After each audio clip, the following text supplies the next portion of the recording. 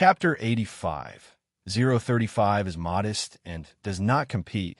The one picking up trash picks up _1 Ji Xiaorong had always been an invisible presence in the Ren family. He rarely visited the Ren family's old residence and conducted himself with quiet, scholarly elegance and a strong sense of literary pride. He had almost no presence in the Ren family. Ren Xian was unsatisfied with the marriage and seldom concerned himself with his son-in-law until the birth of his pleasing granddaughter. Ji Xiaorong had only sought out Ren Xian once 7 years ago because of an issue concerning Ji Xiaojun. This was still the first time he had spoken up like this at the Ren family home. Even Ren Xian was taken aback by his attitude. "All right." Ren Zhou picked up the cigarette box on the table and pulled out a cigarette, lighting it as she bowed her head. "Dad, if you're outclassed, you have to admit it. It's not that I look down on them." Ren Wanxian looked up at Ren Zhou and bit her lip. "Mom, forget it." Ren Xian stopped expressing his opinion and stood up. "Wanxian, come with us to Wanhe building first. Your teacher is arriving soon."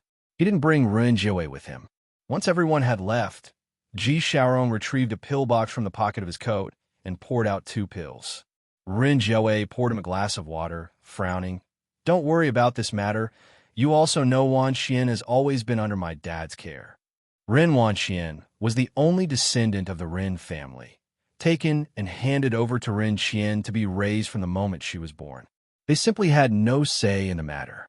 Across from them, the Secretary General glanced at them indifferently before turning to walk out the door. "I do have some regrets about handing Wanxian over to your father." Ji Xiaorong put down the water glass and pressed his brow. "Stop thinking about it." However, Ren Zhou resettled in her chair, eyeing Ji Xiaorong thoughtfully. "Balian does bear a resemblance to the Ji family, whereas Wanxian doesn't resemble her at all. Don't say that again in the future. Don't bring up the idea of grooming Lian anymore either. She wouldn't want it." Ji Xiaorong swallowed the pills and put away the pill box, then shook his head. "And if Wanxian hears it, she'll cause a fuss again." He had a feeling that Ren Wanxian harbored significant animosity towards Balian. Yet there was clearly no conflict between the two of them. All right. I haven't said it in front of anyone else." Ren Zhou gestured in surrender. "But if your niece truly doesn't want..." "All right, I won't mention it." At 12 o'clock, the private room in Wanhe building. Chen Zhu and Chun Gang were also there. The head teacher of Class 8 had been transferred to First Middle School, and anyone in Xiangqing with money and influence tried to get their child into his class. Chun Gang and Ren Xian were very polite to him. Balian passed the spot to Tang Ming. Upon hearing this news from Ren Xian and Chun Gang, the Class 8 teacher's surprise was not less than that of Chun Zhu or Ren Wanxian. This was a slot for Jiangjing University's preparatory camp. Even if Balian genuinely didn't want it on the black market, it could fetch at least tens of millions. But it was Balian who had done this. Upon reflection, the Class 8 teacher felt that this was something she was capable of doing. Indeed, Balian has always been such a person, honest even when unobserved and pure at heart, the Class 8 teacher mused. In his eyes, Balian was like that. Proud, but not contentious. Bright, but not blinding. He really had a high opinion of Balian. Ren Xian and Chun Gang exchanged glances, both seeing surprise in the other's eyes. Their Class 8 head teacher was someone genuinely wise and learned. They were very reassured to entrust the younger generation to him. After hosting several banquets, they had never heard him praise someone so highly before. His highest praise for Chen Zhu was simply being bright. "To be honest, she is my son-in-law's niece," Ren Xian said with a smile, seeing that the head teacher had taken a liking to Balian. So he turned to Ren Wanxian. "Wanxian, you should learn more from your cousin about the principles of being a person." Ren Wanxian had been struggling to contain herself ever since the head teacher began to speak, and to make matters worse, Ren Xian actually told the head teacher that Balian was her cousin, especially since he also suggested she learn from Balian. With her sharp intelligence, she had already guessed Ren Xian's thoughts. Ren Wanxian gripped her chopsticks, still managing to maintain the most perfect demeanor. She stood up to apologize. "Teacher, I'm sorry, I was too impulsive." I hope you take my words to heart. The Class 8 head teacher raised his glass to her, then drank the wine. He politely bade farewell to Ren Qian, neither overbearing nor servile. Mr. Chun, I need to prepare my lessons and must leave now. Once the head teacher had left, Chen Gang asked Ren Qian, I didn't expect old Jai's niece to be so impressive. Have you inquired about who taught her? I don't know. Ren Qian knew very little about the quiet and ordinary Ji family. The Secretary General stood by, humbly pouring clear sake for the two men. Sir, why didn't you ask Teacher Li to request by Lian to transfer that slot to Miss Wan Qian or young Master Chenju? Chapter 86. 035 is modest and does not compete. The garbage picker picks up _2. Qinggang picked up the wine glass, took a sip with his eyes lowered, and said nothing. He silently supported the secretary's idea. He knew very little about the Ji family, but in his eyes, the Ji family was no different from any other passerby. We can't control Teacher Li. Ren Qian thought about Ren Jiawei and Ji Shaorong, and holding his temple, said, Let's not talk about this anymore. The Secretary General stood by, listening with a slightly grim expression. The meal disbanded. Ren Qian went to deal with work, while the Secretary General took Ren Wanxian home. It wasn't until they were in the car that the Secretary General looked in the rearview mirror and said, Miss, you need to step out of your own castle. If your cheese has been moved, you have to take it back yourself. Right now, you're like that mouse, squeaking away, but I think you could be a chirping bird. 4 o'clock in the afternoon. Jiang Fulai's residence. Chief Chun was still waiting for the two to get up. His cell phone rang. It was his subordinate stationed in Shanqing. He hastily answered and stepped outside before speaking. Go ahead. The voice on the other end was respectful. Sir, Shanqing No. 1 Middle School said that their school anniversary is in a few days. Will you be attending? The Chen family had always placed great importance on Shanqing. They allocated funds to Shanqing each year for the sake of protection, even though a large part of that funding came from the Jiang family. Hence, even though Shanqing was on the edge of several countries with many escaped convicts, no one dared to cause trouble across Pure Street. Aside from Xiangqing's defense, another portion of resources was given to Shanqing No. 1 Middle School. This year, a distant side branch of the Chun family that remained in Shanqing produced a student with decent achievements. The Chun family reported this and had Academician Ma secure a spot in the reserve camp for Shanqing. Every year, Shanqing No. 1 Middle School would invite the station forces to any celebratory events. This year, because Chief Chen was also there, the subordinate called to ask if he wanted to go and watch. Shanqing No. 1 Middle School? Upon hearing it was Shanqing No. 1 Middle School, Chief Chen paused and calculated the time. He'll check my schedule. Wang Yufeng wasn't found yet, and he wasn't really in the mood. The headmaster of No. 1 said that they have a student this year who writes Liani quite well. The subordinate evidently understood Chief Chen very well. People from the Chun family, especially the old master, favored young people who could write Liani and play the guzheng. If they could play the White Robe Journey, that would be even better. That's why almost everyone in the Guzheng Association could play it, but not many could play it entirely. With these words, Chief Chen obviously hesitated. Really? I don't want to go and see. Finally, there were sounds of movement from upstairs. Chief Chen quickly hung up the phone and walked into the hall to look towards the wooden staircase entrance. Jiang Fulai slowly descended the stairs after a shower, his half-dried hair slightly moist. He wore only a black silk robe, tied tightly at the waist, and his pale fingers held a laptop. Young Master Jiang. Chief Chen lowered his voice. Jiang Fulai sat on the sofa and opened his laptop. A servant served a simple meal. Chief Chen sat down anxiously. Someone saw Wang Yufeng at the Azure Dragon bar, so I've already sent someone to stake it out. The bar. Jiang Fulai browsed through papers submitted by team members, his light eyes slightly narrowing. Jiang Xian had never been to a bar in his life.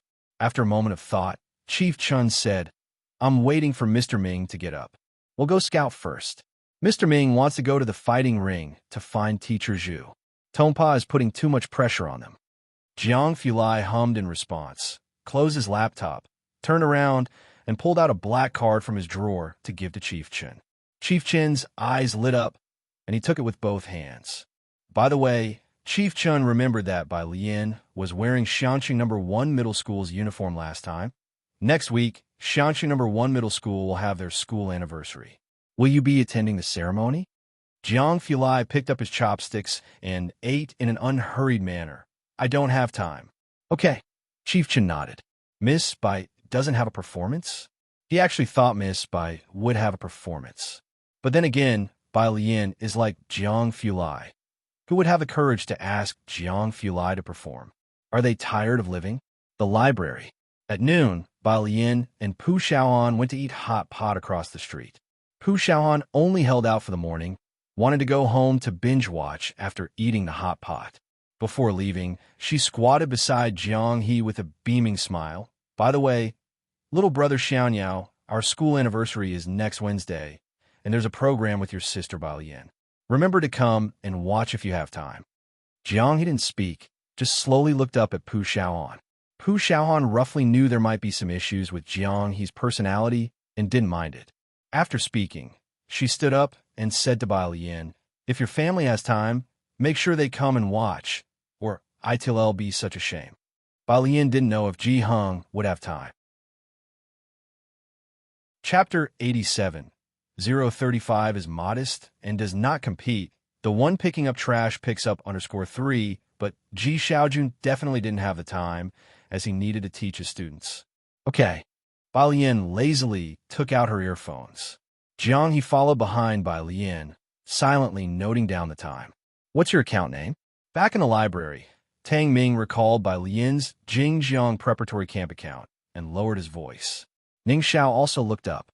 Bai Lian leaned back, crossed her legs, and lazily tapped the tabletop with her fingertips. Bai Jian. Bai sister. Tang Ming thought it sounded kind of cool. Bai Lian glanced at Jiang He and curved her lips. Bai Jian. Jian, as in picking up trash. Jiang He's head dipped low. With an expressionless face, he took out a dictionary. With a whoosh, he started flipping through it. Picking up trash? Tang Ming didn't dare to ask anything further and silently took out his phone to search for Bai Jian.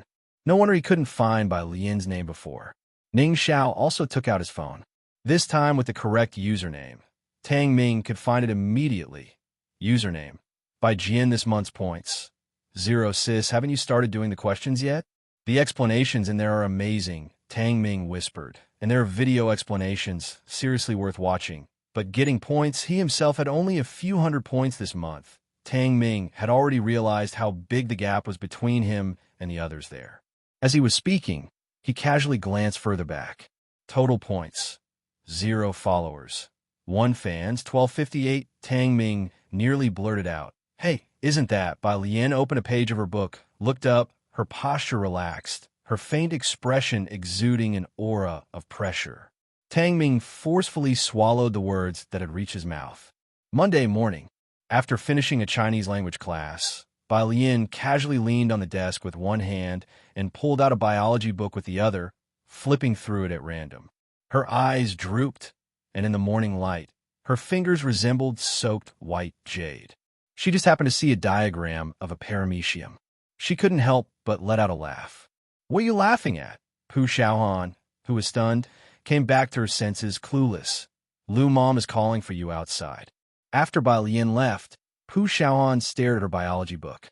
It was just a diagram of a paramecium that looked like a straw sandal insert. Was it that funny? Outside, Lu Lingxi was scolding a group of boys. When she saw Bai Lian, her expression softened. "Mrs. Li is looking for you." Holding the test papers, Lu Lingxi pointed towards the second floor. "The office is just downstairs." Bai Lian raised an eyebrow, nodded, and headed to the second floor. The class teacher of Class 8 was sitting in the office, wearing glasses, writing lesson plans. He looked up, saw Bai Lian, and smiled, the sternness on his face warming. "Student Bai." "Teacher." Bai Lian lowered her eyes, wearing her school uniform neatly and cutely. Her long eyelashes cast a shadow on her eyelids. "I heard you gave your spot to Tang Ming." The Class 8 teacher pondered for a moment before saying, "The opportunity is a rare one. Can you tell me what you are thinking?" Bai Lian didn't say anything. She nobly took out her phone, and showed him a blue app on it. Class 8 teacher. Okay, he got it too. The two looked at each other, on the verge of laughter, and after a while, he handed her a book of chemistry notes. All right, go back. Thank you, teacher. Bai Yin accepted the chemistry notes with both hands. After she left, the Class 8 teacher still watched Bai Yin's slender and tall figure in the distance. He couldn't help but sigh. If the Ren family didn't say it, who would know that this girl was a relative of the Ren family? At the door, Ren Wanxian and Chenju, who were coming in, missed Bai Yin. Chenju took an extra glance at her. Then they went to get their homework. Ren Wanxian, I'm calling you because there's something I need to discuss. The teacher of Class 8 recovered his smile slightly, less relaxed than he was in front of Bai Yin, and composed himself. The gentleman will be visiting on the day of the school celebration, and you're to receive him with the principal. Spend some extra time practicing your calligraphy these next few days. There were many in the school who were adept at Li script. Even Chun Zhu could do it, but none were as good as Ren Wanxian. A VIP from the school? That could only be from the Jiangjing Chen family. Ren Wanxian and Chun Zhu exchanged a glance, both recalling the Mr. Chun whom they had met once before. But after that, Chun Gang could never invite him again. Today's Ren Wanxian seemed to lack her usual aloofness. She nodded. Teacher, I understand. This was a big deal for the school, and as the teacher of Class 8 looked at Ren Wanxian, thinking of her fine calligraphy skills, he softened his expression. Wanxian, you are a smart child, and your teacher hopes you will become better. Ren Wanxian bowed and thanked him. Suddenly, she spoke with a hint of grievance. When you asked me to share the answers publicly with the prep school, I disagreed. But I haven't seen Bai Yin sharing her answers with us either. Teacher, you're being somewhat unfair to me. Why did she have to be the frog at the bottom of the well, while Bai Yin was considered to be of pure virtue? Ren Wanxian, Class 8 teacher, looked at her for a while before speaking. How do you know she didn't share the answers with you? What? Chapter 88. 036 Chan Wei learns Muay Thai. Liang Tinnersur 1. Chunju, you know best, don't you? The homeroom teacher of Class 8 turned his gaze toward Chenju. The first analysis you received was that of Bai Yin. I thought the fact that Bai Yin was willing to give her spot to Tang Ming already made it clear that she didn't care about these things at all. Run, you were the one who said it had to be absolutely fair. I thought you were right. So I took the liberty of deciding on behalf of Bai Yin to withhold her analysis, to provide you with the fairness you wanted. Chenju suddenly looked up. Of course, he knew that the first answer was Bai Yin's. He had even asked the teacher at the time. But the teacher didn't tell him who it was, just asking if he was willing to team up with Bai Yin. He had refused. So Bai Yin had actually considered giving them her analysis? Ren Wangshuan's heart was in turmoil. Bai Yin had actually agreed to give it to them. She had always believed that it was every man for himself. In this competitive relationship, even she and Chun Zhu would be on guard against each other. Bai Yin had actually agreed to let them see the analysis. Class is about to start. You two go back to your classrooms. The homeroom teacher of Class 8 continued to look down at his lesson plan. Both left with complicated feelings. Xiangqing First Middle School has 2 cafeterias. One was established when the school was founded, and the other is a small cafeteria donated by the Ren family. The small cafeteria has high prices, and it's said that the chef is 5-star rated. But apart from students of Class 8, few others go there. The water of the well does not interfere with the water of the river. So when Pu Xiaoan came back with her meal, she frowned upon seeing Chan Wei at the entrance of the cafeteria. Why would she come here? Boo! Zhang Xiai's passed her with 2 bottles of drink to find Bai Yin and Ning Xiao. Ning Xiao, who always kept to himself, was eating lunch with them today. After the study session on Saturday, Xiaohan was no longer surprised. The long table was quite full. Zhang Xiai's handed the 2 bottles of drink to Ning Xiao and Bai Yin, then put his hands together in a prayer. May you both bless me with over 60 points in physics on the next monthly test. Amen. I suggest you put that joint photo in your room and idolize it every day. Xiaohan reserved a seat for Yonglin. Glancing in Chun Wei's direction, she said to Zhang Xiai's, You know, why don't you just give in to that woman? Only then did Zhang Xi's see Chen Wei. He was startled by Chen Wei and shrank back. No way, she's too much for me to handle. And my body and soul belong to Sister Yin. Other little demons back off. He gestured with his hands. Really stupid. Xiaohan rolled her eyes, and for a moment, she felt that there was something off with Chen Wei's eye. Everyone in Class 15 knew that Zhang Xi's liked a female celebrity. Their table was covered with her posters. At the entrance of the cafeteria, Chen Wei watched Zhang Xi's place the drinks in front of Balian. Malice in her eyes almost sprayed out. Her eyes narrowed, and she asked slowly, "Who is that girl?" Balian, a transfer student from the 35th class of senior year 3, the tall and strong girl beside, Chen Wei recognized Balian. "Wei, should we?" Chen Wei appeared very irritated. "My dad told me not to cause trouble." Suddenly, she kicked a table in front of her. The person sitting at the table had his lunchbox fall to the floor, but he didn't dare say a word. He trembled as he picked it up, then headed back to find a table in a corner without raising his head. The entrance of the cafeteria suddenly grew quiet, as if someone had pressed the pause button. Chen Wei walked up to Zhang Xi's, her brooding gaze sweeping over Balian. Then she pushed Zhang Shi's lunchbox aside and sat next to him, smiling. "Zhang Xi's, let's go eat in the small cafeteria. Today the chef made me squirrel fish." Zhang Xi's looked up and refused with an embarrassed smile. "Sorry, I like spicy food." "Well, all right then." Chen Wei let go of the lunchbox regretfully, but her eyes lit up with a smile again. "Tomorrow I'll have the small cafeteria make something to your taste." She stood up, looking disappointed as she left. Just as she did, Yang Lin, who was holding her meal, stood aside to let them pass through the aisle first. "What's the matter, you bad omen? With a face like your parents just died." The tall and strong girl grabbed Yang Lin by the collar and pulled her face to face, disgustingly saying, "Who told you to make that face?" Smack! Bai Lian coldly looked up. Her chopsticks dropped with a clatter. Before she could stand up, her sleeves were tugged tightly from both sides. Zhang Xi's reacted quickly, standing up and frowning. "Chen Wei, we're all classmates, after all." "That's enough. You're all in the same class as Zhang." Chen Wei paused to appreciate Zhang Shi's expression before speaking. The tall and strong girl released her grip resentfully. The group swaggered out of the cafeteria. Only after they had left did the cafeteria return to its usual liveliness. Chapter 89. 036 Chen Wei learns Muay Thai. Liang T_2 Yang Lin quietly sat down next to Pu Xiaohan with her meal, her expression calm. Pu Xiaohan turned and asked, "Are you all right?" Yang Lin spoke even less than Ning Xiao. She shook her head, indicating she was fine. Only then did Pu Xiaohan let go of her hand. They had all seen how Bai Lian treated Shi Yutong. She whispered to Bai Lian, "We should avoid Chen Wei whenever possible. I've told you, she's from the Chen family, Chen Zhu's sister.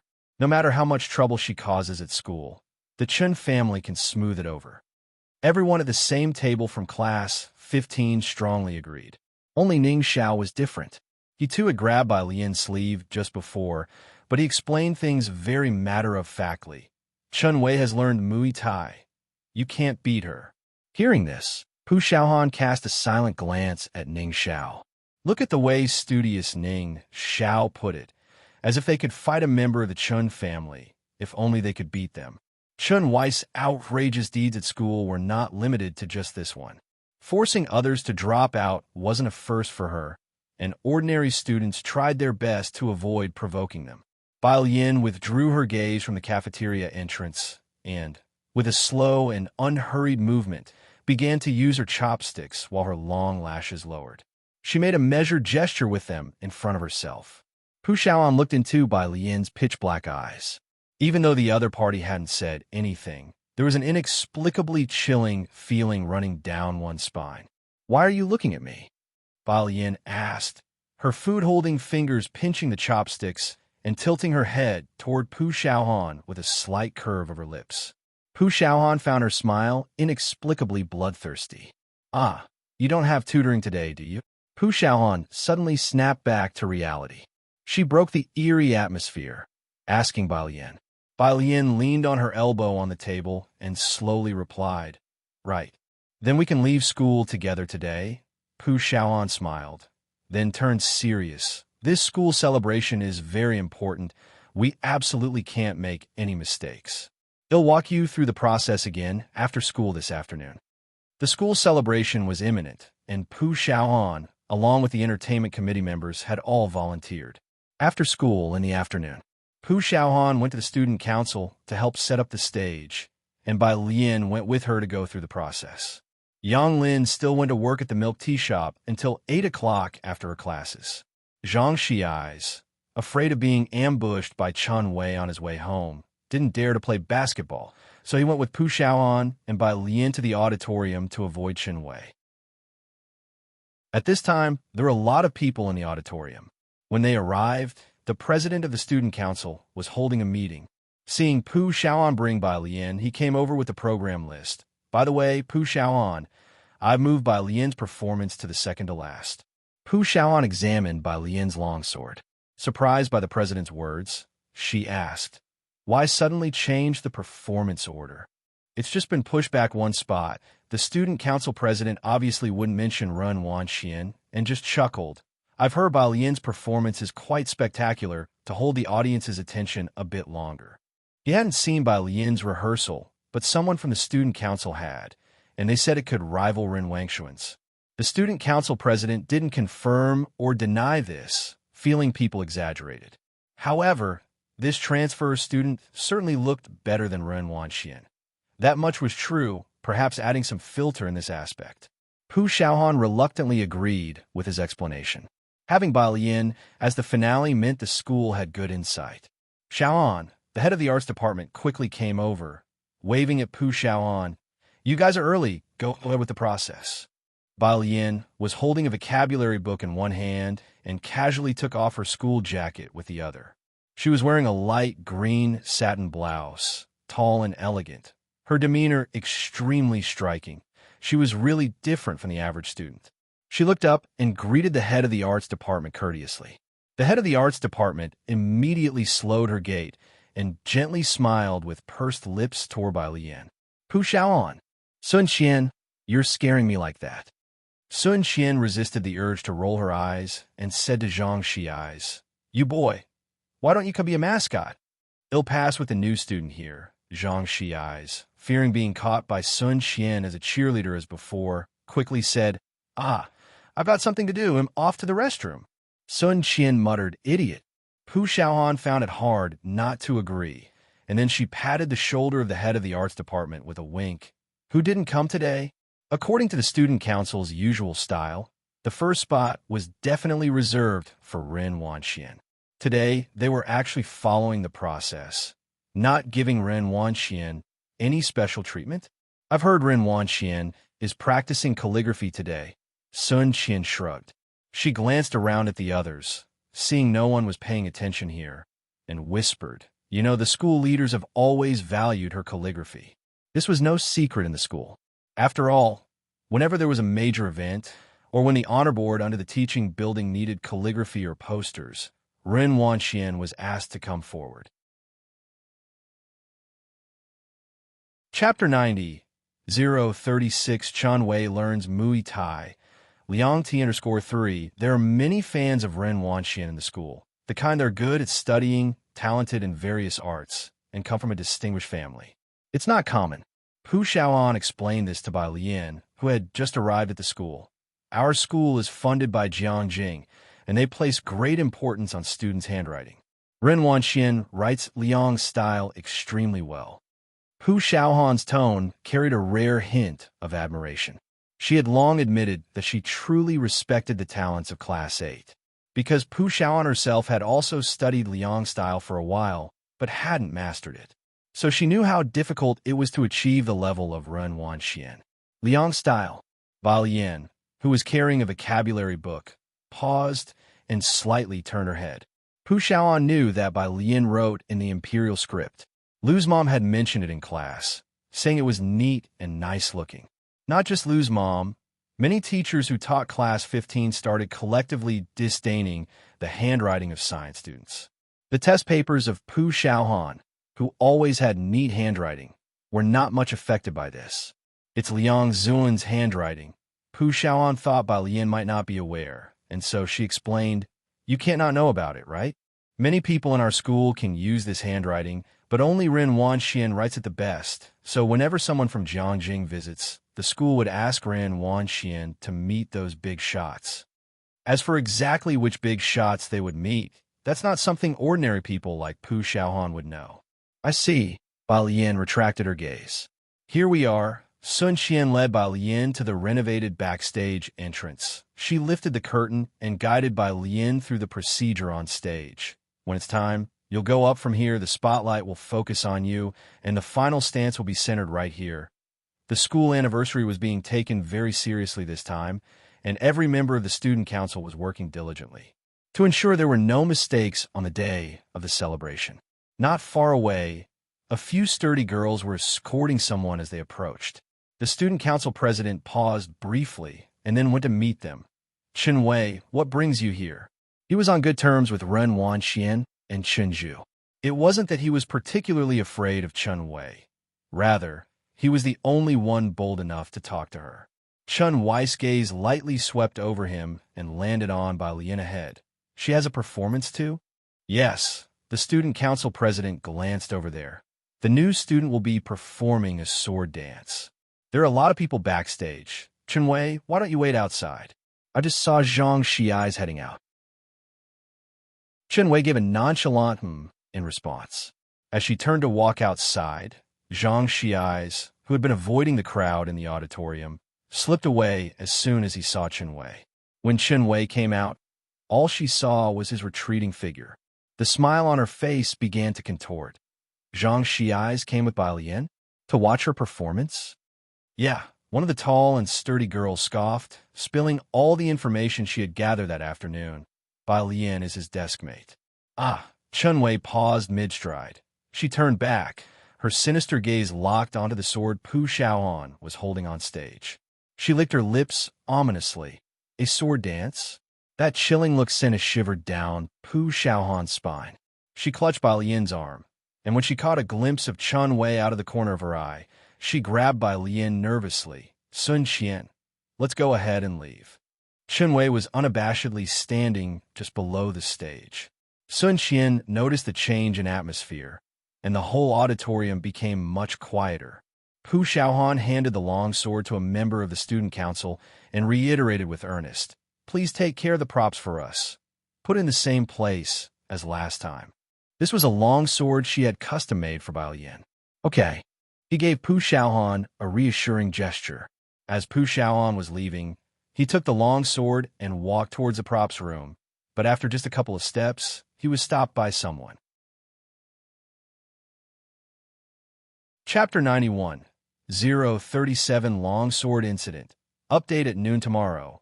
_1 Upon looking up, the boy saw Chen Wei, dressed in school uniform. He embraced the long sword and involuntarily took a step back. "Why are you running?" The girl beside Chen Wei kicked him. The boy's hand shook, and the long sword he was holding almost fell. Chen Wei raised her hand and simply passed her hand over the sword he was embracing. "Let me hold it for you." "Teach, thank you." The boy's hand trembled as he handed the long sword to Chen Wei. Chen Wei took the long sword, drew it out to look at it, and made a few gestures with it, snorting coldly. "He likes this sort of thing?" Her voice was chilly. "What are you still looking at? Don't you hurry up and leave?" The tall and strong girl by her side kicked him once more. The boy staggered away as if fleeing. "What's wrong?" Sun Qian looked at his flustered appearance, surprised. "No, nothing." The boy shook his head frantically. Sun Qian narrowed her eyes at his retreating figure, finding it strange. Outside, Pu Xiaohan handed 2 tickets to Bai Lian. This time, it was said that there would be sponsors present, and the school, fearing any mishaps at the event, had limited the number of outsiders in the auditorium. Bai Lian was to take the number 12 bus to the next stop's library, and Pu Xiaohan accompanied her to the bus stop. While passing the street corner, Zhang Shi's mother suddenly peered out from the flower shop. "Xiaohan, Yang Lin isn't with you today?" "She's at the milk tea shop." Pu Xiaohan and Bai Lian stopped. "Then, could you give her this flower for me?" That boy, Zhang Shi eyes, said he seemed to have caused her trouble today. Zhang Shi's mother hastily came out with a fresh lily, closing the door to the flower shop. The flower bed people are rushing me. I can't wait for her to finish work today. Of course, Annie. Pu Xiaoan took the lily. Yang Lin always came here to buy a lily on Fridays. Zhang Shi's mother knew she liked lilies and had specially reserved the most beautiful one for her today. You go ahead. Pu Xiaoan touched her nose and handed the flower to Bai Lian. I'm afraid classmate Yang Lin might not accept it. Other than from Bai Lian, Pu Xiaoan hadn't seen Yang Lin accept anything from anyone else. Bai Lian glanced at the elegant lily in Pu Xiaoan's hand. The flower was snow-white and uniquely shaped like a trumpet, with fresh droplets rolling down, and the green stem stood tall and graceful. It was pure, beautiful, and refined. Okay. She reached out to take it. It was now the peak time after school, and the milk tea shop was still quite crowded. I heard the milk tea shop changed owners, and both the milk tea and pastries here are superb. Many people come here for them, commented Pu Xiaoan. Bai Lian, Yang Lin, dressed in the milk tea shop's yellow jacket and wearing a mask, was making milk tea for someone. Just as she handed a cup of milk tea to a customer, a lily was stuffed into her hand. Why are you looking at me? Bai Lian slowly drew out her earphones, put them on, and raised an eyebrow. It's from Zhang Shi's mother for you. Pu Xiaohan was amazed. As they were about to leave, she suddenly heard Yang Lin say softly, "Wait a minute." Yang Lin rarely spoke. Her voice was both faint and light, and Pu Xiaohan almost thought she had imagined it. About 5 minutes later, Yang Lin handed them 2 cups of milk tea, bowing her head and whispering, "The owner here doubled my salary, and the cost of the milk tea will be deducted from it."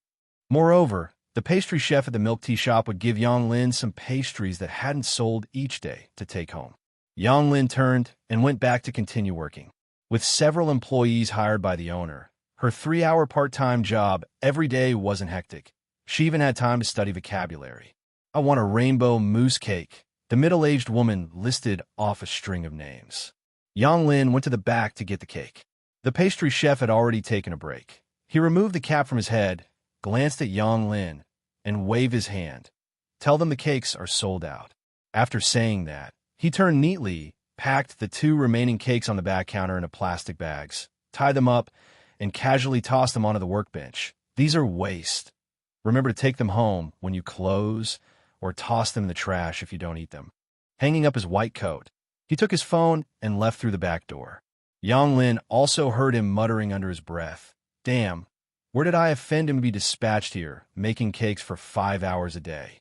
I don't like making cakes anymore. I hate making cakes." 2 tickets, one for Jiang He and one that Bai Lian would take home to Jiheng.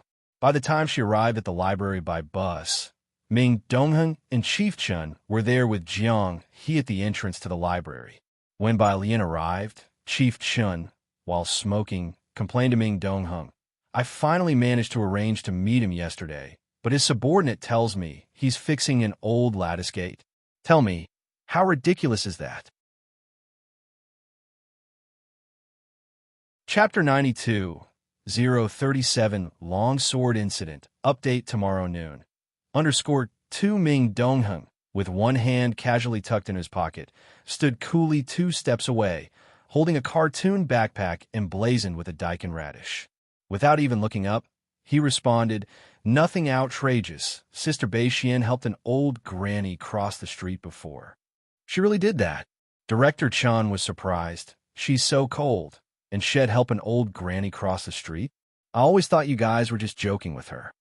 Director Chen would not dare joke with any one of them. Jiang Ziju's smile concealed a knife. Su Nanjing's gentleness was like a drawing knife. Chun Beixian was formidable. Every cut drew blood. Ming Dongheng, on the other hand, was easier to get along with, simple. Ming Dongheng glanced at him. "Go look it up on the Military Academy forum. You can still find her post there." Director Chen didn't dare to ask Chun Beixian. Upon hearing there was a post, he was intrigued. As they were talking, Bai Lian got out of the car, and Director Chen hurriedly pinched out his cigarette. Ming Dongheng promptly straightened up. He had business with Director Chen and wanted to leave Jiang He with Bai Lian, Sorry to trouble you. He respectfully handed over Jiang He's school bag to Bai Lian. Both of them were exceedingly respectful towards Bai Lian. Ming Dongheng stood at the entrance of the library. Watching Bai Lian and Jiang, he entered the main gate. They then got into their car. Bai Lian obviously had the ability to reign in Jiang He.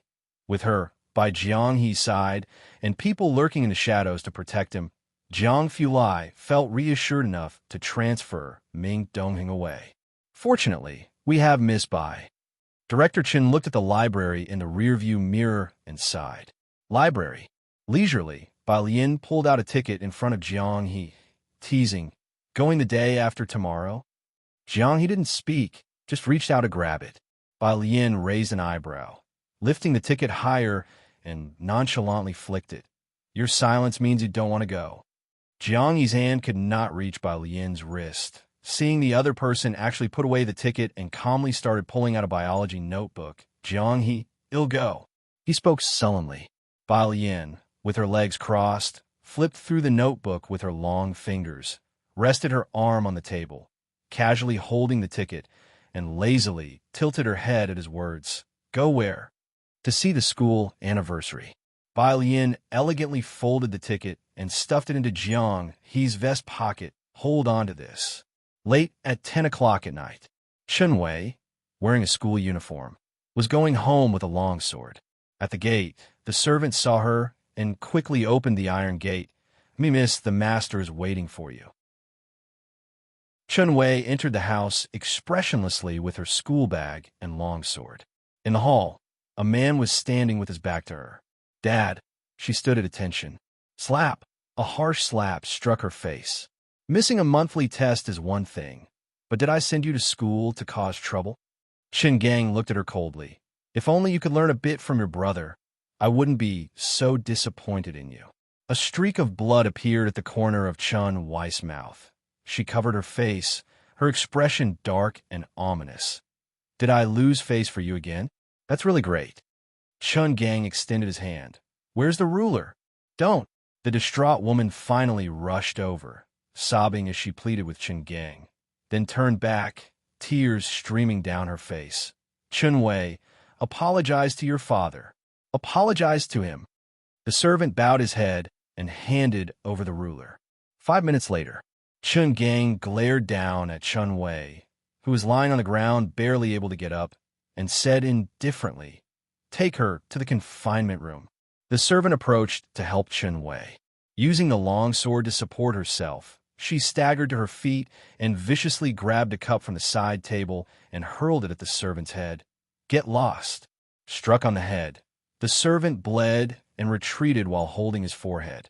The others were used to it. Early Wednesday morning, Jiang He got up early. When Jiang Fulai came down from upstairs, Jiang He had finished his breakfast and changed into a white shirt with black and white striped suspenders, now squatting to put on his shoes. Jiang Fulai was still in his soft homewear, his hair slightly damp. He didn't speak, just gave Ming Dongheng, who was standing beside Jiang He, a shallow look. Ming Dongheng stood up straight, speaking in a very matter-of-fact tone. "The young master is going to Miss Bai's school." Jiang Fulai, holding a teacup with an elongated stature and one hand in his pocket, stood in front of Jiang He, his light-colored pupils slightly narrowed, surveying the youngster from above. There was a sense of intimidation. Ming Dongheng immediately took 3 steps back, retreating from the battlefield. Jiang He maintained his posture, looking up at Jiang Fulai with an expressionless face. His eyes black, large and round, devoid of emotion, he always kept himself sealed within his own world. A silent resistance. Jiang Fulai locked eyes with him for quite a while. Then, with a cold expression, he went plop as he set the teacup on the nearby round table, crouched down beside Jiang He, and with a cold touch, those slender fingers tied the untied shoelaces. Chapter 93. 037 Longsword Incident. Update tomorrow noon. _3. It was a neatly tied bow. After tying it, Jiang Fulai stood up, crossed her arms, and looked down at Jiang He with an indifferent gaze. It was then that Jiang He slowly spoke. "There's a performance at the school celebration, Sister Bai. As he said this, he took out his own ticket. I only have one ticket. Jiang Fulai looked at him coldly. She took out her phone while heading upstairs to change clothes. She tapped on Director Chen's profile picture. As a result, Director Chen, who had just awakened, received the 4 cold words from Jiang Fulai. School celebration ticket. Director Chen stared at those 4 words, instantly shivering with realization. Through the screen, it was almost as if he could feel the chill and murderous intent coming at him, and he couldn't help but shudder. He hadn't even had time to ponder why Jiang Fulai wanted tickets. Meanwhile, at the Chun family's place, in the dark confinement room, Chan Wei, who had just woken up, got up from the floor. The confinement room had no windows. There was only a small slot in the door through which meals were passed to Chen Wei. Supporting herself with her hand on the long sword, she crawled to the door and clung to it. "Where is everyone?" The servant who was on guard outside cautiously approached, and before getting close, Chen Wei's hand reached out and grabbed the collar of his clothes, pulling him closer. "Give me your phone."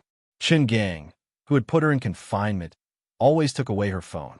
The servant, trembling, handed her the phone and told her the unlock code. Chen Wei turned on the phone and dialed a number directly. After ringing for quite a while, it was finally picked up by a groggy voice. "Who's calling Dad so early in the morning?"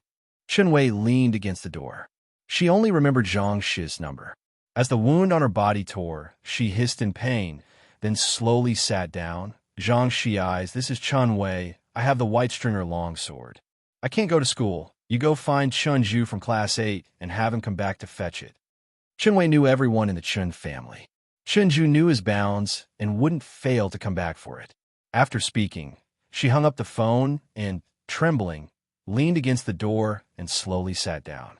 She then looked down at the sword in her hand with cold eyes. It truly was a pity. She hadn't even used it for 2 days at school. Whether Zhang Shi'ai was fond of this sword dance or genuinely admired the transfer student, she licked her dry lips. Zhang Shi'ai. On the other end of the phone, Zhang Shi'ai suddenly perked up, his drowsiness completely dissipating. He hastily got up, washed up in a rush, and without eating breakfast, went to the school to find people. Because it was the school celebration. Today, the school was decorated with lights and colors, and everyone was dressed in their finest, creating a lively scene. Zhang Shi'ai lived close to the school. He rushed into the campus, and after inquiring around, he finally found someone from Class 8 in the art building and relayed the whole situation exactly as it was. Upon hearing it was at the behest of Chen Wei, the people from Class 8 didn't dare to delay. Finally, having delivered the message, Zhang Shi'ai leaned against the wall, wiping off his sweat. His long legs carelessly crossed as he slowly exhaled. Despite his exceptional good looks, not a hint of dishevelment showed. A few girls couldn't help but glance over several times. His popularity in the school was no less than that of Chun Ju. Even Ren Wanxian, who had just entered the music room, recognized him. "What's he doing here?" Chen Wei sent him to find Chunju. The person from Class 8 began to explain and then added, "By the way, where is Chunju? Haven't seen him all morning. Could you let him know for me later?" Neither Chunju nor Wanxian ever joined the class group chats. Even those in Class 8 who could add them were scarce. Rin Wanxian kicked away a gouging stool blocking her path and walked up to the piano, her voice cold. Upon hearing this, the boy sighed with relief. "Thank you." He went out to move other stuff. Rin Wanxian sat in front of the piano, tested the sound, and her phone rang. It was Chunju. "Where are you?" "Come to the principal's office to prepare first. The old Chun is about to arrive." "Okay." Rin Wanxian quickly stood up. Her classmates, knowing she would be accompanying the principal to meet VIPs, watched her enviously as she left. The principal's office wasn't far from here. Rin Wanxian saw Chunju waiting for her at the bottom of the administration building. When Chunju noticed Rin Wanxian's gaze, he stopped and asked, "Is there something else?" Rin Wanxian was not acquainted with Chen Wei, and Chen Wei didn't dare to provoke her. Chunju waited for her at the stairway entrance. After a while, she withdrew her gaze. She shook her head. "No." Chapter 94, Student 038. Do you have a Guzheng? Part 1. Underscore 1 Chenju was no longer so curious about Ren Wanxian. All right, let's go then. Ever since the homeroom teacher mentioned something about Bai Lian the day before yesterday, he had been very quiet, and his communication with Ren Wanxian had decreased a lot. Ren Wanxian didn't mention the longsword incident. She nodded her head and went upstairs with Chenju. The school leaders were all up early today. They arrived at school at 6 in the morning for an early meeting. Throughout the school, security guards could be seen everywhere, striving to ensure that no detail was amiss. When Chenju and Ren Wanxian arrived at the principal's office, several top leaders were dressed in formal attire, seriously discussing something. Seeing the two enter, the principal smiled warmly at Ren Wanxian. "Ren, student, you've arrived? How has your calligraphy been lately?" As he spoke, he stepped aside to show her the brushes, ink, paper, and inkstone laid out behind him. "Try these out first to see if they're to your liking. Ren Wanxian will need to perform when that gentleman arrives." The other leaders greeted the two students amicably. When Ren Wanxian tried the weasel hairbrush, someone leaned close to the principal, lowering their voice. "What about Ning Xiao and student Bai Lian? To welcome that Mr. Chun, they definitely need to show the best side of their number 1 middle school." Chenju and Ren Wanxian were both students of excellent character and learning at the school. Ning Xiao had always been a genius on par with Chenju, and Bai Lian had risen rather abruptly. Their teachers have been hearing a lot about them lately. "Neither of them are available." The principal sighed. The leaders were baffled. "Didn't you explain it to them clearly? Such a rare opportunity to meet Mr. Chun. I'm seeing him in person for the first time myself. Did they really refuse?" They never imagined someone would pass up such an opportunity. Wouldn't everyone else be fighting for the chance to welcome him? The principal couldn't help but smile wryly. To others, this would be hard to believe. But Ning Xiao had always been indifferent to them, elusive as a dragon seen in parts, but never as a whole. Bai Lian could be found, but she declined with neither subservience nor arrogance. Lu Lingxi was even more straightforward. She directly called and told him not to disturb their class precious student with such trivial matters. What would he do? Meanwhile, Jiang Fulai had canceled his lab schedule at the last minute to come to Shanxing No. 1 Middle School with Jiang He. Upon receiving Jiang Fulai's message, Director Chen got up and rushed to his place. At that moment, he was respectfully handing a ticket to Jiang Fulai, bowing and inquiring, "Are you sure you don't want to come with me? I've arranged a separate, quiet spot for you at the school where no one will disturb you." Director Chen couldn't imagine how Jiang Fulai would look with a cold face in the company of a bunch of students in the audience. He himself didn't need a ticket. When the school found out he needed one, they were quite surprised. Director Chen was helpless. Could he really manage the son of the Jiang family? Jiang Fulai's pale fingers hooked onto a black face mask, fastening a black cap on his head, his expression haughty and indifferent. No need. He glanced at Jiang He, his demeanor as noble and aloof as ever. His eyes lacked any hint of emotion. Jiang He climbed into the car. Director Chun dared not look around, standing still, waiting respectfully until the car had driven far away before daring to look up and letting out a deep breath, turning to the servant beside him to ask, "What's with the young master today? Why so forbidding?" He hadn't dared to make eye contact with Jiang Fulai from the start to end. Bai Lian was waiting for Jihong, so they let Pu Xiaohan meet Jiang He first. Ning Xiao and Pu Xiaohan were waiting for Jiang He at the school gate. When the black car stopped, Pu Xiaohan lifted her hand about to call Xiaonyao brother, when she saw the tall, black figure descending from the car. The person was slightly looking down, wearing a black cap. Even without a glimpse of the face, Pu Xiaohan just couldn't bring herself to utter Xiaonyao brother.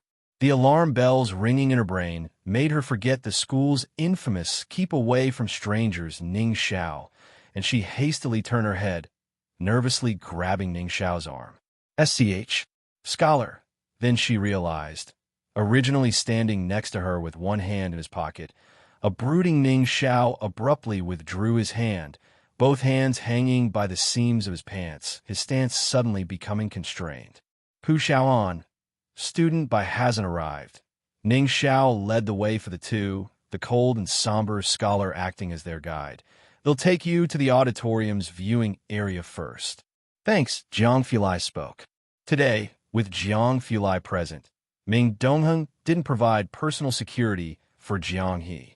The group entered the school gates.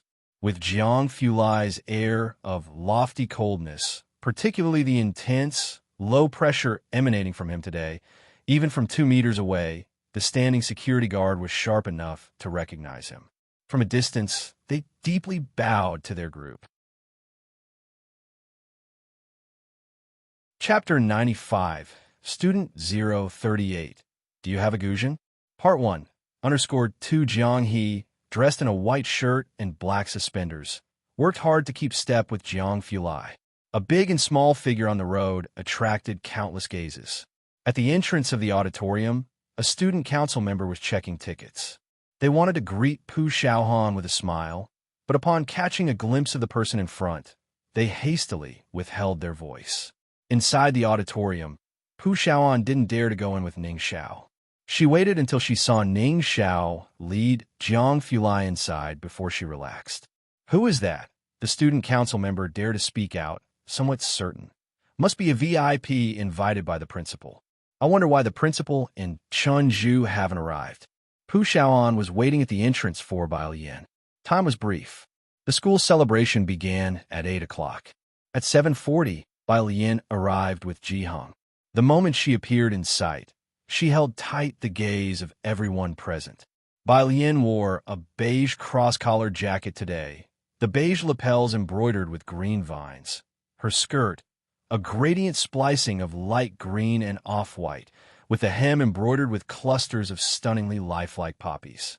Ji Heng knew she had a performance and specially added a 6-meter silk chiffon skirt to her outfit, making her look both ethereal and beautiful. Atop her head was still a loosely tied plain wooden hairpin.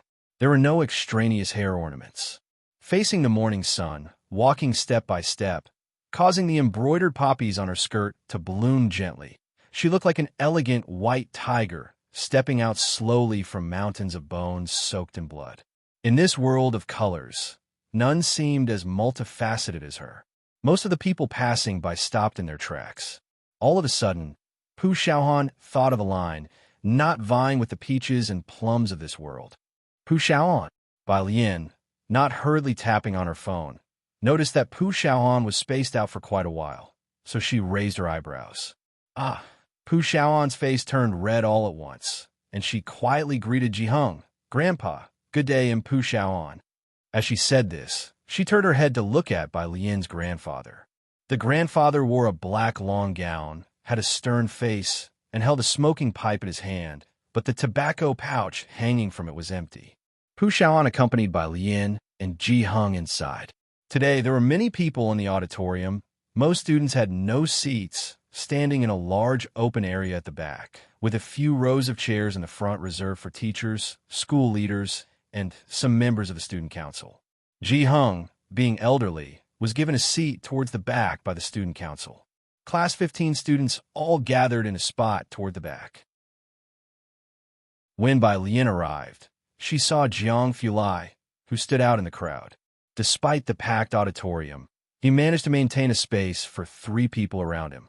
Only Jiang He, who disliked noise, stuck closely to Jiang Fulai. "Ah, Teacher Jiang, would you like to go backstage and wait?" Bai Lian paused her thumb mid-tap.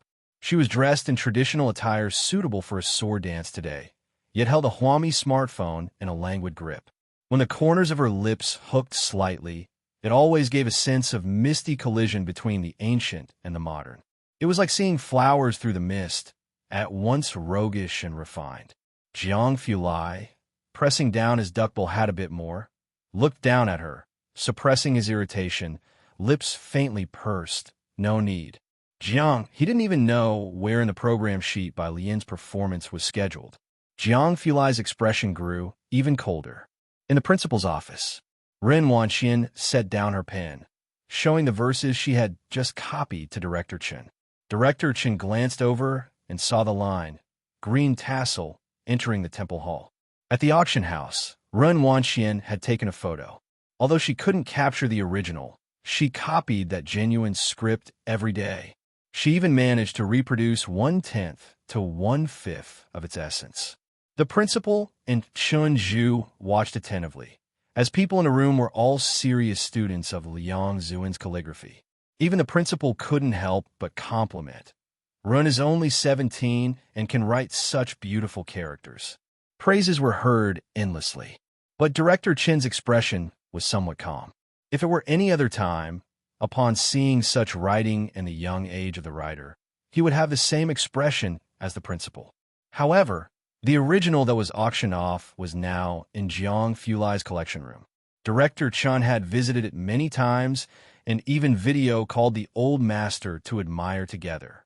Even the modest Liang Zun, esteemed as an imperial teacher through the ages, could not bear to do without it, preferring to resort to sneaky acts of thievery to take the calligraphy that was about to be burned. This illustrated just how extraordinary that piece of writing was. These past few days, he had been spoiled by the masterpieces, and now looking at Ren Wangshuan's characters felt like chewing on wax. Director Chun, with hands clasped behind his back, evaluated slowly. The character shapes are good, but they lack vigor. You need to work harder on wrist strength, though it's common for girls to lack force in their wrists. To write like this is already quite impressive. Ren Wanxian, who had expected praises, was somewhat surprised. Chapter 96, Student 038. Do you have a Guzheng? Part 1. After 3 she paused, then lowered her head. Wanxian knows. Thank you, Mr. Chun, for the pointer. Ren Wanxian had grown up in an environment where she was always praised. She was sufficiently diligent and smart. At her age, she could write such characters. Even teachers would say the younger generation might surpass us. It's inevitable she'd be proud. The school leaders, big and small, all gave her extra praise. She found it hard to accept Director Chen's evaluation. Director Chen naturally could see that Ren Wanxian was somewhat resentful towards his assessment. He only smiled. It was undeniable that at 17 years old, the writing she produced truly surpassed her peers by a large margin. But that piece of writing, collected by Jiang Fulai, when their ancestor by Shanjuan wrote it, he was only 15 years old. Not to mention the numerous poems he wrote at 15, just his handwriting alone, Ren Wanxian might not be able to achieve that kind of spirit even after another 10 years of study. In the eyes of the Bai family, the Chun family seemed like those fervent, mindless fans. You may write well, but if you compare yourself to the Bai family, sorry, you couldn't reach their ancestors' level, even if you were on a rocket. It wasn't just about comparing to the ancestors.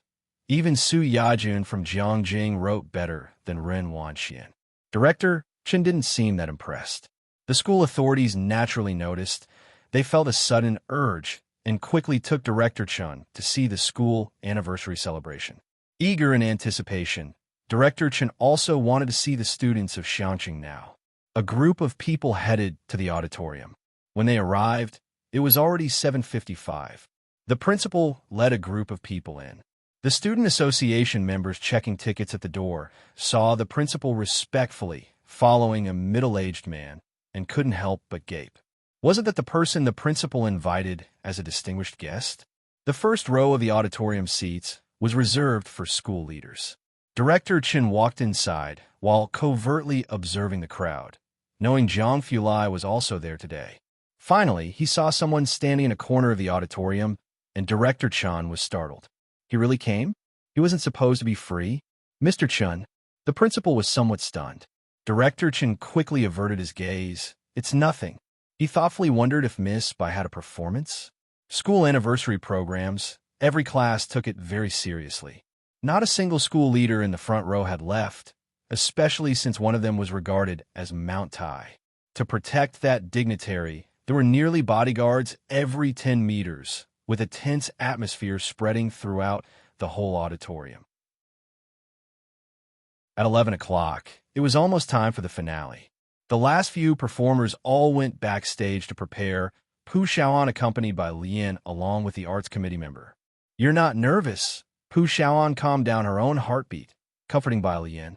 Looking up, she saw Bai Lian walking while earnestly memorizing words. The last of her word, Zhang, was swallowed into her own belly. All right then, the big shot doesn't need to be anxious. Bai Lian's clothing was her own. No need to change. Miss, help us touch up the makeup. Pu Xiaoan pushed Bai Lian to the makeup artist. The backstage makeup artist, holding a powder puff, stared at Bai Lian's face. After a long while, she asked Pu Xiaoan in a faint voice, "You're not asking me to jokingly dab a powder puff on a bow tie's face, are you?" The exceedingly nervous Pu Xiaoan, she calmed herself down, telling herself not to be so anxious. The arts committee member went to fetch the longsword. Just then, the arts committee member ran in from outside. Looking pale at Pu Xiaoan, her voice trembling unstoppably. "Xiaoan, where's the longsword?" Pu Xiaoan's heart, just calmed down, violently surged. She pushed through the crowd and ran straight into the storage room. Indeed, she didn't see the longsword there. Everyone backstage knew how important today was, and the student council members began their search. The commotion was anything but small, and Class 15 soon caught wind of the situation. Among the crowd, Zhang Xiai's received the news. His face changed instantly, and he hurried backstage. Backstage, almost everyone was there. Zhang Xiai's grabbed the collar of that person from Class 8. "Didn't you say you'd pass the message to Chinju for me?" The Class 8 student was also startled.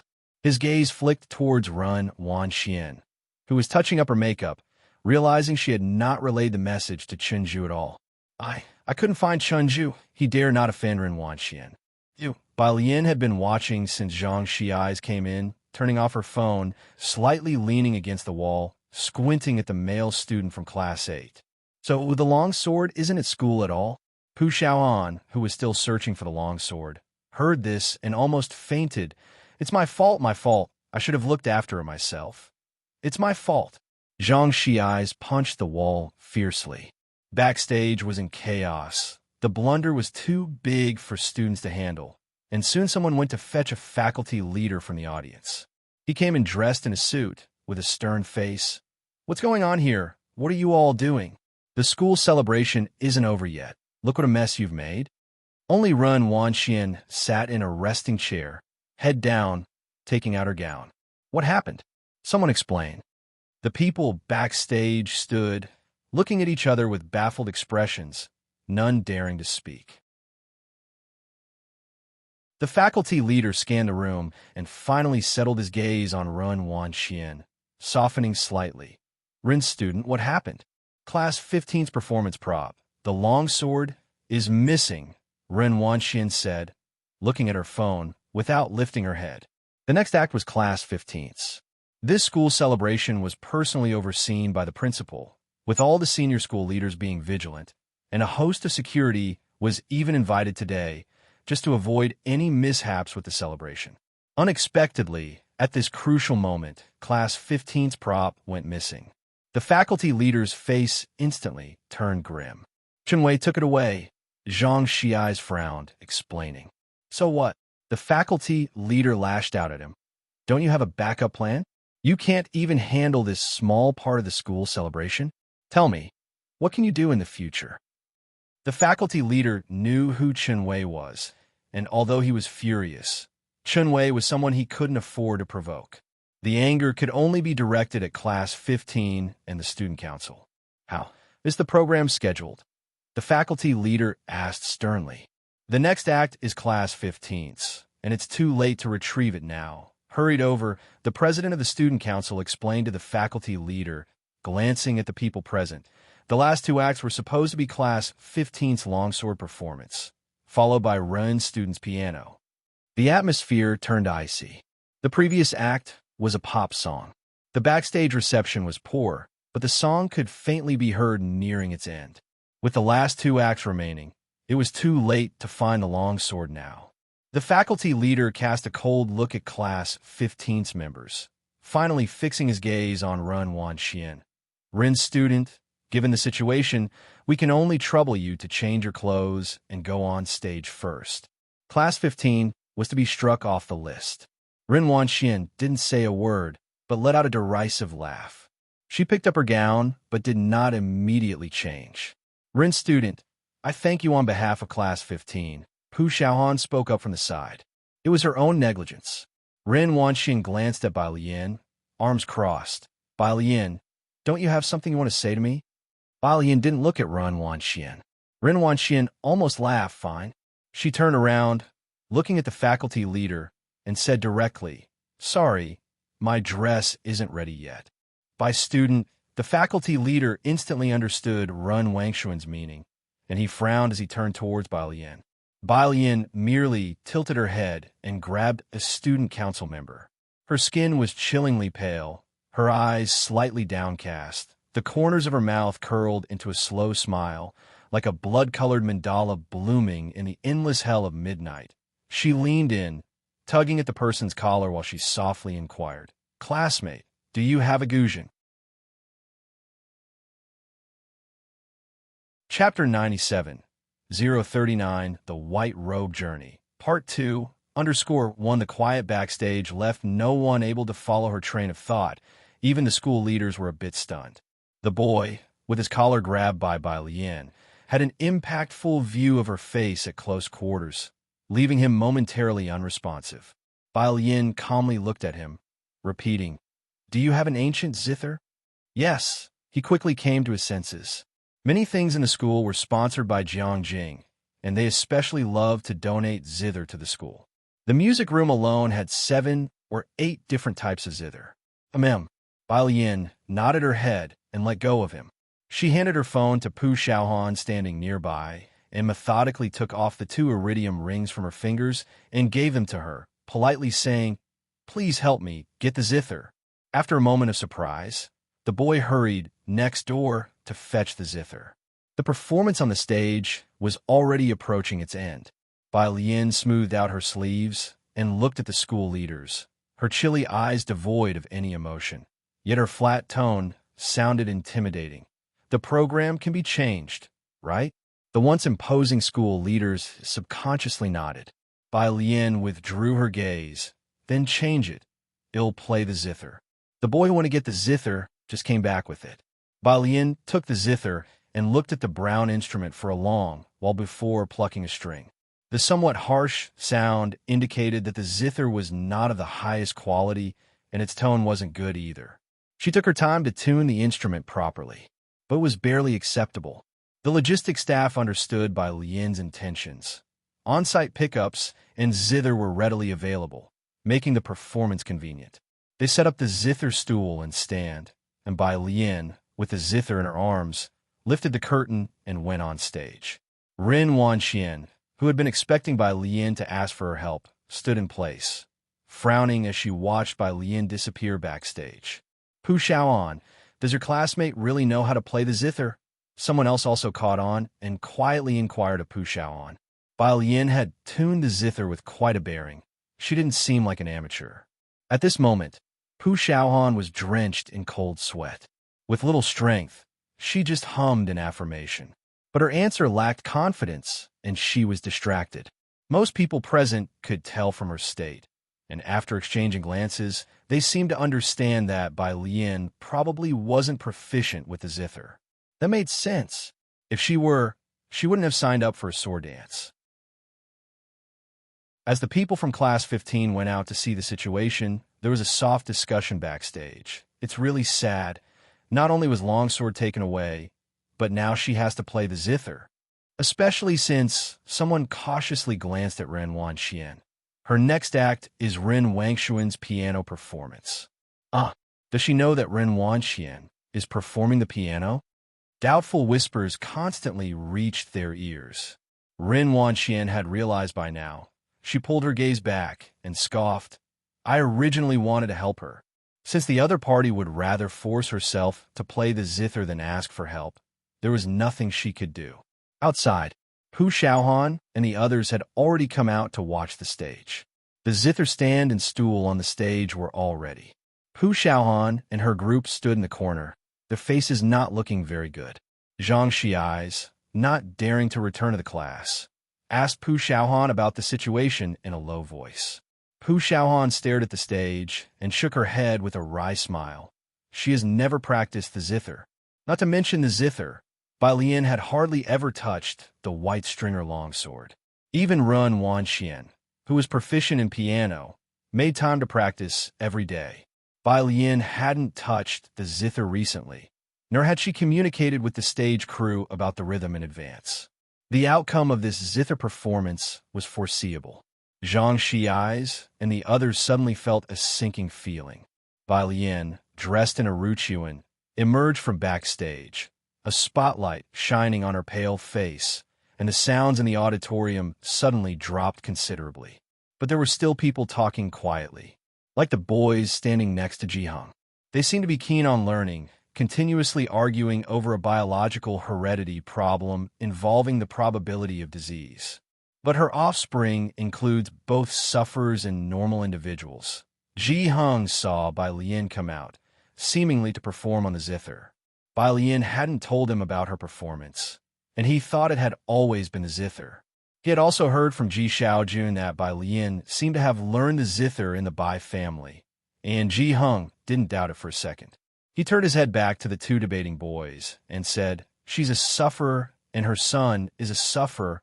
Her daughter is normal. It's clearly X-linked recessive inheritance. So the child that her daughter would have with a normal person has a 1 in 4 chance of being sick." The two students flipped to the back of their book for the answer, and sure enough, it was 1 in 4 in X-linked recessive disease. Chapter 98, 039, The White Robe Journey, Part 2. Under score 2, they looked at the elderly Jihang, whose hair was streaked with white, and asked with quivering voices, "Old gentleman, were you a biology teacher before?" "Me? A tailor."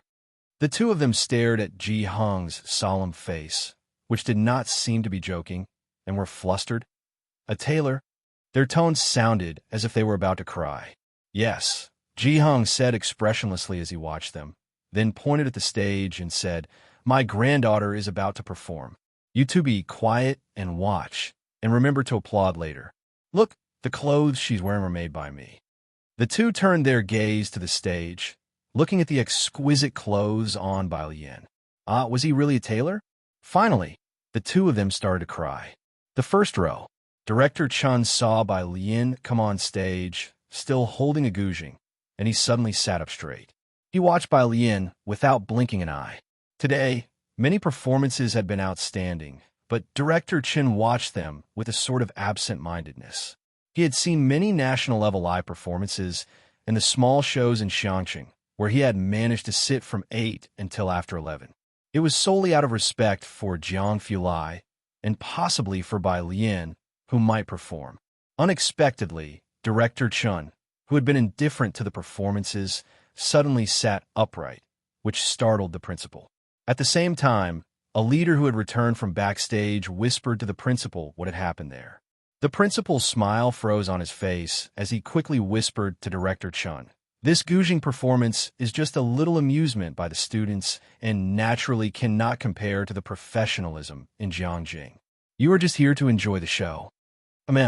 Director Chen did not take his eyes off her. He was still sitting straight, watching Bai Lian on stage. Bai Lian sat on the stool. Her hands gently rested on the guzheng, with her eyes slightly closed. The wide, gradient green skirt spread on the floor, with various colors of poppies blossoming in the wind at the hem that lay on the ground. The anxious and uneasy auditorium gradually quieted down. Bang! The brightest spotlight shone down in the center. Bai Lian, who had kept her eyes closed, suddenly opened them.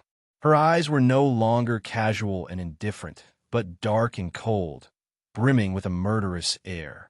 She raised her hands, her fingers poised on the strings, and started to pluck them from top to bottom. The incredibly fluid arpeggio cascaded effortlessly from her hands.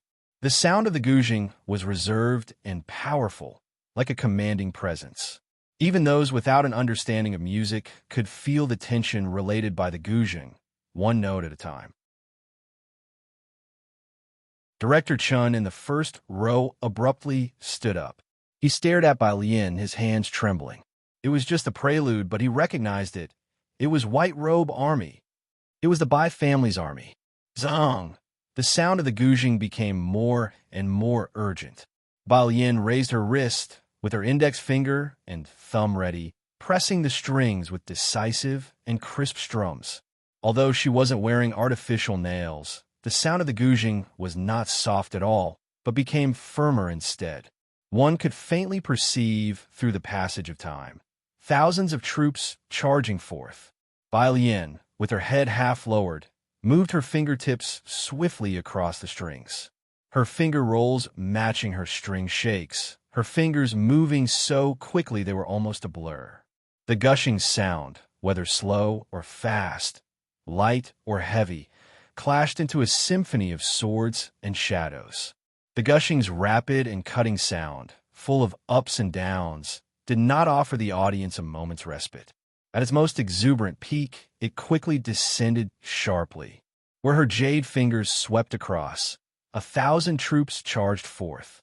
Zong! The final note was like a taut string in everyone's minds, almost holding their breath. The rapid sound abruptly stopped, and Bai Yin's hands rested on the gouging strings as she slowly lifted her head. The only screen behind her magnified her face. Her eyes were still pitch black, yet they seemed faintly bloodshot. Although the piece had come to an end, the hall was still utterly silent. Only the poppies on the stage fluttered elegantly, and only her slowly lifting peach blossom face seemed to weave together a picture interlacing 1,000 years with reality, an image etched in the vast cosmic wildness. Bai Yin's fingers pressed on the gouging strings, pausing for 2 or 3 seconds before she stood up with her instrument. With one hand, she swept aside her skirt and took a small bow in thanks. In Class 15's gathering spot, Jiang He was held by Ning Xiao, his mouth slightly open as he stared at the stage. Beside him, the tall and upright Jiang Fulai also quietly stood in place. His usually unemotional eyes were now surging with waves, his fingertips almost trembling. And in the first row, Director Chen's eyes were also almost red. Everyone on site was from Xiangqing, and some understood Director Chen's feelings. This song, being Jiangjing University's anthem, just listening to it was enough to stir the hearts of the listeners. Imagine, this was a pre-war piece composed 1,000 years ago by the Bai family's young mistress, and played to send off the Bai family's army. Now, to think of it being almost perfectly recreated in such a spirited performance, filled with pride and trembling excitement. Chapter 99, 039, The White Robe Journey. Part 2, _3. This was the white clothing routine. No need for drums, no need for piano, no need for guitar. Just one gouging sufficed to conjure the tumult of 1,000 troops. After Bai Yin stepped down, the venue remained quiet for nearly a minute. Then, applause rumbled forth like thunder. Chen family head also snapped back to reality. He didn't say a word and immediately pursued to the backstage. By his side, the principal finally came to his senses too, and as he followed, he asked someone beside him, "Didn't you say that Bai Yin wasn't very good at it?" "Not very good at it."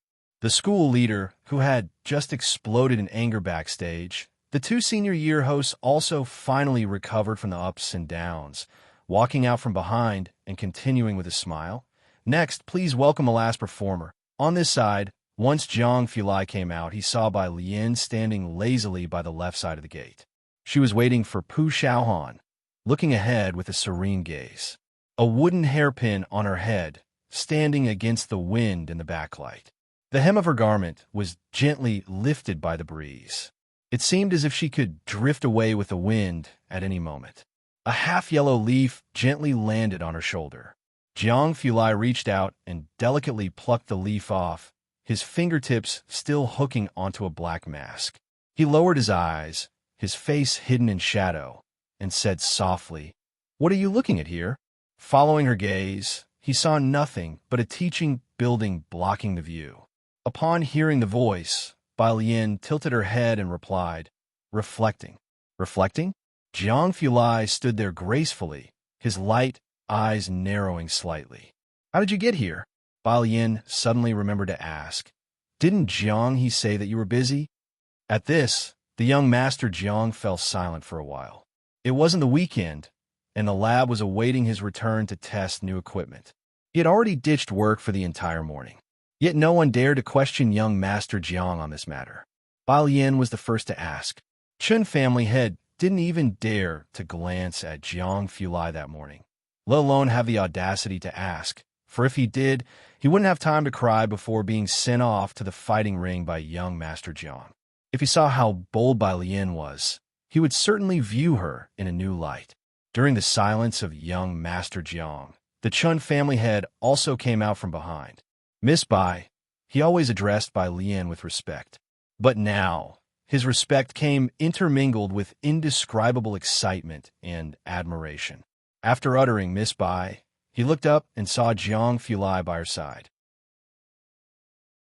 The keep-away or perish coldness from the morning was gone from him, but those faintly sweeping eyes were still chillingly aloof. Chun family head's next words were choked back in his throat. Bai Lian tilted her head lightly towards Chun family head, raising an eyebrow. Miss Bai, Chun family head braced himself to inquire. You play the guzheng very well. May I ask where you studied? He only listened to music. It seemed like the Chun family members were all missing a screw in their heads, failing to master the liang technique and lacking talent for music.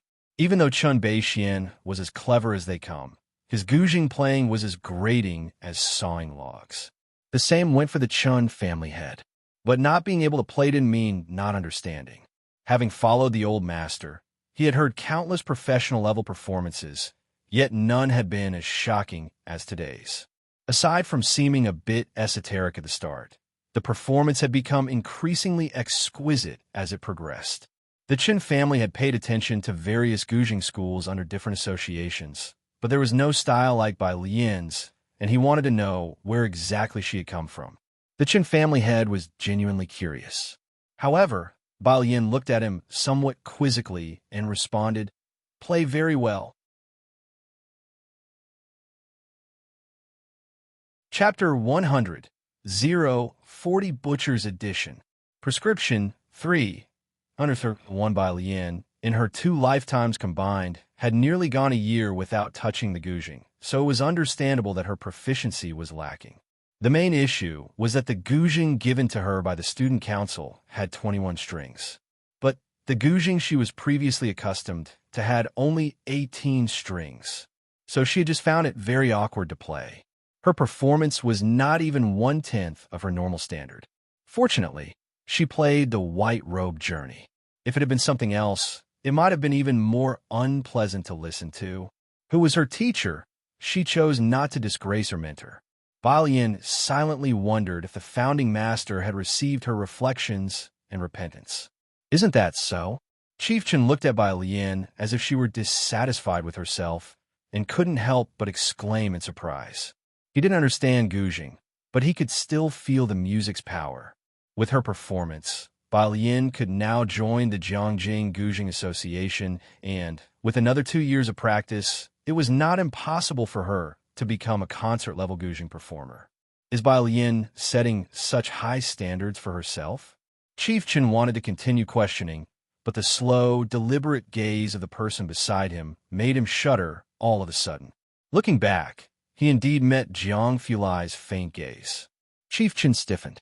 Thankfully, the arrival of Pu Xiaohan and others eased Chief Chen's stiffness at that moment. Pu Xiaohan and Zhang Shiai's were just as puzzled as Chief Chen, but with Jiang Fulai standing next to Bai Lian, not a single person dared to utter a word. "Tell my grandpa he'll go ahead to the school cafeteria and wait for him," Bai Lian said as she took over her phone and 2 pieces of iridium. Pu Xiaohan nodded. Only after Bai Lian and the others had left did Zhang Shiai's wipe his sweat, looking at Pu Xiaohan and relaxing slightly. Who was that just now? He didn't specify whom, but Pu Xiaohan knew he meant Jiang Fulai. Her lack of surprise at Zhang Shi's timidity was because even the top students would. Pu Xiaohan did not answer, instead frowning. "What's the deal with that long sword anyway?" "It's about Chun Wei calling me this morning." Zhang Shiai's also calmed down. Over at the auditorium, because only a faint sound of the guzheng could be heard backstage. They missed the grand, overwhelming atmosphere of the live performance. When Bai Lian came out, she returned the guzheng to that boy, her calm face revealing nothing. No one backstage knew she had played the white robe journey. The logistics staff removed the gouging, and several people lifted the piano for Rin Wangshuan's performance onto the stage. Rin Wanxian, stroking her gorgeous custom dress and lifting the hem, stepped onto the stage and bowed slightly to the audience. As she sat down, her eyes lifted and the smile at her lips suddenly froze. The first row of school leaders' seats in the auditorium were almost all empty. Even Elder Chun was gone. For whom was she performing then? Not knowing what had happened, Ren Wanxian played a piece with a disturbed mind, and sparse applause followed from the auditorium. This had never happened before. Even if she hadn't put her heart into it today, Ren Wanxian knew her piano performance had met the standard. Why was the auditorium's reaction so lukewarm? She was puzzled in her heart, but showed no sign of it as she walked backstage, dragging her dress, feeling vaguely uneasy. The Chen family and the Rin family had both been busy with Chief Chen's underground market affairs lately. Nobody had found the time to come today. Rin Wanxian changed in her regular clothes and went outside to find Shinju. Students passing by were excitedly checking their phones, and she could distantly hear words like guzheng and so cool. A bad premonition faintly formed in Run Wangshuan's heart. Chunju was still sitting in the first row, quietly sitting with his phone, lost in thought. Where did the principal and the others go? Rin Wanxian looked around. Chunju came to his senses and looked up. They probably went to find Bai Lian, I guess. Bai Lian. Rin Wangshuan's heart clenched, yet her face remained indifferent. What do they want with her? Chunju didn't respond, just tossed his phone to Rin Wanxian. See for yourself.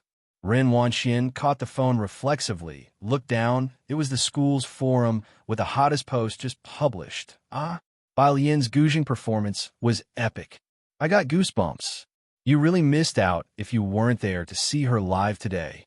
Video attached, just 5 minutes long. There were already over 200 replies. As Rin Wanxian scrolled further, all the posts were about Bai Lian's performance.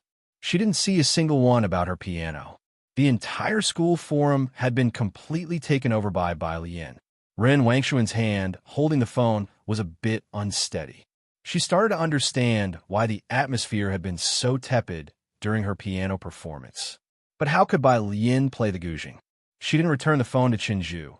Instead, she stood still and directly opened the video. Chapter 101, 040 Butcher's Edition. Prescription 3, _to the canteen of No. 1 Middle School. Bai Lian got her meal and waited for Pu Xiaoan to bring Ji Heng back. Jiang Fulai was called away by a phone call halfway there, so Jiang he followed Bai Lian to the No. 1 Middle School canteen. Zhang Xiai's arrived before Pu Xiaoan. He brought that male student from Class 8 and apologized to Bai Lian. I'm sorry, Bai student. Was it you who took Longsword? Bai Lian was memorizing words. Hearing the apology, she looked up slightly, leaning gently against the canteen chair, her emerald green skirt spreading over the stool in full bloom, the peonies blossoming in luxurious and extravagant beauty. The boy from Class 8 was a bit stunned. Don't be nervous, Bai Lian smiled, her lips curling up.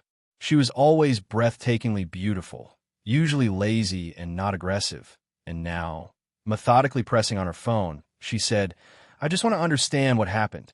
Nervous about what? Zhang Xiai's gave him a glance. Our Bai classmate here is such a sweet student. Not like Chen Wei, she's straightforward.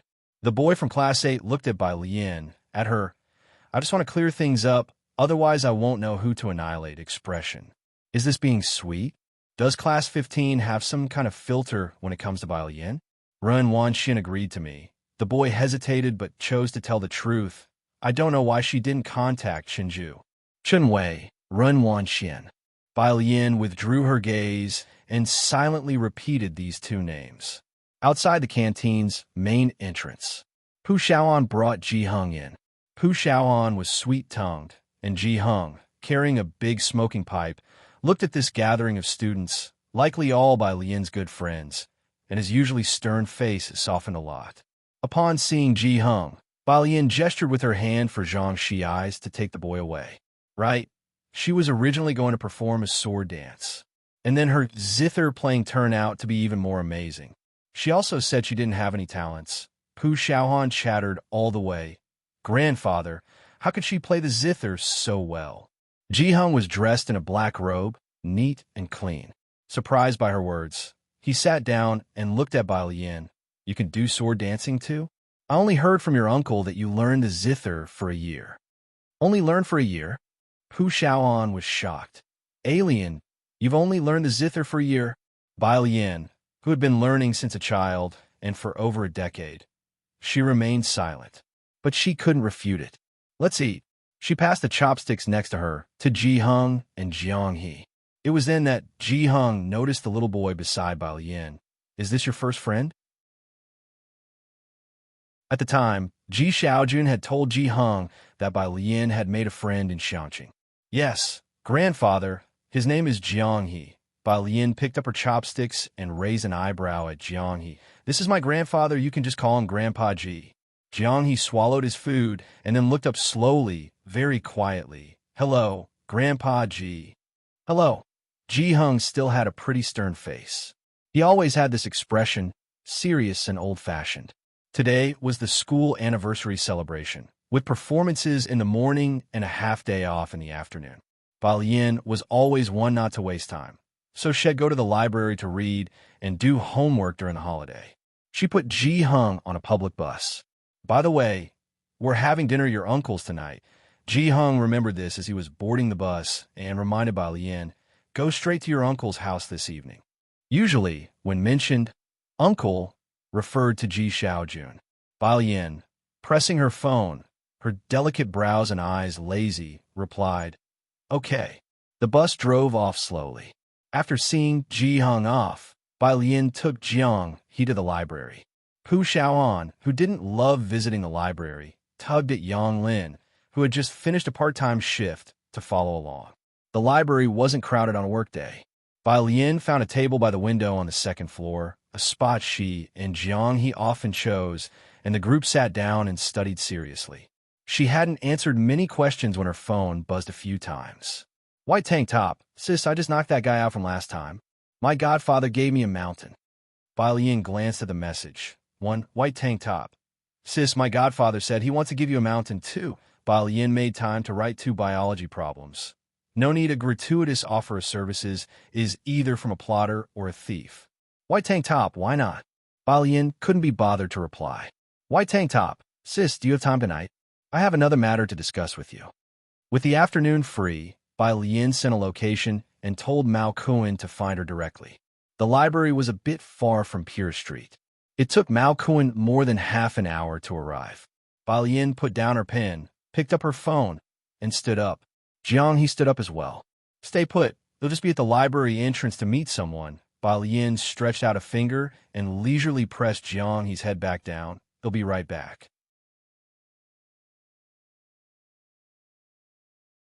Chapter 102. 040 Butcher's Edition. Prescription 3_3 Jiang He Oed, and then sat back down properly. Bai Lian looked towards Pu Xiaohan again, and before she could speak, Pu Xiaohan gave her an okay gesture to reassure her. Outside the door, Mao Kuan led 2 underlings, Xiaowu and Xiaoqi, as the 3 of them squatted silently at the doorway. Brother Mao, Xiaowu rubbed his head. This place isn't really for us, though Xiaoqi fits in quite well. Xiaoqi had a tender face and looked to be only around 15 or 16. His hair wasn't long, and he had neither dyed it nor styled it in any odd way. If he hadn't been following behind Mao Kuan, he would have looked more like a delicate high school boy. Mao Kuan, with a cigarette between his lips, didn't argue. As they were talking, Bai Lian emerged from inside, prompting Mao Kuan and his companions to immediately stand up. Sis, Mao Kuan scratched his head while introducing the 2 beside him to Bai Lian. This is Xiaowu and Xiaoqi, whom I picked up on Bacter Street. They both share the surname Mao with me. Sister Bai. Both of them called out in unison. Xiao's voice, in particular, was loud and clear. Bai Lian leaned lazily against the wall, still dressed in her finely decorated robe. exuding grace and willfulness, her snowy face showing a casual indifference. She folded her arms across her chest. "What's it about?" "The plaster you gave me is extremely effective," Mao Kuan said earnestly. "Some people want to buy the recipe." "Are you selling it?" "Buy the recipe?" Balian narrowed her eyes, aware that traditional Chinese medicine was declining and Western medicine was prevalent nowadays. But this was a recipe from the Imperial Palace, capable of treating sprains and strengthening the Buddhist foundation, a miraculous drug for martial artists. Why hadn't it been handed down? "Sis." Mao Kuan saw Balian lost in thought and not speaking for a long while. He quietly reminded her. Balian came back to her senses, gazing at Mao Kuan for a long moment, her expression tranquil and distant. "All right, but the name of the recipe must be stated. Imperial Revitalizing Plaster." Imperial Revitalizing Plaster? Despite never having heard of it, Mao Kuan thought the name sounded cultured. "I'll handle this, rest assured. Although I'm not smart, Xiaoqi is knowledgeable about these matters and will make sure you're not taken advantage of." Xiaoqi seemed not to speak much, just standing quietly behind until Mao Kuan called him. Then he would offer a reserved smile. Balian just leaned there, looking at Xiaoqi. "How old are you?" 17, Xiaoqi responded. "Not in school." Balian tapped her phone screen with her slender fingertips and furrowed her pretty brows. "At that age, he should be in the first year of high school." 9 years of compulsory schooling. The orphanage only let him finish middle school and didn't allow him to continue. Later, he was tricked into Backdoor Street, and I picked him up.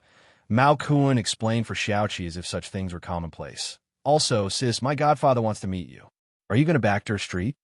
He looked at Balian, seeking her opinion. Mao Kuan was originally just a small-time hoodlum, and it was just good luck that his godfather took him in.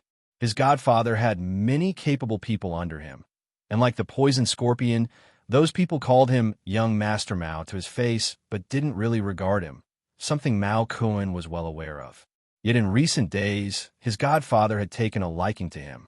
Mao Kuan knew it was all because of someone, so when his godfather said he wanted to see Bai Lian, Mao Kuan didn't accept on her behalf. Bai Lian stood up straight, smoothed out her sleeves gently, but did not reply. Mao Kuan immediately understood what Bai Lian meant. She did not want to meet. He always knew what Bai Lian was thinking. Suddenly, a ringtone sounded from the phone. Bai Lian glanced down and saw it was Pu Xiaohan calling. Her eyes narrowed slightly, and she answered immediately. From the other end of the phone came a cacophony of noises and intermittent cursing. "Ah, alien, come quickly." Bai Lian's head snapped up, and without a word, she strode into the library, her skirt tracing a proud, cold arc behind her. Mao Kuan and the others exchanged glances, then followed her in.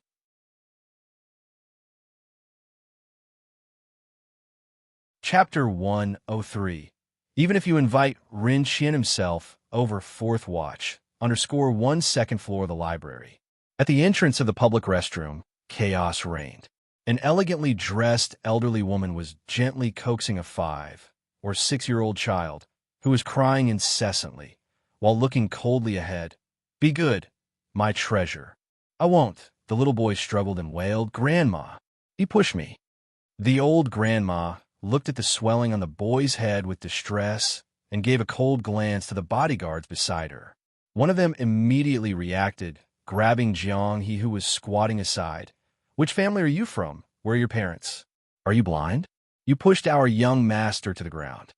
"Grandma, I want his watch," the little boy said, breaking into laughter when he saw Jiang He being picked up. "His watch glows." Without a reminder from the elderly woman, the bodyguard immediately went to snatch Jiang He's watch. Suddenly lifted up, the silent Jiang He suddenly began to struggle violently. He was making strange noises with his mouth while trying to bite the bodyguard's wrist. The bodyguard didn't expect him to be so strong and got bitten accidentally. "You little beast." He hurriedly squeezed Jiang He's neck to make him let go, then firmly grasped his wrist and handed it to the little boy to please him. "What are you doing?" Pu Xiaohan and Yang Lin hurried over after hearing the commotion. Pu Xiaohan immediately called Bai Lian. Yang Lin didn't say a word, running over trying to stop the tall and sturdy bodyguard. The old lady sized up Yang Lin and Pu Xiaohan.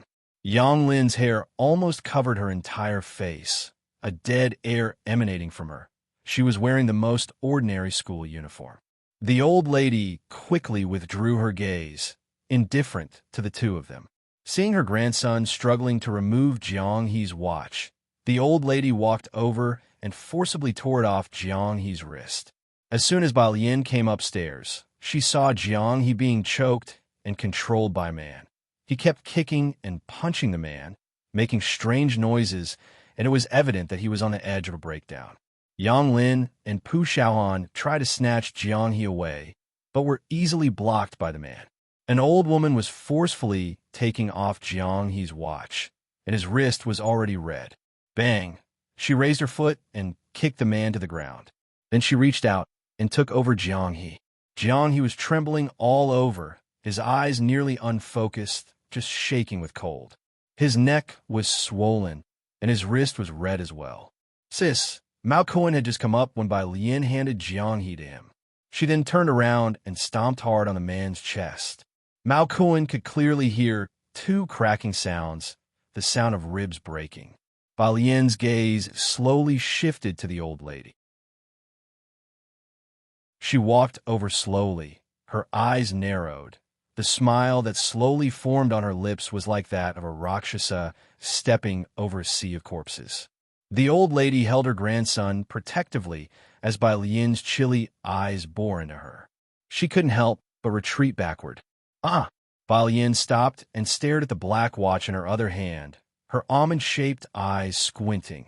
She directly grabbed the old lattice collar with one hand, choking her neck with the other, and slowly retrieved the watch. The old lady was suddenly lifted up, struggling to breathe, and began to speak in terror. Do you dare?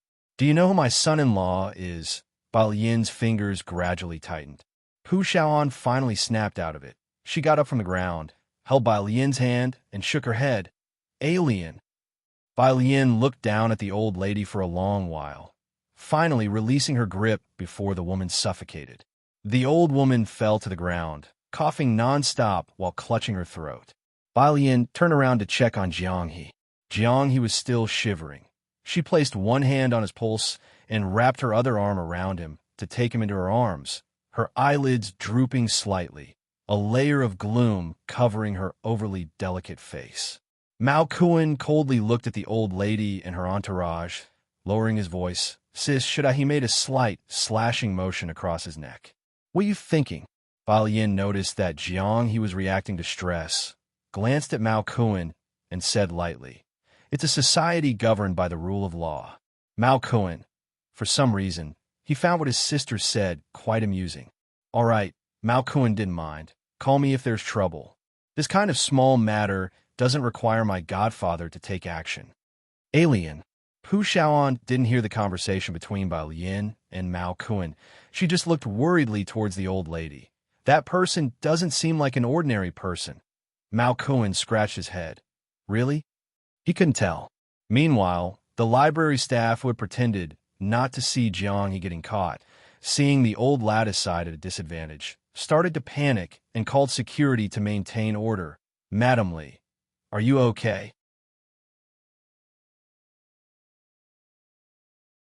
Chapter 104. Even if you invite Rin Xian himself over fourth watch, under score 2, they help the elderly woman up. Damn it! The old lady was helped to stand up, with her nearly frightened, witless grandson beside her. She looked in the direction of Bai Lian, her voice hoarse as she said, What are you all staring at for? Call the police. The police arrived quickly and took everyone involved in the incident to the police station. Bai Lian, with Jiang He, cooperated fully throughout the whole process. In the police car, Jiang He's body trembled continuously as he lay across Bai Lian's legs, while Bai Lian slowly patted his back. Parental contact information. The officer was taking notes in a small notebook. Jiang He was still laying across Bai Lian's legs. Bai Lian squinted her eyes. With her pupils still holding an unvanished fierceness, she sat there in her robe, her striking eyebrows and eyes relaxed lazily. She gave Ji Shane's number. Ji Hung was getting older, and Bai Lian did not want to trouble him to travel such a long way. The officer nodded, turned his head for someone to make contact, and then asked the next question, "Why did you hit them?" The pale-skinned girl sat on the black car seat, her whole face shadowed. Those half-closed eyes were extremely cold, and her overly delicate features made her seem like a casual, spectral creature. She knew little about this matter, her tone indifferent. They initiated the physical altercation and also snatched a watch. The watch had already been taken by the officer as evidence. Everything was going smoothly. He was probably the easiest suspect an officer had ever interrogated. He sighed and said, "Regardless, hitting people is not right. You can come to us with the issue. The person you hit might have a somewhat troublesome identity." It was difficult for him to imagine how this seemingly obedient girl managed to beat a bodyguard to that state. But the very next second, a cold sweat broke out over the officer's back as he closed his notebook.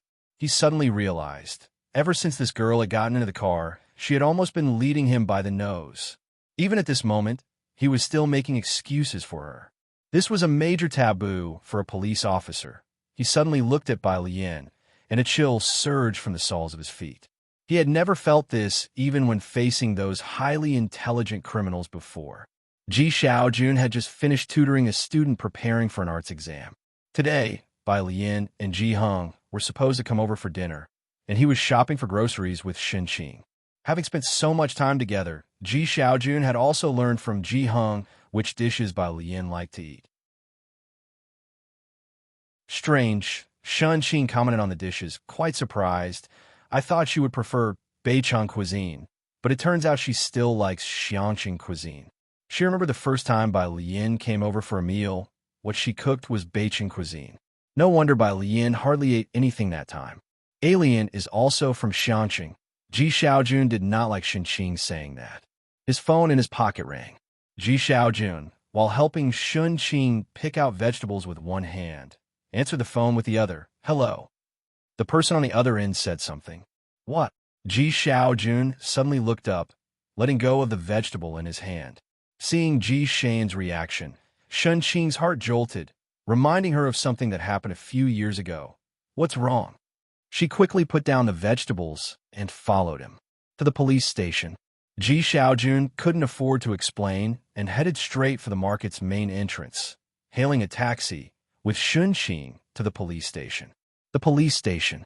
The old lady and her grandson were well settled in the reception room. Ji Xiaojun and Shen Qing arrived just as the police finished taking statements.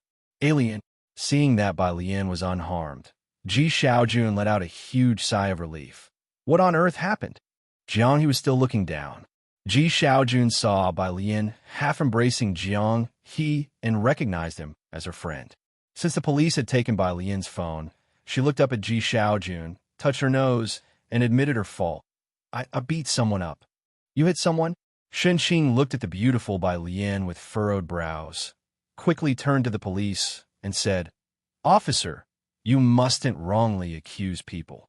Look at this child. Does she look like someone who would hit others?" She was loud, and when she spoke, it was a bit like an unreasonable shrew. She had forgotten that when Bai Lian first visited their home, she had said Bai Lian was a wastrel who only knew how to eat, drink, and be merry. The officers were stunned on the spot by her unreasonable tirade. Bai Lian blinked innocently on the side. Thank goodness, she wasn't that good at fighting.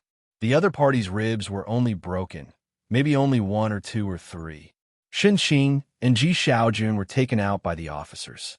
Bai Lian sat back down in the chair, resting her chin on one hand, while slowly patting Jiang He's back with the other, leisurely saying, "Why haven't you recovered yet? If we wait much longer, Xiao Mao is going to blow this place up."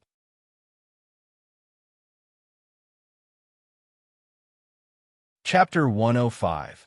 Even if you invite Rin Qian himself over fourth watch, _3 outside. Shen Qing was still talking incessantly with the police officer. Ji Xiaojun frowned, feeling that this matter was not simple. The police officer took Ji Xiaojun to the resting room to meet the old lady, and looking at Ji Xiaojun as if he were calm, he lowered his voice to remind him, It would be best for both of you to ask for each other's forgiveness. Bai Lian was still a student, and Jiang he was now having a stress reaction, so they separated the two parties. The resting room at the end of the corridor. It was the same old Mrs. Li and her grandson from earlier. As the police officer opened the door to the resting room, Xinqing felt an unusual atmosphere inside. "Chief," said the police officer who opened the door with great respect, "I've brought the person." The chief did not reply. He was busy keeping up a placating smile. "Mrs. Li, rest assured, I will handle this matter impartially." Old Mrs. Li was holding her grandson. If Bai Lian were here, he would definitely see. The watch that they said was taken for evidence was now being played with by the little boy. Old Mrs. Li's eyes, sharp as hawks, swept over Xinqing and Ji Xiaojun. She set down her teacup with a clack. "Why have you brought them here?" Xinqing, who was previously overbearing, changed her expression upon hearing the police officer address the person inside as chief. She didn't dare to say another word. Facing ordinary policemen, she could raise her voice, but a chief was not someone ordinary people could meet, usually only seen on TV news. She subconsciously grabbed Ji Xian's clothes. "Didn't you hear what Mrs. Li said?" The chief did not look at Ji Xiaojun or Xinqing, but glanced at the police officer. "Now, take them away quickly." The police officer hurriedly took the two of them out. "Police, comrade officer," Xinqing's voice was tense. "Auntie," the police officer lifted his eyelid, giving Xinqing a look, and said gravely, "It seems you haven't grasped the situation. Do you know who your niece hit?" Xinqing was taken aback. "You know about the Chun family, right?" The officer looked at Xinqing and Ji Xiaojun and sighed again. Why bother? For a watch to cause such a situation, she obviously wants to make it a big deal. You'd better be prepared. In the whole of Xiangqing, who didn't know about the two great families, the Chun family and the Ren family? Ji Xiaojun, Xinqing, holding Ji Xian's sleeve, stammered, "Call your brother." In the current situation, common people like them certainly couldn't intervene. It seemed they could only turn to the Ren family now. The police officer was about to leave, but he paused upon hearing Xinqing's words. He looked at Ji Xiaojun and Xinqing, both dressed simply, in surprise. Were these two also backed by powerful connections? The door to the resting room opened. Old Mrs. Li came out carrying her grandson. Her grandson was holding Jiang He's watch. The screen of the watch lit up with a blue light. It was silently glowing, displaying an incoming call. No one answered. It went off shortly after. Meanwhile, Bai Lian's confiscated phone also began to vibrate, but no one present noticed it. The little boy, holding the watch in one hand and posing with the other as if it were a little pistol, arrogantly shot at Ji Xiaojun and Xinqing. Old Mrs. Li had obviously also heard what Xinqing had said to Ji Xiaojun. She almost sneered. In all of Xiangqing, who didn't know that Chen Gang was her son-in-law and her grandson Chenju was the future Jiangjing University student, especially Chen Gang, who had been so influential in Xiangqing over the past month. Even the Ren family had to curry favor with him. Even Ren Qian had to treat her with respect when he saw her. "You want to make a phone call?" Old Mrs. Li set down her grandson, looked at Ji Xiaojun and Xinqing, and touched her neck with one hand, as if she could still feel the choking sensation when Bai Lian had grabbed her neck, her voice hoarse and sinister. "Call whoever you want, but let me tell you this. I will not let go of this matter today, and I definitely won't spare those two, even if you bring over the Ren family or Ren Qian himself. My words stand."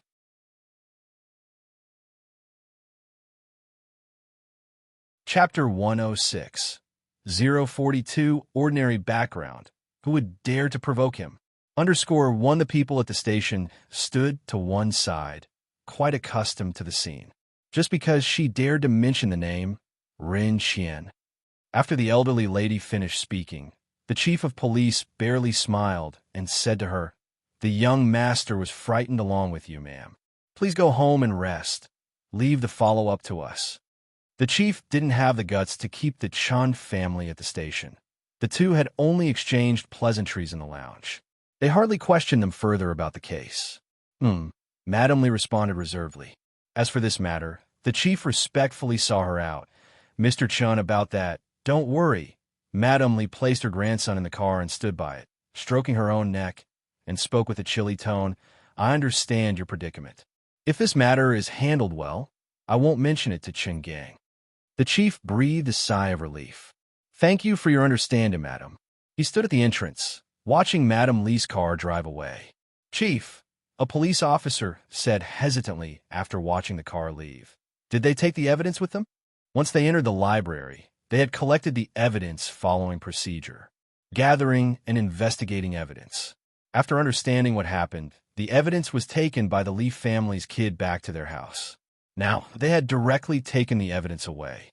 The officer, who had not been working long, felt it was inappropriate for the Li family to take others' belongings like that. "It's just a watch." The chief turned and walked back. The watch was the least of his concerns. "What about the information on the other two? Show it to me." Chen Gang was a ruthless figure in enchanting, a martial artist from his youth. His exiled family regained attention from Jiangjing thanks to him. Unapproachable and unsympathetic, if this issue wasn't handled well and Chen Gang took notice, his good days would be over. The officer promptly handed over the recently gathered information and the written record. The chief skimmed through it on the way. All information was narrated by Bai Lian, a student at Xianqing High School, with grandfather Ji Hong and uncle Ji Xiaojun, a very ordinary student from a very ordinary family. He casually closed a notebook with his hand, recalling multiple times, but unable to find a family surnamed Ji in Xianqing. Now on the big shots on Backter Street had the surname Ji. Recently, the surname Bai had been added to Blackter Street, but that had nothing to do with Ji. Madame Li was shrewd. She wouldn't dare to provoke someone truly influential. The chief and the officer walked on. Shen Qing and Ji Xiaojun, who were waiting in the lobby, hurried over to speak with the chief. "I'm sorry." An officer blocked them sternly. "Our chief has other matters to attend to." The chief wasn't someone ordinary people could see whenever they wished. If it had not been for this matter concerning Madame Li, such a trivial issue wouldn't have required his attention. Watching the chief's retreating figure, Shen Qing wondered, what can we do now? She had clearly heard what Madame Li said. Even seeking Ren Qian would be useless. In Shen Qing's knowledge, Ren Qian was the most powerful person she could think of. Let's first ask Alien exactly what happened. Don't tell Dad to avoid worrying him, Ji Xiaojun said calmly. Instead of panicking like Shen Qing, he spoke with a composed voice. As for going to the Ren family, Ji Xiaojun didn't consider it for a moment. He held his phone, deep in thought. Shen Qing had begun like a headstrong brat, but compared to Madame Li, she was far outmatched. The officer, witnessing Madame Li take the watch without a word from the chief, shared empathy for the weaker, and after saying that the chief couldn't be approached, he added in a hushed tone, "Try to leverage your connections if you can. You shouldn't let the student end up with a criminal record. A criminal record would complicate future civil service examinations." "Stay with Alien," Ji Xiaojun instructed Shen Qing firmly. "I need to step out." Thinking he was going to seek help from the Ren family, she quickly agreed. "Okay, you go. Don't worry about her here." Meanwhile, Pu Xiaoan and Yang Lin returned to school, seeking Lu Lingxi. Most students, when faced with trouble, seek out their homeroom teacher, especially those in class 15. Hearing Pu Xiaoan's clear explanation, Lu Lingxi was alarmed. Bai Lian was pushed to hit someone. Her such a well-behaved, outstanding student forced to resort to violence? Yes, Pu Xiaoan felt like crying. Ms. Lu, that old lady was unreasonable, snatching things and hitting people, and she seems tough to deal with. But I won't get into trouble, right?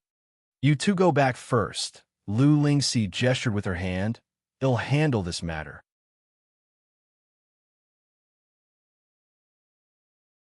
Chapter 107. 042 Ordinary Background. Who would dare to provoke him? _2, she stepped out of the office and took out her phone to make a call. Pu Xiaohan spoke anxiously about Bai Lian's situation, and the other teachers in the office heard about it too, the news spreading quietly throughout the school. Even Ren Wanxian, who had already gone home, had heard something about it. Ren Qian made a call to ask Ren Wanxian about the incident with Chief Chen. I don't know, Ren Wanxian said. Looking out the window, Chun grandpa left after watching the performance and didn't join us for lunch. The school leaders had also not stayed. How did your calligraphy go today? Ren Qian knew that the school intended to have Ren Wanxian showcase her handwriting in front of Grandpa Chun. The best piece I've written recently. Ren Wanxian pursed her lips, her beautiful features slightly furrowed. She was somewhat distracted. Ren Qian naturally had no doubts about Ren Wangshuan's abilities, but now, sensing something unusual at her tone, he put aside what he was doing. What happened? It's just, Ren Wanxian hesitated. Biting her lip, she didn't tell Ren Qian about Bai Lian's gouging performance at school, merely asking, "Did someone from the Ji family come looking for you?" The Ji family? Ren Qian was surprised. You mean your dad? He hasn't looked for me. I see. Ren Wanxian was a bit taken aback. She had heard that Lu Lingxi's face had turned grim at the time, and she thought someone from the Ji family would go to her grandfather. What exactly happened? Ren Qian had been very concerned about the Ji family of late, and he asked seriously, "What's happened with the Ji family?" It seems to be Bai Lian. Ren Wanxian withdrew her gaze from the window, lying on her bed. She caused trouble and got taken to the police station, and it's not a small matter. This was something Ren Qian truly didn't know. After hanging up the phone, he promptly instructed the Secretary General to look into Bai Lian. Even though the Ji family hasn't approached me, we cannot pretend to be ignorant of this affair. Ren Qian had his own plans, intending to take the initiative to help before the Ji family reached out to him. The matter that Ren Qian wanted to investigate yielded results in just a few minutes. The Secretary General looked at Ren Qian and hesitated to speak. Is it serious? Ren Qian asked, looking at the Secretary General, actually surprised. He didn't think there was anything in Xiangqing that could cause him trouble, especially considering it involved the Ji family. How big could it possibly get? To Ren Qian, it was just a matter of a few words. The Secretary General bowed and reported to Ren Qian, "It's not that serious, but Miss Bai, she injured Madame Li, and Madame Li is very angry now." What? Ren Qian was astonished. Whom had Bai Lian offended to have clashed with Chun Gang's mother-in-law? Sir, the Secretary General stood to one side, expressing his concern. It seems that Grandpa Chun had the intention of acknowledging Chun Zhu as his foreign-born grandson, and this, Ren Qian was silent for a good long while. He knew the importance of the Chun family, and Bai Lian was worth the investment, but Grandpa Chun, even if given several more decades, he wouldn't find a chance to connect with the Chun family of Jiangjing. Eventually, he waved his hand. Ren Qian slowly said, "Let's not deal with this matter for now. If the Ji family calls, you help me find an excuse to delay them." Understood. The Secretary General lowered his head. Xiangqing CRFS Dark Matter Research Institute. Jiang Fulai took off his glasses, his black coat open, his cool gaze fixed on the data, the fluorescent marker being slowly tapped between his fingers. No interaction between dark matter particles and other particles detected. Expand the variety of particles. Got it.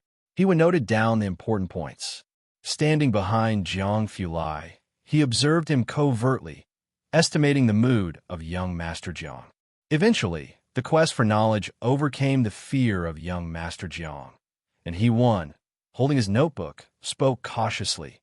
"Young Master Jiang, have you done the new questions from the app recently?" Jiangjing University's app training camp has a basic question bank and a challenge question bank, with 20 new questions released each month. They cover mathematics, physics, chemistry, and biology, with 20 basic questions every month. Getting all the questions right grants 10,000 base points. The scores are determined by the system. The challenge question bank is composed of questions set by a group of tutors from Jiangjing University, randomly refreshed. Solving one question multiplies the monthly score by 1. The number of questions solved is equivalent to how many times the score is multiplied. The question bank is refreshed each month. The basic question bank is generally manageable, but for the challenge question bank, no one aside from young Master Jiang has completed it. The system's best answer is still young Master Jiang's. However, Jiang Fulai hasn't logged into the system for 2 years. He hadn't realized how he won and the others had spent these 2 years. Unable to finish the challenge questions, they dared not ask. A few days ago, someone downloaded the app and even followed someone. The people from several laboratories were almost brought to tears. But after waiting 2 weeks, Jiang Fulai neither brushed the questions nor left any answers. What kind of questions? Jiang Fulai picked up his phone and looked at the time. It was just past 4.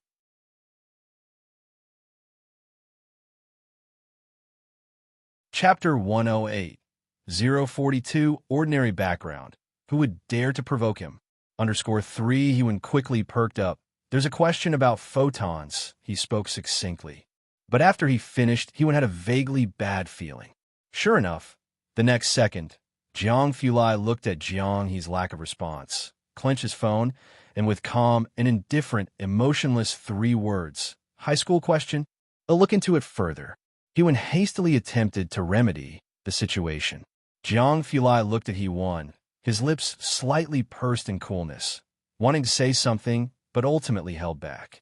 He turned and left the room, sometimes really doubting what kind of people he was spending his time with in the same laboratory. Once young Master Jiang left the office, the others looked at He-Won with an expression that said, "You've got guts. He-Won, can you tell me how you dare to ask him high school questions?" He-Won, can you do it? That person shrugged. But we wouldn't be bold enough to ask him to do it. Joking, there were standard answers in the question bank, though none as clear and enlightening as young Master Jiang's answers, but they were sufficient. Who would dare to have young Master Jiang do their problems? After all, even academician Ma hadn't been able to trick young Master Jiang into his laboratory. Outside in the office, Jiang Fulai called Jiang He again, but no one answered. It wasn't surprising. Jiang He had been giving him the cold shoulder for several days now. Pale fingers tapping on the phone screen. He dialed by Lian's number, telling her that Ming Dongheng would be late picking up Jiang He tonight. Still, no answer. Jiang Fulai hesitated in his steps, knowing that Bai Lian was at the library with Jiang He. Computer. Jiang Fulai paused in his stride, made a timeout gesture to the researchers in the office, and set down his fluorescent pen. The assistant quickly handed over his computer. The underground laboratory, to avoid cosmic ray interference, was built deep into the earth, perennially cold and shadowy. Jiang Fulai set the computer on the table, not bothering to sit, one hand bracing the tabletop, the other tapping on the keyboard. The computer's glow made his face seem even more pale and sharp, and a black skull icon soon appeared on the desktop. Line after line of code emerged at his fingertips. The assistant stood 3 steps away, watching expressionlessly. Jiang's business scope was too broad for him to understand anything. Pale fingertips struck the Enter key with a snap, and a large map of Xiangqing popped up on the computer screen with a small red dot moving slowly. The assistant behind only saw Jiang keying in several lines of code, with the map continuously zooming in. It finally stopped on a street. He was tracking the location of Jiang He's wristwatch.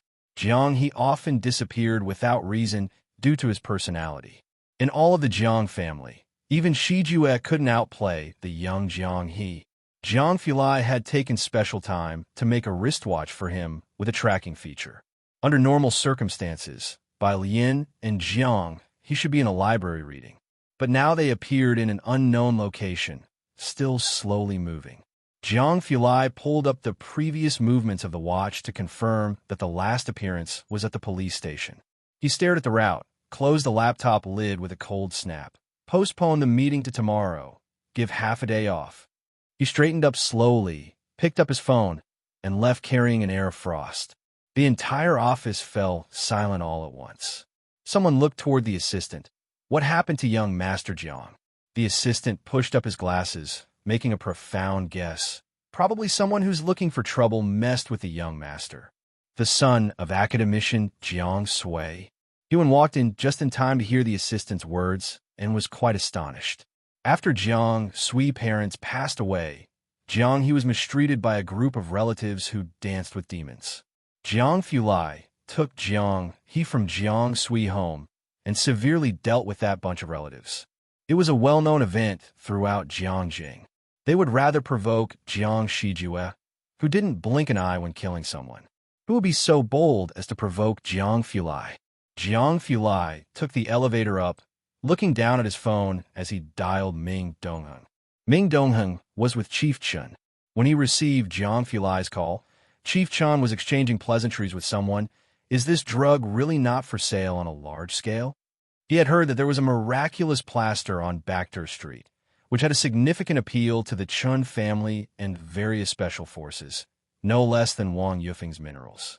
The other person smiled. Sorry, there's no news from Dr. Bai at the moment. Chief Chen looked at the person and cursed inwardly, thinking they were tough nuts to crack and playing the old game of holding their goods dear. Had better not find that Dr. Bai, or he would kidnap him, no matter the cost. Ming Dongheng glanced at them and then stepped outside to answer the call, his tone respectful yet puzzled. Young master. Where are you? Jiang Fulai didn't wait for the driver. He picked up the car keys with his eyes downcast, his voice indifferent. But Ming Dongheng on the other end of the phone heard it with a shock. Baekter Street. Meet me at the police station. Jiang Fulai opened the car door, holding the phone in one hand and starting the car with the other, as the evening sun slanted through the windows, casting his fierce face in the hazy sunlight. Jiang He's watch was last positioned there. What? Ming Dongheng's heart skipped a beat. His hands became somewhat unsteady. What's the matter?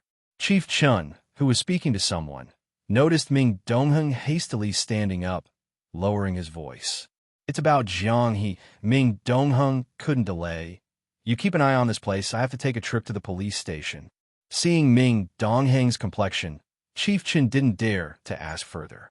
Baekter Street wasn't close to Xiangqing Police Station. Ming Dongheng drove Chief Chen's car, almost speeding all the way, blatantly over the speed limit in some sections. Passing policemen, recognizing the license plate number, dared not stop him. Xiangqing Police Station Headquarters. Ming Dongheng parked the car. His car was eye-catching, and as soon as it appeared, someone saw it and quickly reported it upstairs. In the police station office, the chief heard the report and immediately stood up, shocked. Chief Chen's car? Why has he come here? Chief Chen's car was provided by Xiangqing, and he was always low-key. But anyone in Xiangqing with some connections knew what car Chief Chen drove. The chief quickly put on his coat and went to the police station entrance.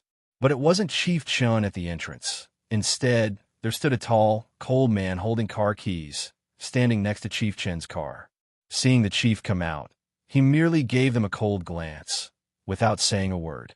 Whoever followed Jiang Fulai couldn't be just anyone. The chief did not recognize Ming Dongheng, but anyone who could casually drive Chief Chen's car was clearly not ordinary. He was intimidated by Ming Dongheng's cold expression, standing at the entrance, not sure how to start a conversation with him. Just when the chief hadn't quite figured out what to say, a royal blue sports car with Jiangxing license plates approached from the end of the road. Screech a sound. It stopped at the entrance of the police station. Under the setting sun, the car's body radiated a fierce chill. Ming Dongheng recognized this as the car specially brought to Xiangqing for Jiang Fulai's daily use. He strode to the driver's side, and as the car came to a steady stop, he opened the door to let Jiang Fulai out. The chief glanced and saw a man in a black overcoat getting out of the driver's seat. Just a stately silhouette, simplistic in black, reflecting dark gleams in the setting sun. The entrance of the police station fell silent for a moment.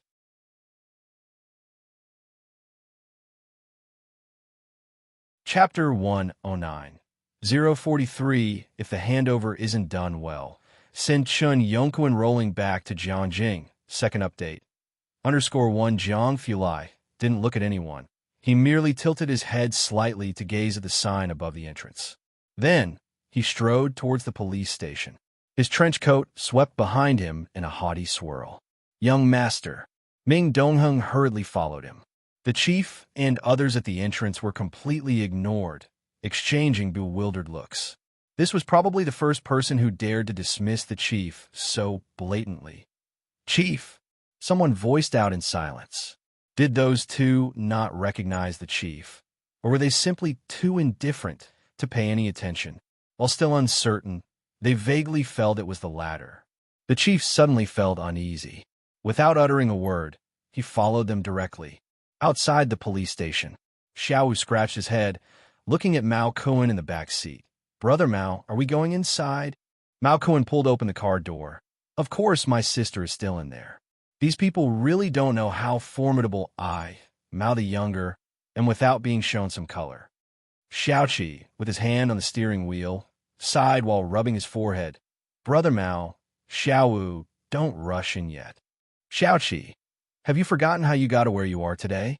If it weren't for our sister, the three of us would still be stuck on Pure Street as gang leaders," Mao Kuan bellowed.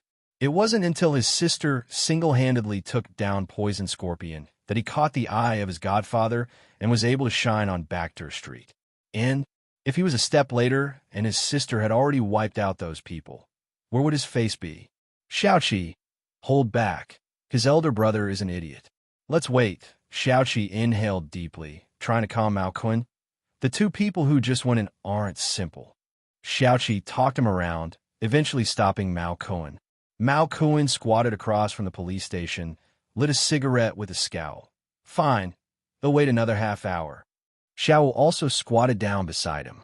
Xiaoqi turned his head away, not wanting to witness their foolishness.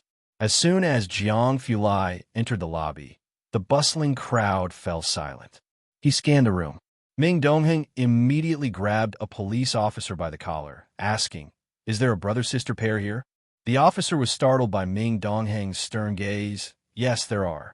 Take us to them." Ming Dongheng let go. There weren't many cases today, mostly old ones.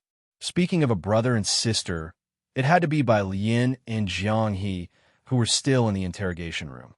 The officer hurried to take them to Bai Lin and Jiang He. Shen Qing was with Bai Lin, her hands clutching her skirt, sitting on one side, uncomfortably anxious and restless, and frequently checking her phone. Bai Lin had to comfort the constantly trembling Jiang He while also trying to reassure Shen Qing. When Jiang Fulai entered, he saw this scene.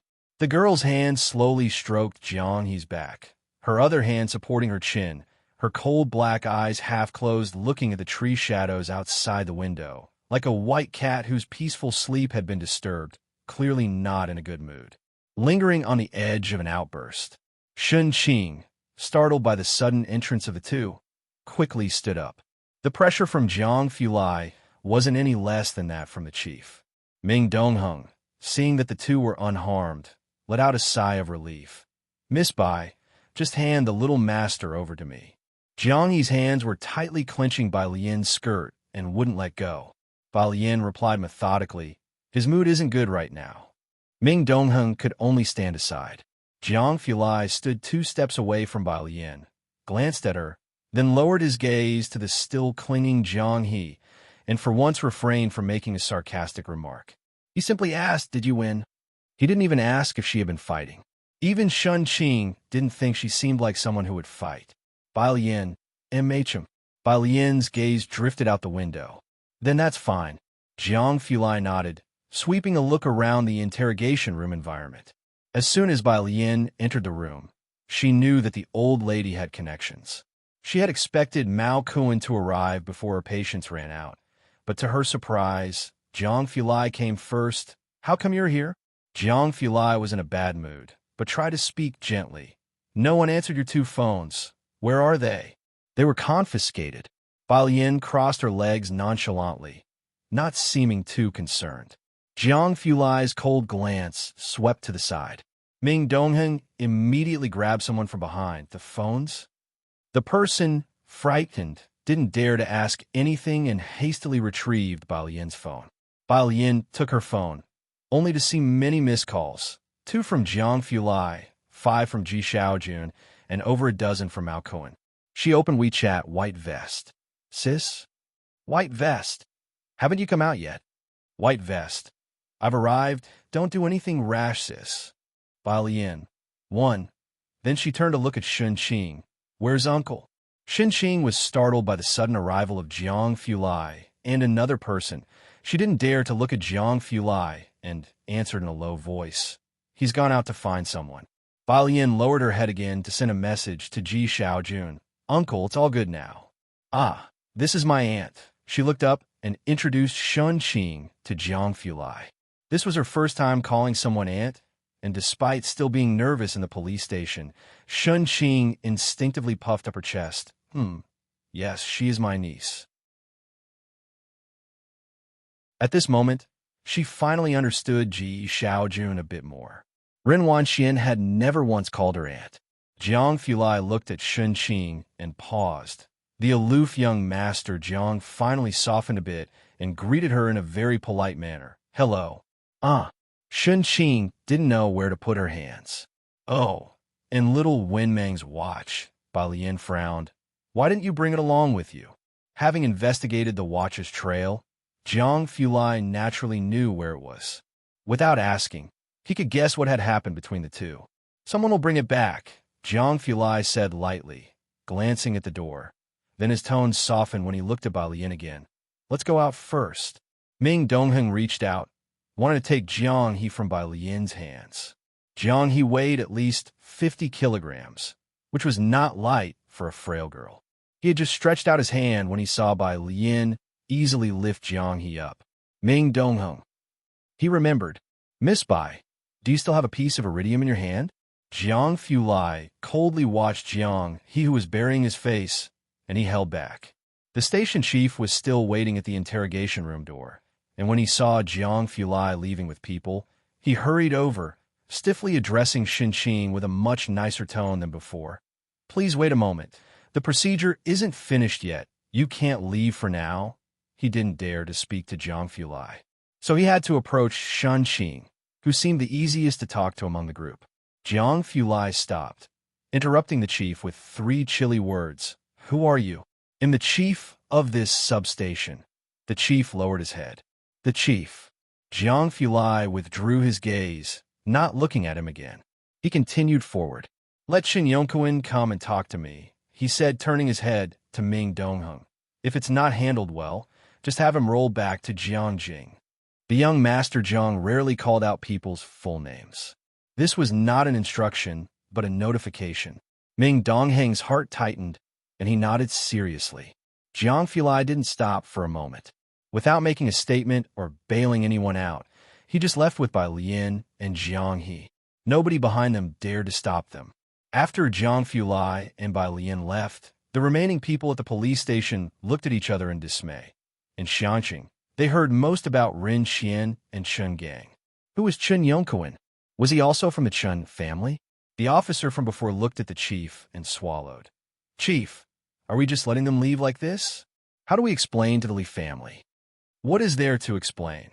The chief suddenly broke out into a fine sweat on his forehead. Hurry up and notify the Li family to send over the watch. His fingers trembled. The upper circles in Xianqing knew about a big shot from Jiangjing who had been sent down to manage things here.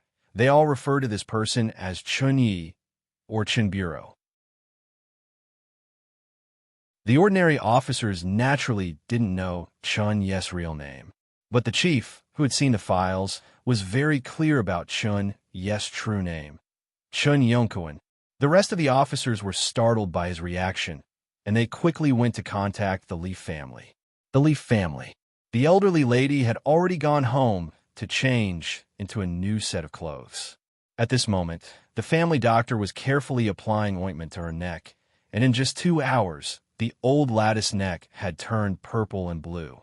The servant half knelt on the ground, holding a mirror for her. Lady Li's eyes were full of gloom. Ever since her daughter married Qin Gang, most people didn't dare to speak to her too loudly or too softly. How dare that girl do it? Smack! She slapped the mirror away. The servant hurriedly knelt down, trembling as they bowed their head. Grandma, the little boy ran down from upstairs, holding up a black watch for Lady Li to see. It requires a password.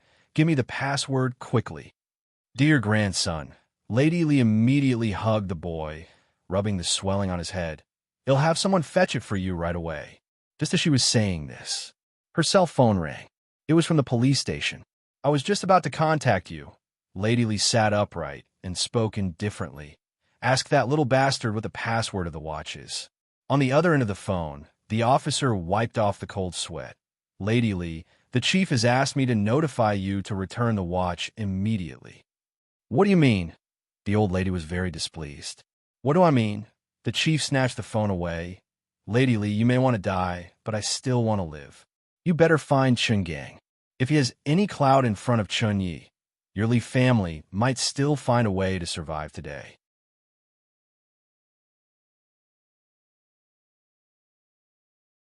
Chapter 110 044 The Great Shuffle. Ji Mulan 1 _1 The director made this statement to Old Lady Lee based on their past relationship. It was clear he wasn't joking. He even called out Chun Gang by his full name. Old Lady Lee put down her grandson and suddenly stood up, her voice still a bit hoarse. Are you serious? She wasn't oblivious. Judging from the few girls this afternoon, from head to toe, there wasn't much she deemed worthy of attention. The director didn't explain further. He simply hung up the phone as he was already overwhelmed with his own problems. Grandma, the password. Old Lady Lee also felt a bit panicked. She didn't tend her grandson any longer, but instead called Chun Gang. Back Street. When Chen from the bureau received Ming Dongheng's call, he halted what he was doing and burst into fury. Isn't this Xiangqing is just a bunch of no-goods? Not to mention whose turf they're digging into. Now, they've even escalated to protecting each other like this. The emperor is far away, and in the absence of the tiger, the monkey becomes the king, his subordinate said helplessly. This wasn't an isolated incident. He used two classic examples to explain. Even if Jiang Fulai's identity is confidential, the watch on the young master's wrist was personally made by him, and it bears the Jiang family's emblem. Can't they see that? Chun from the bureau slammed the car door hard, his eyes fiercely glaring. That watch. Only Jiang Fulai could make something like that in the entire Jiangjing. They really have good taste, don't they? Chun from the bureau's rage wasn't just because they offended Jiang Fulai. It was also because he was furious at the corruption from top to bottom. He was demoted here, and everything had been peaceful. Even Backter Street hadn't had any major incidents. Chun from the bureau thought his main task was to handle Backter Street, then help with Chun family and Jiang family's connections, and just relax until he could go back and be promoted. Who knew? All the peace was just a facade. It was all a show put on for him by Xiangqing. It was even possible that even before they had arrived, Xiangqing had already started putting on these facades. If it weren't for what happened today, he wouldn't have known that Xiangqing was only seemingly peaceful on the surface, but was actually riddled with problems to the core. There's nothing that can be done. The driver looked in the rearview mirror as he tried to pacify Chun from the bureau. You know, both Jiang Fulai and the young master's identities are highly confidential. Not to mention Xiangqing. There aren't many in Jiangjing who could be granted an audience with Jiang Fulai. Expecting these people from Xiangqing to recognize it right away is truly asking too much of them. But one thing the bureau chief said was correct. The watch Jiang he wore was indeed rare. There was only one like that in the entire Jiangjing. That's why there's the saying, possess a treasure, become a target. They indeed knew how to pick, landing right on Jiang He's head. The subordinate wiped sweat from his brow as he looked in the rearview mirror at Chun from the bureau's dark expression. Just how they were going to endure Chun from the bureau's wrath, he didn't know. Is it okay for us to just leave like this? Xinqing asked as they walked out of the police station's main door. It still felt surreal to her. She subconsciously looked back at the solemn and imposing doorway. Only a sliver of the setting sun was left overhead, its color a deep red, almost not blinding, but Xinqing still felt dazed. We just walked out like that. It's fine. Ming Dongheng saw Jiang Fulai treated Xinqing with respect, so he lowered his posture and with a cold gaze, glanced back before saying, You can leave with peace of mind. They wouldn't dare to trouble you again. That's good. Xinqing let out a sigh of relief. As soon as Bai Lian walked out, she saw two people squatting across the street, with Xiaoqi standing expressionless beside them, looking up at the sky. She paused for a moment, then turned to look at Jiang Fulai and handed Jiang He over to him. I will wait for my uncle. You take Jianghe back first. The sunset outlined her figure sharply, her plain clothes seeming even more assertive in the twilight sky. Jiang Fulai looked at her, then reached out and took Jianghe from her. As a researcher, Jiang Fulai's hands could definitely be considered a work of art, distinctively articulated yet wrapped in a faintly cold, jade-like chill. Yet Bai Lian's fingers wrapped around Jianghe's arm were even more slender, in smooth, cold white. Hard to imagine those were the hands that could play out the sounds of charging armies. When he took Jianghe, he unavoidably touched that cold white. He let go upon contact, not as cool as the palm of his hands. Jianghe clung tightly to Bai Lian's sleeve and wouldn't let go. Jiang Fulai lightly glanced at his tightly closed eyes. Xiaoniao. Bai Lian gently tugged at her own sleeve, then whispered a comfort. Sister has something to take care of right now. Let go, and he'll come to see you first thing in the morning. Jianghe's long eyelashes quivered, and his fingers loosened. Only then did Jiang Fulai, with a cold demeanor, hold him. Doesn't Ming Dongheng need to send you back?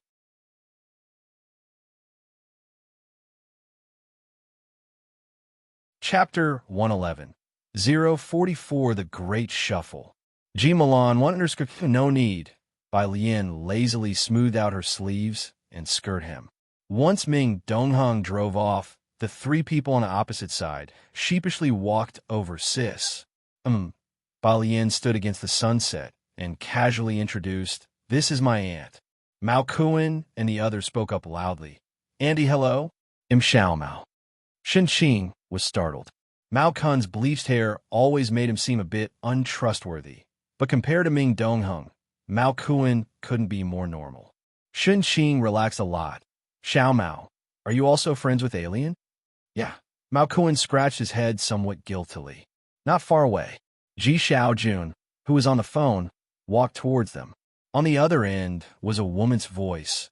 "She's back in Shanxing?" "Ji Milan, what kind of tone is that?" Ji Xiaojun frowned and scolded. "I left her with the Bai family because they have a big family business.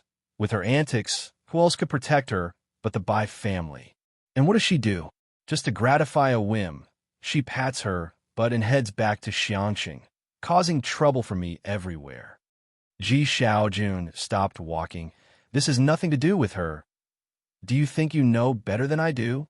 Ji Mulan interrupted him, listing the many issues Bai Lian had caused throughout her life. "You reaching out to me is less effective than a single word from Bai Qiming.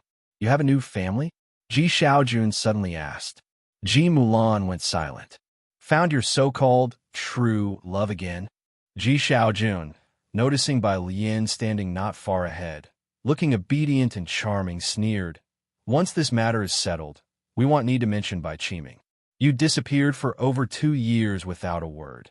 You should at least come back to see your daughter and your father when you have the time. Ji Milan, you're no longer the capricious teenager you once were. Dad is getting old.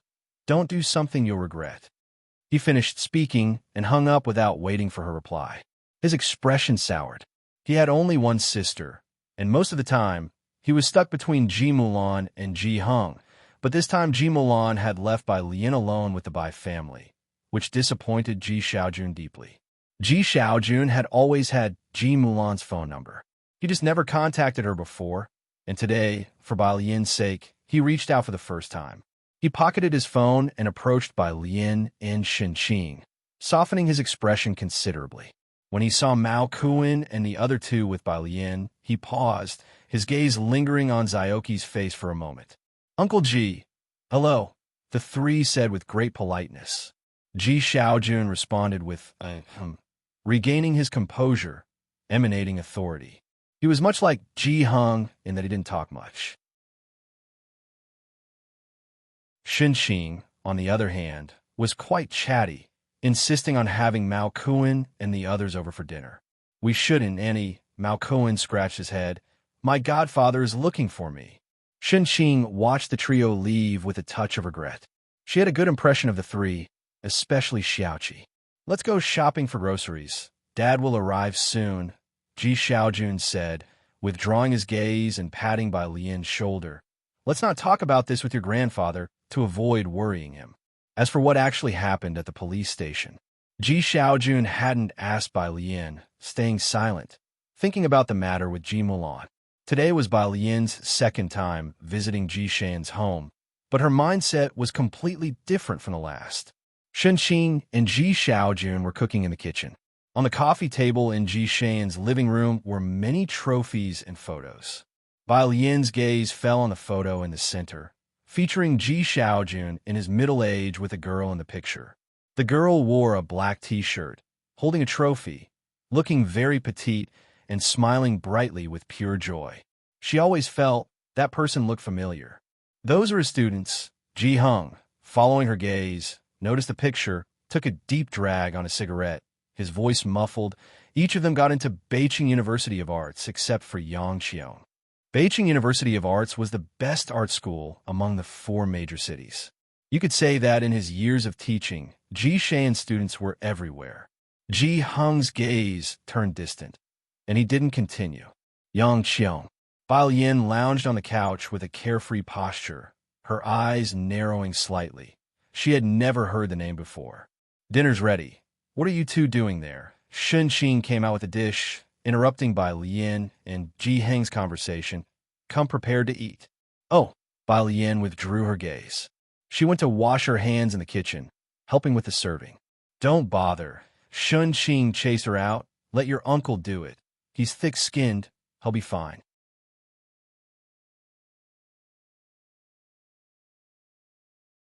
Chapter 112. 044. The Great Shuffle. Ji Mulan 1_3 Ji Xiaojun, who just picked up his soup, really wanted to put it back. The doorbell rang, and Shen Qing paused in her movements, still feeling restrained around the Ren family. Alien, go open the door. It should be your little uncle who has arrived. Bai Lian went to open the door. Only Ji Xiaorong had come. This was normal.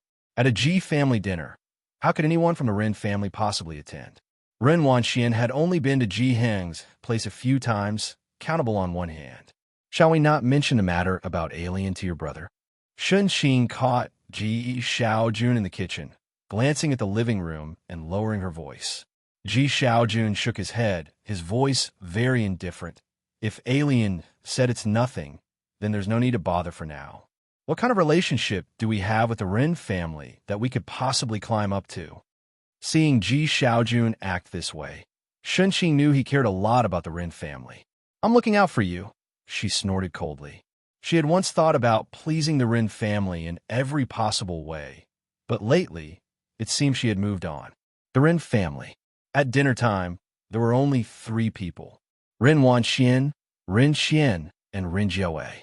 Today was Ren Wangshuan's school anniversary, and not a single person from the family had attended. If it were any other time, she would have been angry about it. Therefore, Ren Jiawei and Ren Xian had both brought her gifts and had made a special effort to have dinner with Ren Wanxian. But today, Ren Wanxian was surprisingly well-behaved and did not get angry. Did Teacher Cho and your senior brother come back? Ren Xian suddenly remembered this and asked Ren Wanxian. Teacher Cho was Ren Wangshuan's calligraphy teacher. Highly accomplished in the Liang style, she had significant influence in the calligraphy world. Although she was from Xiangqing, she had moved to Beijing a long time ago and rarely returned. It had cost Ren Xian and Ren Jiawei a great deal to hire her as a teacher for Ren Wanxian. Ren Wanxian nodded. Yeah, they should arrive in Xiangqing tonight. Ask Teacher Cho when she's free for me to visit. Ren Xian spoke seriously. They'll let Mr. Chun know when it's time. The entire Ren family did not dare to neglect this matter. As the two of them were talking, Ren Xian hadn't seen Ji Xiaorong yet and turned to Ren Jiawei. Where's Xiaorong? Ren Jiawei reached for a tissue, leisurely wiping her hands. He's gone to the Ji family for dinner. No need to wait for him today. Gone to the Ji family for dinner? Ren Xian had no objections to Ji Xiaorong dining at the Ji family's home. He wasn't too concerned with the Ji family members. What surprised him was the timing of it today. Quite inconveniently, right after the incident with Bai Lian, Ji Xiaorong was having dinner at the Ji family, which made Ren Xian inevitably overthink. Across the table, Ren Wanxian also looked up at Ren Xian. After dinner, Ren Xian, holding his teacup, planned to discuss the matter about Teacher Cho and Mr. Chun with Rin Jiawei. Suddenly, a servant's voice came from outside. The master has returned. It was Ji Xiaorong. Rin Xian paused his step, glanced outside, then suddenly set down his teacup and headed upstairs. Jiawei, I'm a bit tired. If Xiaorong needs anything, let him come find me tomorrow. Having said that, he vanished at the staircase. Rin Jiawei looked puzzledly at Rin Xian's retreating figure. What's wrong? Ji Xiaorong came back only to see Rin Jiawei deep in thought. No, it's nothing. Rin Jiawei touched her chin, contemplating, then suddenly sat up straight. Did something happen at the Ji family? Or did you recently upset my dad? The Ji family? Ji Xiaorong paused, then patted the back of Rin Jiawei's hand. It's nothing. I've just come from my brother's place. We're planning to buy alien Guzheng. Oh, right. Do you know any Guzheng teachers? When Rin Jiawei heard this, she relaxed. Ji Xiaorong, seeing that her focus had shifted, glanced upstairs and then frowned as he sent a message to Ji Xiaojun. The following day, Rin Xian got up much later than usual. Ji Xiaorong had spent the night at the old house with Rin Jiawei. It was only when a servant informed Rin Xian that Chun Gang had come to visit out of the blue that he went downstairs. Just as he reached the bottom of the stairs, he saw Chun Gang waiting in the lobby. Reminded of the incident with Bai Lian, Rin Xian took the initiative to speak. Rest assured, no matter what happens, I'm on your side. Uncle Chun. Ren Wanxian also came down with her school bag. Chun Gang managed only a weak smile. He was not in a mood to joke with Ren Wanxian, focusing only on Rin Xian. Mr. Ren, you're the only one who can help with this matter. Can you contact Bai Lian for me? Rin Wanxian bowed her head, slowly changed her shoes. Her hand paused upon hearing Chun Gang's request. Rin Xian felt a jolt in his heart, sensing that things might not be as he had imagined. What do you need Bai Lian for?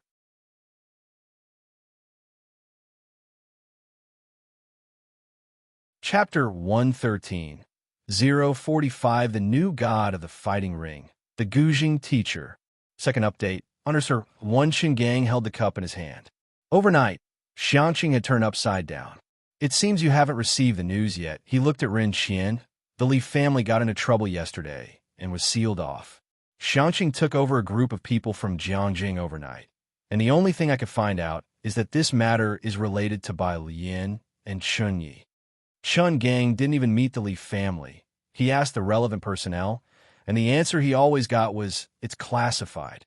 Fortunately, he had made the right connections in his daily life, and finally someone told him that one of the parties involved was Bai Lian. This is why he came to the Rin family. He remembered Bai Lian was Ji Xiaorong's niece. Rin Wangshuan's hand, which was tying her shoelaces, suddenly stopped. She's related to Chun Yi. Rin Xian also lost his color considerably. As for the Ji family, he never took them seriously. How could they be related to Chun Yi? Rin Wanxian stood up. She clutched her school bag tightly and suddenly spoke up. Maybe it's because she played the white robe journey at the school anniversary. Rin Xian and Chun Gang both looked at her. Bai Lian learned the Guzheng. Ren Wanxian said, her eyes downcast and her mind in disarray. That day at the school anniversary, she intentionally played the white robe journey. Everyone knows the Qin family likes the white robe journey. It must be because of this. After finishing speaking, she took her school bag and went to school. Behind her, Rin Xian also recovered his composure, saying to himself that the Ji family, how could they possibly be connected to Chun Yi? If it was because of the white robe journey, then it made sense. So, did Rin Xian suddenly realize that Bai Lian was actually fine? Not only fine, but had also gained Chun Yi's appreciation? Rin Xian suddenly took out his mobile phone, trying to call Ji Xiaorong, but the call didn't go through. He sat on the sofa in a daze, feeling regret for the first time. So, the Ji family didn't really want to ask for his help yesterday? Then his actions last night? Ji Xiaorong must have sensed it. As you can see, I can't get in touch with Bai Lian either. Rin Xian looked at Chun Gang and sighed. I think you should not get involved in the Li family's affair. It was just for show, and now that it's been discovered by Chun Yi, you'd better back away if you can. As for Bai Lian, Rin Xian then made a phone call to Ren Jiawei's assistant. The two of them spoke for a few moments. After hanging up the phone, Ren Xian looked at Chen Gang. It seems like they're looking for a Gujing teacher for Bai Lian. On Jiang Fulai's side, Director Chen had been waiting downstairs since dawn. When Jiang Fulai appeared, dressed in a black shirt, he quickly stood up, respectfully handing over Jiang He's watch with a shamed expression. Jiang Xiao, the arrangements with the Li family and Xiangqing have been completed. It was almost a complete overhaul. Jiang Fulai just stood there, his cold gaze sweeping over him, like the calm, dark sea before a storm. Director Chen's body trembled. Just as Director Chen was about to cry, a lazy voice came from behind him. "Where is Jianghe?" Director Chen turned in relief, turning his head sharply back. He then saw Bai Lian walking in nonchalantly from the outside, dressed in the most basic school uniform, her long hair pinned up behind her head, her face against the rising sun, holding a string of red Chinese knots in her pale fingers. Jiang Fulai retracted his gaze and then reached out to take the watch. "He's upstairs and won't come down. I'll go take a look." Bai Lian put down her school bag. She had promised Jiang He that she would visit him and naturally wouldn't break her word. Jiang Fulai took Bai Lian upstairs to see Jiang He. Jiang He had been frightened yesterday and had slept all night after taking a sedative. Now he was already awake, sitting in front of a small table, quietly painting with a brush in his hand. Bai Lian walked quietly to his side. Jiang He was drawing the Xiangqing building. The Xiangqing building. It was also her profile picture. "The lines here are wrong." Bai Lian watched for a while, then bent down, took his hand, and lazily helped him with a few strokes. The building is supposed to be in a state of disrepair. With her hand on Jiang He's, she added a few soulful strokes to his craftsman-like drawing. Jiang Fulai didn't come close, just leaning against the door, watching intently as she taught Jiang He to paint. The morning sun had not yet fully risen, and a few rays of light passed through Jiang He's small window, quietly shining on the girl's translucent profile, creating a play of light and shadow that brought a burst of vitality to the room. After completing a painting, Jiang He looked at the vivid and perfect drawing, raised his head, and admired Bai Lian's little face filled with amazement. His mouth slightly ajar, his round eyes brimming with adoration. Jiang Fulai snapped out of it, surprised that Bai Lian could paint too. He approached, bent slightly, and took a glance. After looking, Director Jiang, the human photocopy machine, was somewhat silent. He began to understand why his teacher had trembled while saying he didn't have the talent when he first tried painting.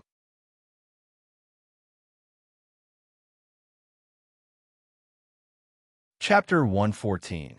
045 The New God of the Fighting Ring, the Gujing Teacher. Second update. Underscore 2 Bai Lian leisurely set down her paintbrush, leaning on Jiang He's desk with one arm and tilting her head to examine the painting she finished moments ago. Her verdict was, "Jiang Xiaonyao, with your skills, did your teacher really not die of frustration? Though he was only 7, but already an award winner, Jiang, was she not here to see his work today?" Speaking of this, Bai Lian suddenly remembered the cat on Jiang Fulai's notebook. She tilted her head. "Teacher Jiang." Jiang Fulai suddenly stood up, glanced at the time on his phone, his expression unchanged, his tone calm, as if aloof. "Your class is about to start. It'll take you to school." At this hour, taking the bus would definitely make her late for school. Bai Lian glanced at him and didn't refuse. "Okay." But as they were going downstairs, Bai Lian, following leisurely behind Jiang Fulai, spoke up again.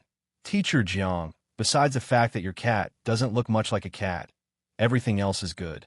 Jiang Fulai picked up his keys, heaved a light sigh, as he knew that notebook was nothing but trouble.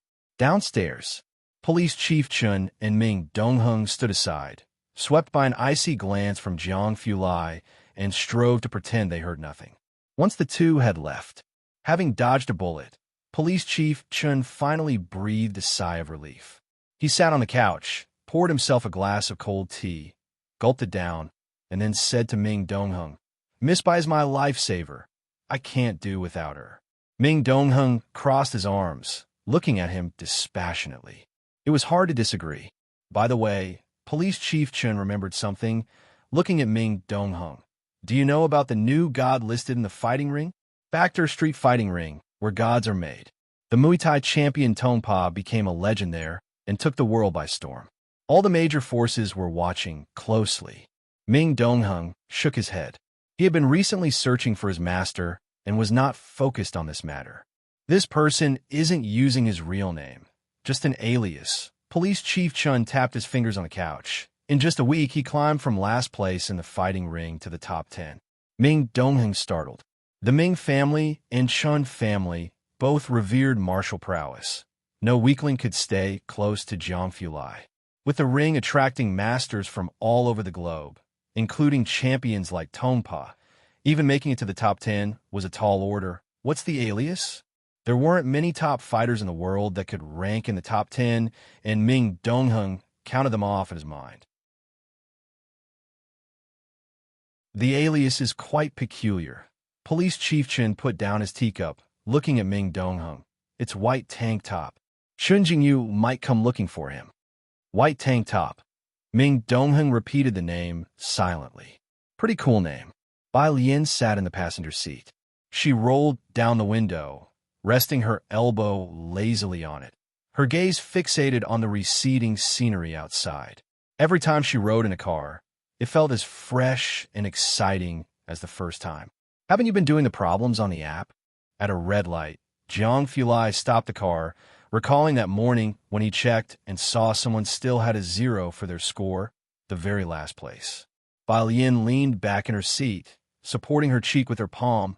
It's difficult, Teacher Jiang. Isn't a score of 0 quite embarrassing for you? Inside, there were biology and chemistry problems, and, as luck would have it, the first question she encountered this month was chemistry. What a pain. No. The light turned green. Jiang Fulai glanced at her and earnestly explained they wouldn't dare. Shortly after, they arrived at the entrance of the first high school. Jiang Fulai parked the car. Bai Lian waved at him before blending into the sea of students entering the school. It was the busiest time for the school rush hour. Jiang Fulai didn't drive off immediately, watching Bai Lian's figure until she was out of sight. It was apparent that she was quite popular at school, especially after the weekend celebration. No sooner had Bai Lian joined the crowd than a burst of exclamations erupted from the students. Jiang Fulai sat in the car, an icy expression on his face as he watched the group of students, his demeanor as chill and sharp as a long sword's blade. When Bai Lian reached class 15, classes had not yet started. Yang Lin hasn't arrived yet. Bai Lian put away her backpack, looked at Yang Lin's empty seat, and knocked on Ning Xiao's desk behind her. Pu Xiaohan and Zhang Xiai's were always late, but Yang Lin was almost certainly at school by 6. Ning Xiao looked up. She hasn't come, not for the first time either. Bai Lian took out her books one by one. Her brows furrowed. Yang Lin had missed the first 2 classes. Bai Lian went to the office to ask Lu Lingxi about this, and when Lu Lingxi heard Yang Lin had not arrived, her brows also tightened slightly. Never mind, focus on your class. Lu Lingxi clearly knew something, yet said nothing more, only asking Bai Lian about her day yesterday. Bai Lian shared what she felt she could tell.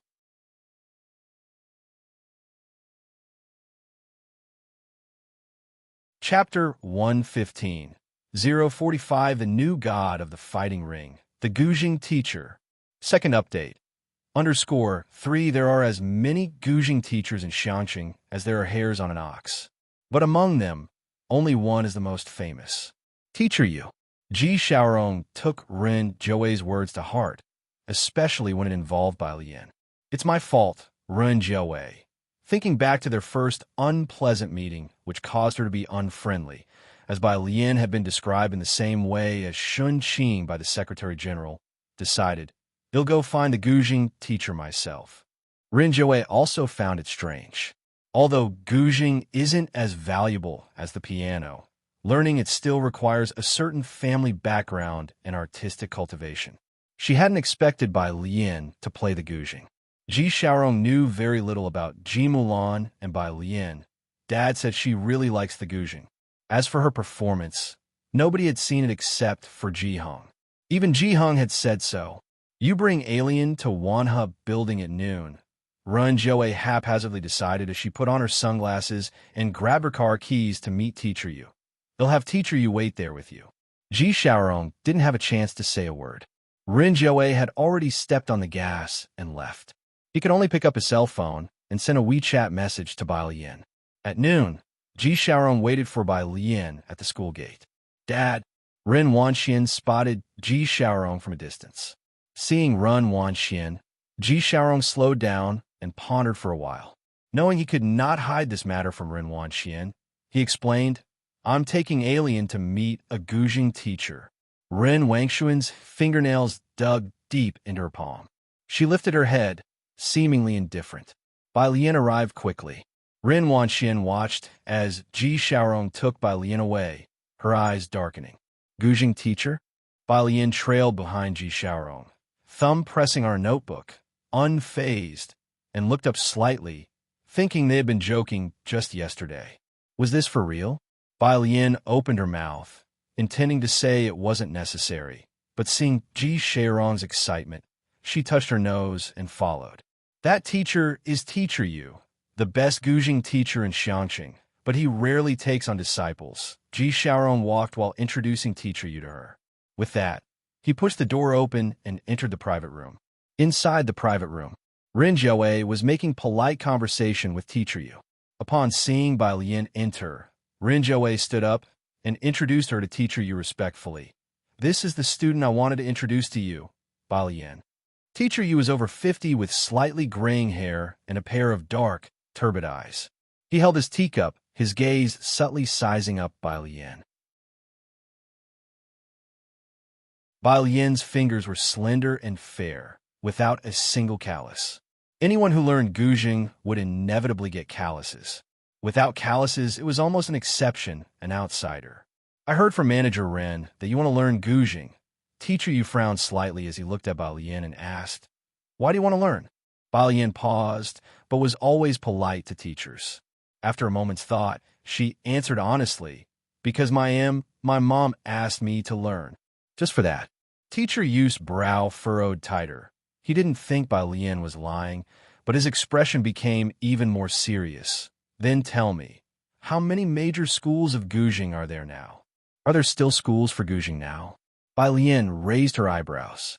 Back in her day, there had been only one school. Had her senior brothers and sisters split up? Teacher Yu knew from Bai Lian's expression that she was unaware. Anyone with even a bit of Guzheng knowledge would know the 9 major schools. He stood up leaning on the table. You know nothing. How are you going to learn the Guzheng? Young lady, the Guzheng is a sacred art, not something for you to seek attention with. I'm sorry, Manager Ren, I cannot accept this student. Upon opening the door, he saw Ren Wanxian standing outside, which startled her. She subconsciously glanced at Bai Lian standing inside, then whispered softly, Dad. Ji Xiaorong suddenly remembered, pulled out his phone, and opened a video. Wait, Teacher Yu, I have a recording of Alien's Guzheng performance. Could you take a look first?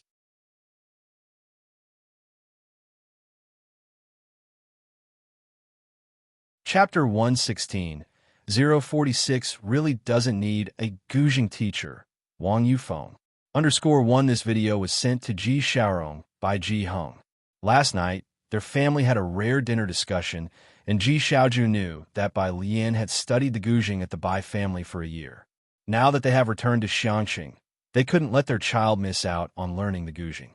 Bai Lian was memorizing vocabulary on the side, multitasking, and listening in. She didn't expect that today. Only the second day, Ji Xiaorong had already made arrangements. Ji Hung had heard that he found the best teacher in Xiangqing and had specially sent the video to Ji Xiaorong. Mr. Ji, Teacher Yu looked steadily at Ji Xiaojun. The Guzheng is a collision between emotions and the soul. Its existence is not to show off to people, not to pander for attention. It's the cleanest, most pure form. Those who come to learn the Guzheng with a utilitarian mindset will never be able to reach the pinnacle. I'm sorry, I don't want to listen. He had no intention of listening. He walked right past Ren Wanxian, who was stunned, and left. Teacher Yu, I respect your views, but I don't agree. Bai Lian said slowly as she turned around. She didn't defend her decade-plus years of Guzheng study, nor did she explain why she didn't understand the different schools of Guzheng. She just made eye contact with him. The development history of the Guzheng spans thousands of years. Inheritance and promotion are the most important aspects. But the world is diverse, and this is the charm of civilization and heritage. While we like the Guzheng, we can also like many other things. People need to eat. Have you truly understood them by setting aside all your own perspectives? Why deny them?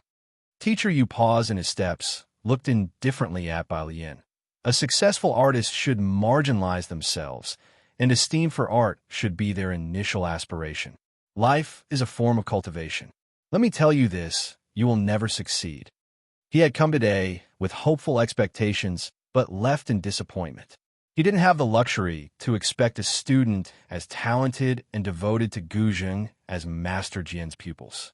He merely wanted a student with a bit of spirit and willingness to work hard, not one tainted with utilitarian motives, who lost their original intention or even touched the Guzheng only a few times. Xiangqing had produced many renowned Guzheng masters since ancient times, and Teacher Yu was one of the well-known ones.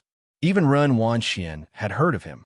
Ren Wanxian had come to find out which master teacher Ji Xiaorong and Ren Jiawei had found for Bai Lian, and upon learning it was Teacher Yu, Ren Wanxian could not help but feel a pang of jealousy. But at this moment, this teacher, unlike others, did not acknowledge Bai Lian, did not think she was good at the Guzheng, and even thought she would never succeed. The slight feeling of jealousy that had just arisen suddenly dissipated. The praises for Bai Lian in the school's online forum that had accumulated in her heart for a long time finally scattered into nothingness. Her head bowed. She suppressed the urge to let her mouth curve upward. "Dad, I came to tell you there's a parent-teacher meeting this week. Since you're busy, I will be taking my leave first." After saying this, she forcibly held back, then left. "What artist?" Ren Jiawei sat down, crossing her arms, and scoffed, then couldn't help but say to Bai Lian, "This Mr. Yu is just like your grandfather, useless in his loftiness and bad temper. Don't listen to him. Look at your grandfather, busy with art and tradition every day. What has that brought him? He's speaking without feeling the pain. I'd like to see him perform in public without taking a penny." "Enough," Ji Xiaorong said, his head aching as he looked at Ren Jiawei. "Don't say that anymore, or you'll be heavily criticized." Ren Jiawei was indifferent. She was a worldly person after all. To her, all art was the same. Weren't all those art students burning through money? Bai Lian, with her brows and eyes downcast, was multitasking by memorizing vocabulary while listening to Ren Jiawei talk, occasionally nodding along. She sat politely, her slightly loose hair softly framing her face and eyes. Quiet and serious. Accustomed to her own way at home, Ren Jiawei had never seen someone who listened to her so seriously and responded. She paused, then started to say, "Don't worry, they'll find another master for you in Beicheng." Bai Lian's wrist rested on the table as she leisurely traced a word. After a few seconds of contemplation, she seriously said to the two, "Thank you for going through all this trouble for me, but I really don't need a Guzheng teacher." Her teacher had already taught everything that was needed. The rest was up to her and how much she could comprehend on her own. Got it. Ren Jiawei waved dismissively, not really paying attention. "Let's eat first." After finishing her meal, Bai Lian returned to class. Teacher Yu's words had no impact on her.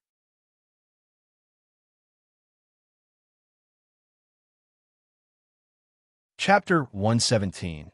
046 really doesn't need a Guzheng teacher.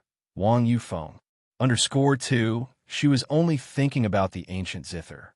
After flipping through her notebook and sketching a miniature zither, Bai Lian couldn't help but flip to the drawing of that black cat and raised her eyebrows involuntarily.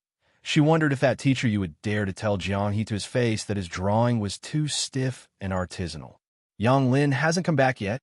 Ahead, Pu Xiaoan looked back, glanced at Yang Lin's usual spot, and frowned slightly. What does she always go off to do? You don't know either? Bai Lian came back to her senses and pulled out a pen, looking towards Pu Xiaohan. Pu Xiaohan shrugged her shoulders.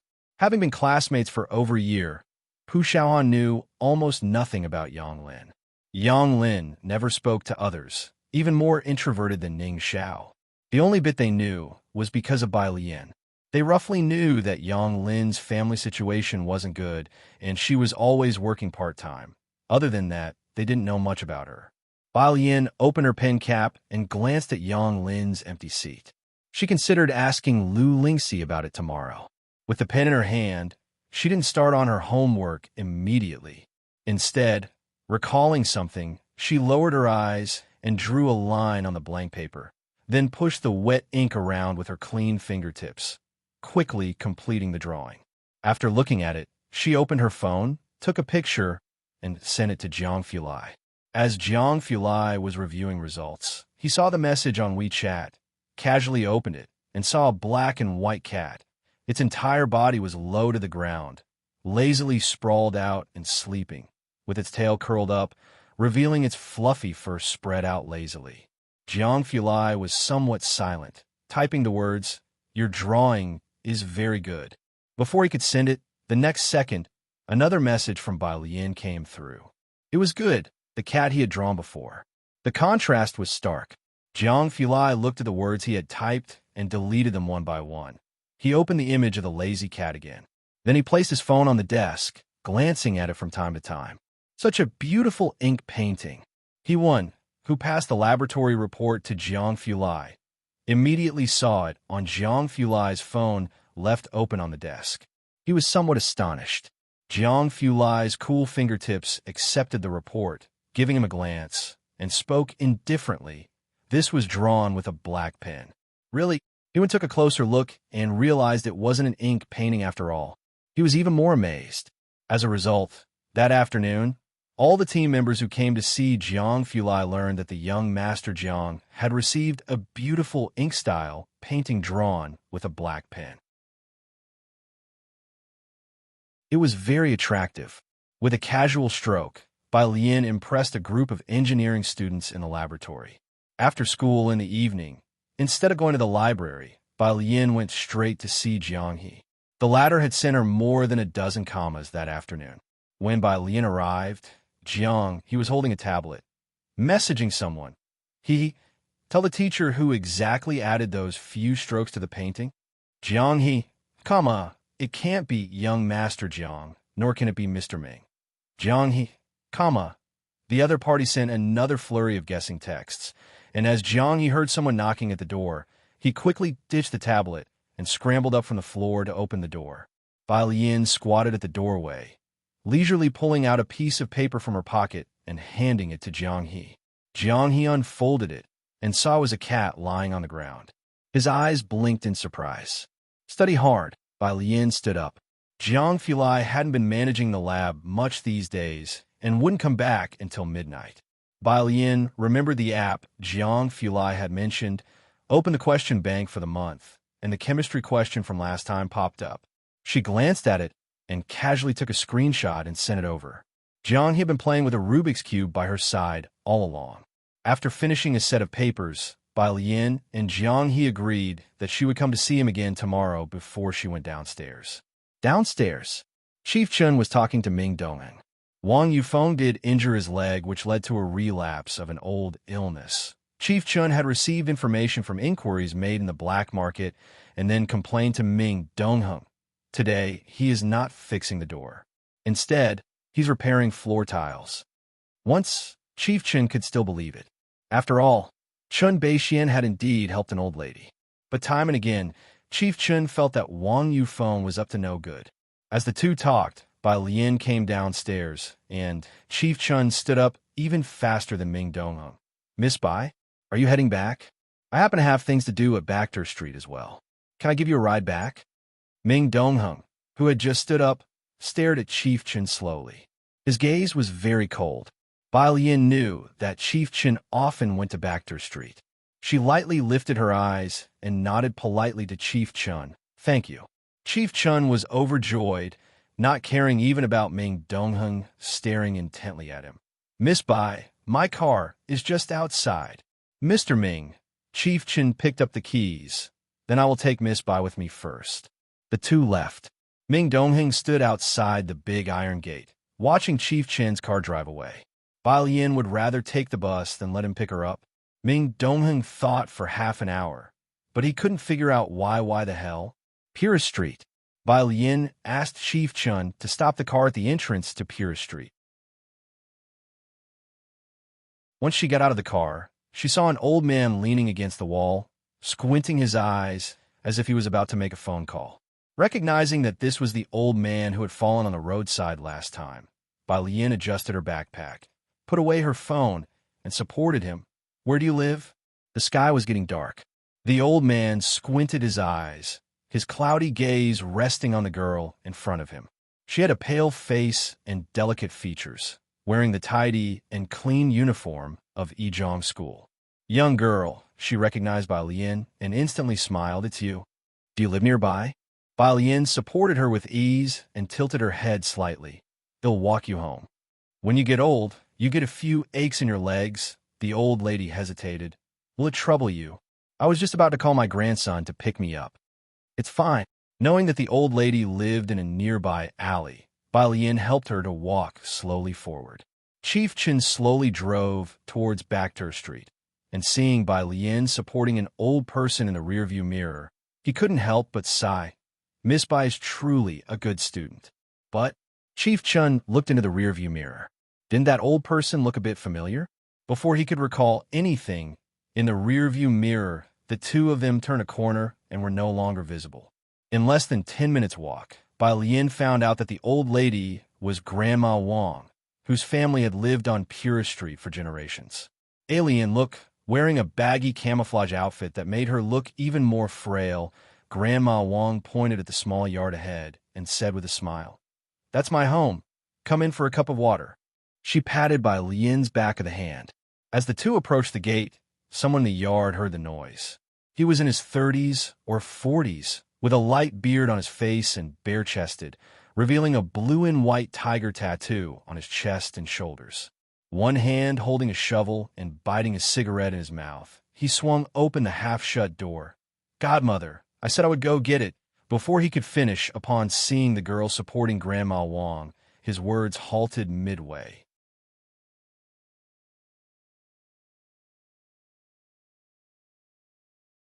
Chapter 118. 047 Director Jian doesn't care about his master's post. Second update. Underscore 1 Bai Lian looked at the other person, her eyes pausing momentarily upon the sight of the person's bare arms. She couldn't help but look up to the sky. "Little Wang, put your clothes on." Grandma Wang misinterpreted her glance and scolded him before comforting Bai Lian warmly. "Don't be afraid. Little Wang's tattoos might look fierce, but he is actually very honest. You don't need to be scared." Wang Yufeng looked at Bai Lian and silently reached for his jacket hanging to the side, putting it on. Bai Lian also recognized him. This was the person she had once saved in the alley. Without changing expression, she helped Grandma Wang to the main room.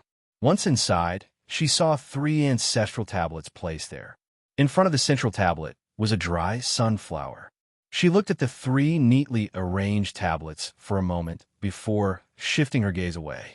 Classmate Wang Yufeng, having properly put on his shirt, poured a glass of water for Bai Lian and Grandma Wang, then offered with a smile, "Have a drink of water." After finishing her water, Bai Lian prepared to go home. By that time, it had already become dark outside. Leaning on a walking stick, Grandma Wang stepped out and looked at Wang Yufeng, who was filling soil in the courtyard. "Little Wang, it's not safe when it's dark. Escort Bai Lian home." Wang Yufeng looked at Grandma Wang, hesitated as if he wanted to say something. He turned to look at Bai Lian, who was holding her school bag, her pale fingers tapping on her phone to study words, a wooden hairpin slanted in her hair, her school uniform spotless, and she lazily glanced at him, raising her eyebrows, with an expression that said, "Try looking at me one more time." Wang Yufeng immediately averted his gaze. In such a manner, did he think she needed his escort? He quietly set down the shovel and escorted Bai Lian to the door. Both of them tacitly said nothing in front of Grandma Wang. Once outside, Wang Yufeng finally spoke in a muffled voice. Do you live here too? I've never heard about it before. Just moved in. Bai Lian spoke slowly, chopping off another word. No wonder. Wang Yufeng nodded. He had thought as much that someone so tough had shown up on Pure Street. I don't come to my godmother's place very often. Let's exchange contact info.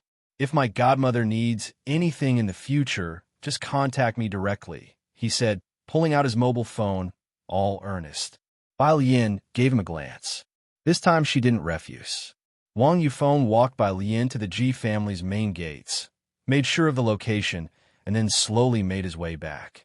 At the mouth of the alley, a black car was waiting for him. The man standing by the car looked down, full of guilt. We couldn't find him. Wang Yufeng's stern eyes slightly lowered, the night completely enveloping his face. He looked at the black-clad thugs and spoke slowly. You can't even handle a doctor. You have really disappointed me. Meanwhile, Chun Gang, exhausted, left the detention center. Chun Zhu, who had been waiting outside, immediately went up to him, asking, how did it go? Chun Gang, pressing his brow, got into the car to the Ren family. The Ren family. Ren Qian had been waiting for Chun Gang to come. I've got a hunch, Chun Gang, having figured out a bit of the situation, sat down on the couch. The deeper reason is that they're deceiving their superiors and subordinates alike. The Li family just happened to catch the bullet, a warning to others. A new official needs to assert authority with 3 strokes. Although Chen Elder didn't need these 3 strokes, he wouldn't allow others to step on his head. Reorganizing Shanqing was just a matter of time. Ren Qian, holding his teacup, equally at his wit's end, I've asked Chen Elder, and he can't be reached, not even on behalf of Master Xian Xian. The Li family was no longer important now. Ren Qian tapped his fingers on the table. I've asked the principal. After Bai Lian's performance, Chen Elder indeed went to find Bai Lian. What? Chun Gang was startled. It seems she really plays the Guzheng well. Chun Zhu, also surprised, looked towards Ren Qian. He didn't understand Guzheng, but could appreciate emotion. He had been waiting for Ren Wanxian that day and did not know that Chen Elder eventually went to Bai Lian. Ren Wanxian had been silent all this time. It wasn't until Chun Gang and the others turned the discussion to Bai Lian that she said indifferently, my mother helped her find Master Yu, and even with a high price, Master Yu refused to take her.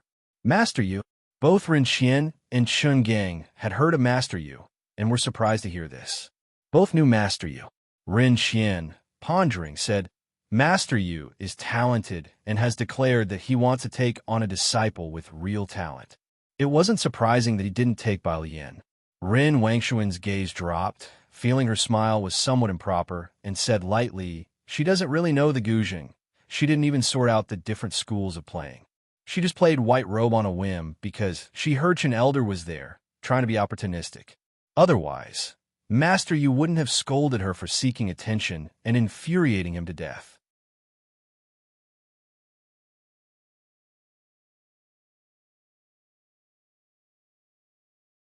Chapter 119. 047 Director Jian doesn't care about his master's post. Second update. _2 Qinzhu watched Ren Wanxian and suddenly spoke up. Bai Lian was not cutting corners. She hadn't originally planned to play the zither. Ren Wangshuan's smile froze. She looked up, incredulously, at Qinzhu. Qinzhu, however, did not look at her. Bai Lian's program was originally a sword dance. Chen Wei asked me to go back and fetch the long sword, but Wanxian did not inform me of this. The long sword went missing unexpectedly, which is why Bai Lian ended up playing the zither instead. Ew. Ren Wanxian pursed her lips. She did not know why Qinzhu, who had always stood by her side, was suddenly turning against her. Chun Gang hadn't expected Chun Wei to be involved in this matter either, and his expression turned cold as well. Wanxian, Ren Qian rebuked loudly, looking at her. You'll come with me to apologize to Bai Lian tomorrow. Ren Wangshuan's mouth fell open. At Ren Qian's side, the Secretary General discreetly shook his head at Ren Wanxian. Ren Wanxian took a deep breath, holding back, her nails almost digging in her palms. She lowered her head. I understand, Grandpa. Jiang Fulai didn't get home until almost 1 in the morning. Jiang He's mood had improved quite a bit. Sitting on the living room carpet playing with blocks, the empty house filled only with the slight clinking noises of the blocks. It was very quiet. Jiang Fulai lowered his eyes, unhurriedly unbuttoning his coat while opening a picture by Lien had sent him. A chemical question. He glanced at it and hung his black coat properly. As he passed by Jiang he paused. Jiang He was sitting cross-legged by the blocks, attentively arranging them, with a piece of white paper by his feet. On the paper was a lazily sprawled cat. Jiang Fulai squatted down, his fair and slender fingers picking up the paper. Jiang He, who had been focusing on the blocks, suddenly looked up at Jiang Fulai. Jiang Fulai stood up, and despite not having rested much during the day, he didn't show any signs of fatigue. His noble features still exuded an innate gracefulness. In front of Jiang He casually folded the paper, then slipped it into his pocket. Jiang He stood up. Jiang Fulai glanced at him with a rather good mood, his presence dominating from a higher position. He spoke with gentlemanly grace. It's 1 o'clock already. If you don't sleep, you might not grow as tall as your sister Bai. On the side, Ming Dongheng, who had seen it all, Jiang He watched Jiang Fulai go upstairs. Then he looked down. He tapped on the watch that had been returned after being lost and selected an icon of an ancient tower. Illiterate frowny face, comma. Illiterate frowny face, comma. Illiterate frowny face, comma. The high school senior who had just finished showering and was preparing for bed was hit by a barrage of vibrations. And they didn't stop. Bai Lian set down her hairdryer. She glanced at the frenzied Jiang He, reached out to click on someone else's WeChat, and immediately sent out a video call while she picked up a vocabulary book with one hand.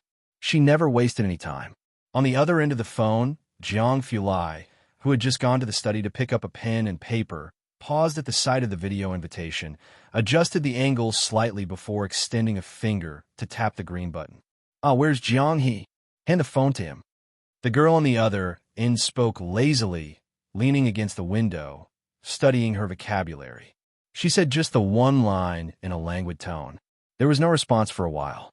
Bai Lian couldn't help but look up. She had just taken a bath, lounging leisurely against the window. Dressed in a snow-white, long-sleeved silk pajama set, her half-wet ink-black hair not tied up as usual, cascading behind her head and on the windowsill, a banyan tree from the courtyard in the background, and the moonlight shining down, casting her profile in an especially dazzling light. A faint red flushed at the corner of her eyes, strikingly beautiful. The long hair unfurled added another kind of scenery to the view. Jiang Fulai thought lightly that wooden hairpins weren't bad. He should send her a few more. He's downstairs. Jiang Fulai withdrew his gaze, lifting his long legs to go downstairs in search of Jiang He, his tone quite light. What happened? Bai Lian continued studying a word, very casually. Ask him what the heck he's doing.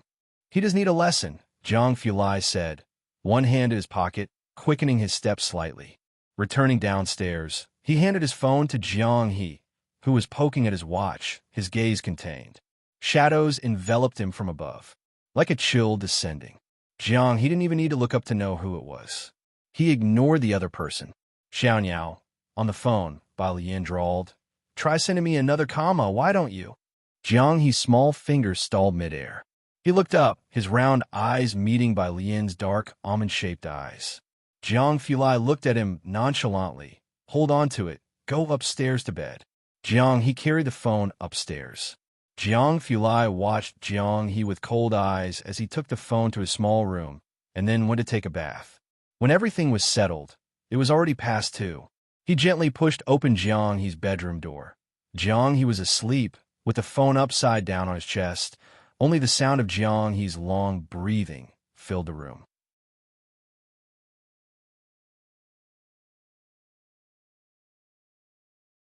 Chapter 120. 047 Director Jian doesn't care about his master's post. Second update. _3 Jiang Fulai tucked the blanket round Jiang He, whom he had kicked open, and then turned off the light. Only then did he gently pick up his smartphone and leave the room. The door was closed properly. Jiang Fulai put the smartphone back into his pocket, went to the study to deal with some documents sent from the Jiang family, and then returned to his own room, the whole house still vast and quiet. He absent-mindedly picked up the remote control to close the curtains, when suddenly he heard a lazy yawn coming from the smartphone in his pocket. "You last longer than I do." He was startled and looked down to light up the screen. On the other end of the phone, Bai Lian was laughing lazily. "I'm going to sleep first." The video call ended. Jiang Fulai realized belatedly. So there had been someone there all along. The next day, Bai Lian got up a little later than usual. Ji Heng, who hadn't been woken up by anyone for the first time, was slightly unaccustomed. Bai Lian sent Jiang he a period and then went straight to school, without the time to make a detour to see him in the morning. Yang Lin was still absent from class today. Bai Lian slowly took out her books and homework from her school bag, starting to ponder. Outside the door, Ren Wanxian suddenly appeared. A person from the Crown Prince class. It was Ren Wanxian. The students of class 15 suddenly fell silent. Ren Wanxian did not look at anyone. She just looked indifferently at Bai Lian. "Bai Lian, the principal wants you to come to his office." Having said that, she left directly. After she left, Zhang Xi's looked at Bai Lian. "It's Ren Wanxian who came to notify you." "Sis, when did you even get to know her?" The rest of class 15 was also curious. Bai Lian packed up her school bag and just quirked an eyebrow. Pu Xiaoan looked at Bai Lian and suddenly remembered the incident during the last school anniversary. She leaned back. "Alien, let's leave the school anniversary issue as it is. We can't afford to provoke Ren Wanxian or Chun Wei, especially Ren Wanxian. I heard." She glanced around and lowered her voice. "Her grandfather is that Mr. Ren from our Xiangqing." These were all rumors around the school, but the students hardly doubted them. "Right?" Zhang Xi's frowned. "Even Chun Wei doesn't dare to mess with her. You can blame me for what happened. When you go to the principal's office, don't mention it. Don't upset her because of this." "That's enough." Bai Lian rose unhurriedly. "I know what I'm doing." She knew where the principal's office was. The principal's office. The principal was sitting at the conference table, smiling obsequiously. Seeing Bai Lian coming, the principal stood up and then introduced her one by one. "Student Bai, this is Mr. Ren, this is his secretary, and you know this one too, Ms. Ren Wanxian." Ren Xian looked at the principal, very surprised. He hadn't expected that no one in the school was aware of Bai Lian's relationship with the Ren family. Ren Xian said with a smile, "Bai Lian is my son-in-law's niece. Principal, you don't need to introduce her." By Ren Xian's side, Ren Wanxian gave him a glance, her lips pursed. Upon hearing that Bai Lian was a relative of the Ren family, the principal was also very surprised, but his astonishment was fleeting as he surmised that Ren Xian was there to see Bai Lian for a reason. And then he left his office to them. "You talk." Bai Lian, with her school uniform unbuttoned and a cell phone in her hand, half closed her eyes, leisurely watching the principal walk out. Then she dragged a chair across and casually sat opposite Ren Xian. One hand rested on the table while she placed her cell phone on it, leaning back slightly. "What's up?" Ren Xian's secretary looked Bai Lian up and down with a frown. "Wanxian." Ren Xian turned his head and spoke sternly. Ren Wanxian pursed her lips, her head lowered, almost in humiliation. "I'm sorry, Bai Lian. I didn't ask Chenju to go back for the longsword."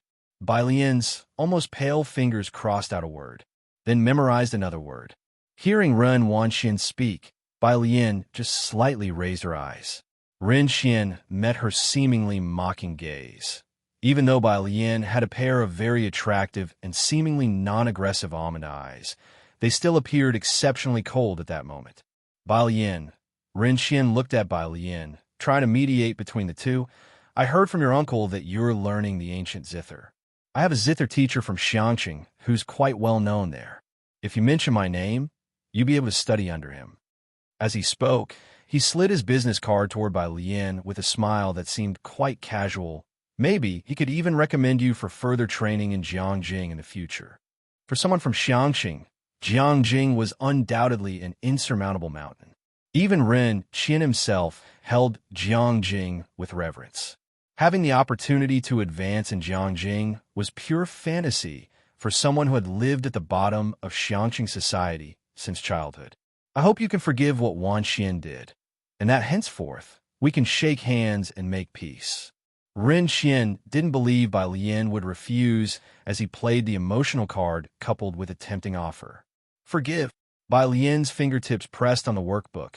She glanced at the business card and simply laughed. I'm afraid that's impossible. Ren Xian was stunned.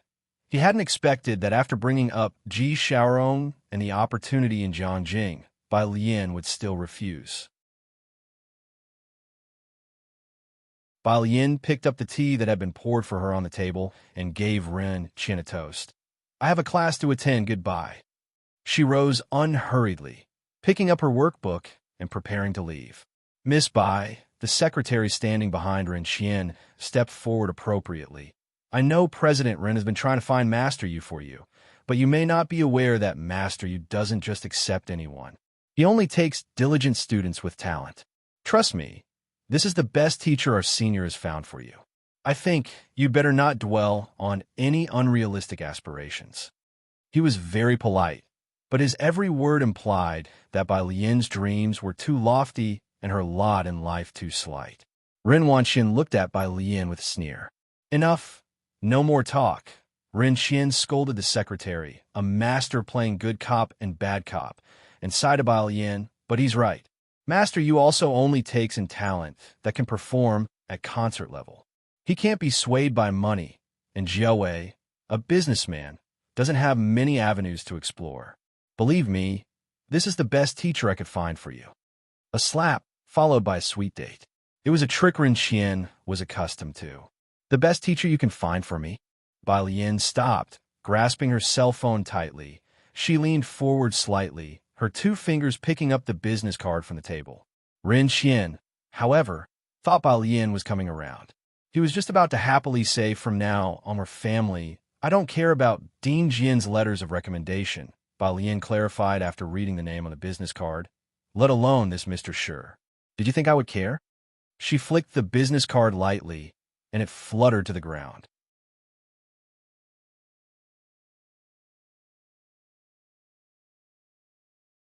Chapter 121. How is the performance of Jiangjing's teacher? Number 048. Bai Lian tilted her face slightly, the slanting morning sun casting an ethereal glow on her profile, as cold as jade. She gave a slight nod to the three people, then turned and walked out of the office with an air of calm detachment. It was not about losing face. She really didn't care about that business card. Ren Xian had always been able to control his emotions, his every action aimed at ensuring his own welfare first and foremost. To plug the gaps above and cover the bases below was the principle upon which he survived. This reshuffling in Xiangqing had unavoidably affected him. His misjudgment that Bai Lian could play the Guzheng, let alone the white robe journey, was something he had not anticipated. But it wasn't as if Ren Xian had no remedy. Now Ren Jiawei was eagerly trying to find a Guzheng teacher for Bai Lian, and Ren Xian could tell that Bai Lian also wanted to seize this opportunity to leave a better impression on Elder Chen. So he did his best to find a well-known Guzheng teacher in Xiangqing, yet he had not expected Bai Lian to react this way. Even Ren Wanxian was very surprised. Dean Jian. Ren Wanxian was the first to react. She turned back to look at the secretary. Who is that? Which Jian? There's no such person in Xiangqing. The secretary also regained his composure, bending over to pick up the business card from the ground. Mr. Run, since she looks down on it, we'll find someone else. Forget it. Ren Xian stood up, his eyes growing dark. Since she looks down on it, let her find a better teacher. After all, she's from the Ji family. She'll experience setbacks eventually. Lacking vision, overestimating oneself. Ren Wanxian apologized. He took out the business card. In the adult world, there are no permanent enemies. They scorn each other, yet also court each other's favor, being hypocritical and inconsistent. The first step into society is to adapt to this resilience, to the rules of this world. Bai Lian like this, Ren Xian had seen before. But even the toughest bone would eventually be broken, bit by this world. She had the ability and was smart enough, but her backbone was too rigid. Hearing Ren Qian's words, Ren Wangshuan's eyes lit up with pleasure, but fearing it would show, she quickly looked down again. But even teacher you won't take her. Where else in Xiangqing can we find a better teacher? As for Dean Jian, none of the three people on the scene, Ren Qian, Ren Wanxian, and the secretary, had ever heard of him. They weren't particularly familiar with the Guzheng. As far up their circles went, they only dared dream of Beiqing. They would never think of, nor guess, that the person they looked down upon had obtained a master's invitation from Dean Jian, who was not from one of the four great cities, but a teacher from Jiangjing. Mr. Run, the principal smiled warmly as he saw Run Qian off, then walked back to the school side by side with Ren Wanxian. I saw on the news that Mr. Chiu has returned. Do you think he could spare some time for a lecture to our senior students? Mr. Chiu mostly resided in Beiqing and rarely spent time in Xiangqing. He was the cultural development ambassador of Xiangqing, having risen from a humble background to profound achievements in calligraphy. Having him lecture would undoubtedly be the best example to set. Ren Wanxian was Mr. Chiu's last closed-door disciple. This was no secret. "He'll ask my teacher," Ren Wanxian said. "That would be great, Ms. Run." The principal was very pleased. Ren Wanxian was much easier to deal with than by Lian and Ning Xiao. Also, there is a tourism promotion activity for our city next week with journalists attending. Please come to school on Saturday to go through the process. When Bai Lian returned to her class, it was almost time for lessons to start. "Is everything okay?" Pu Xiaohan turned to look at her, followed by Zhang Shi's inquisitive gaze. Bai Lian pulled out her textbook, shaking her head. Her gaze glanced at the school bag on the neighboring seat, causing her hand to pause momentarily. Yang Lin has returned. Pu Xiaoan noticed her gaze, his delicate brows furrowing. Lu Mum called her to the office. The office. Lu Lingxi reached out, wanting to brush aside Yang Lin's hair to check if her forehead had been injured, but Yang Lin stepped back. "Teacher." Yang Lin's voice was always quiet, her eyes calm, with scarcely a ripple. Yet her entire demeanor was like a high wall erected, cutting her off from everyone else. Lu Lingxi's eyes reddened slightly. "Come stay at my house." Yang Lin shook her head. "He will find out." Yang Lin's hair was long, nearly covering her eyes. The little that was visible, which should have shown the vibrancy of youth, seemed instead like a stagnant pool.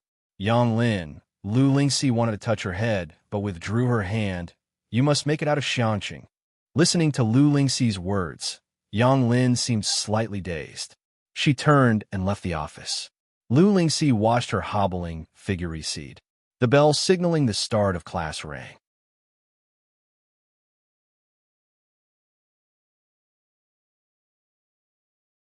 Chapter 122. How is the performance of Jiangjing's teacher? Number 048. _2 Yang Lin returned to her seat. Balian only glanced at her when she stood up to let her sit down and didn't ask more. This gave Yang Lin a sigh of relief. The rest of the class had grown accustomed to it, and Yang Lin was inconspicuous enough that not many people paid attention to this side. Yang Lin took out her test papers and a pen. When Bai Lian saw the bruises on her wrist, her brows furrowed. As the class ended, Yang Lin was still bent over, working through questions. Bai Lian took out her phone and sent a message to Mao Cohen. "Bring me a box of medicinal plasters." She sent her school's location to him.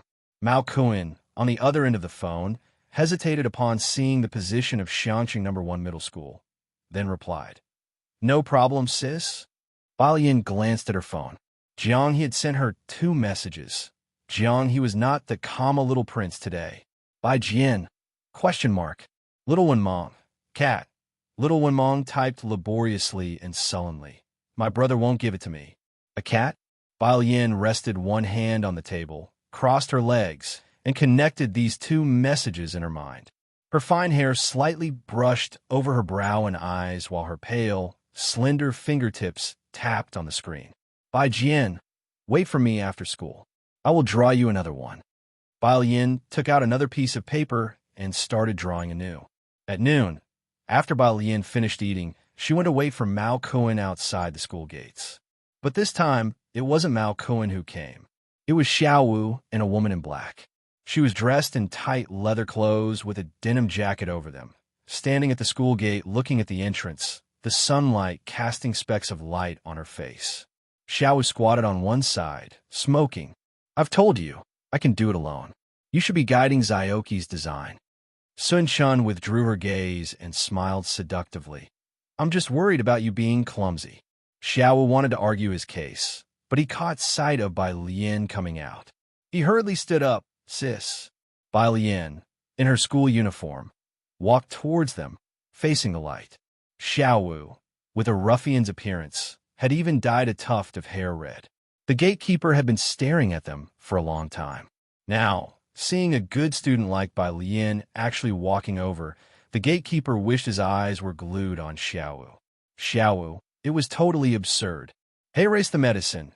Xiao Wu handed a box of ointment to Bai Lian, then looked at Sun Shun and said, "This is Sun Shun, whom you met on Backdoor Street last time. She and Xiaoqi are working on a design flaw. It's a logo, a brand," corrected Sun Shun, glancing at Xiao Wu with a pure English accent. She looked at Bai Lian. "Well, show it to you once the two of us get it sorted." "All right." Bai Lian accepted the round, deep green box of ointment, twirling in her hand, and nodded casually, "Just show it to me when you're done." Her response was crisp and decisive. Sun Shun was momentarily stunned as she watched her. "What's up?"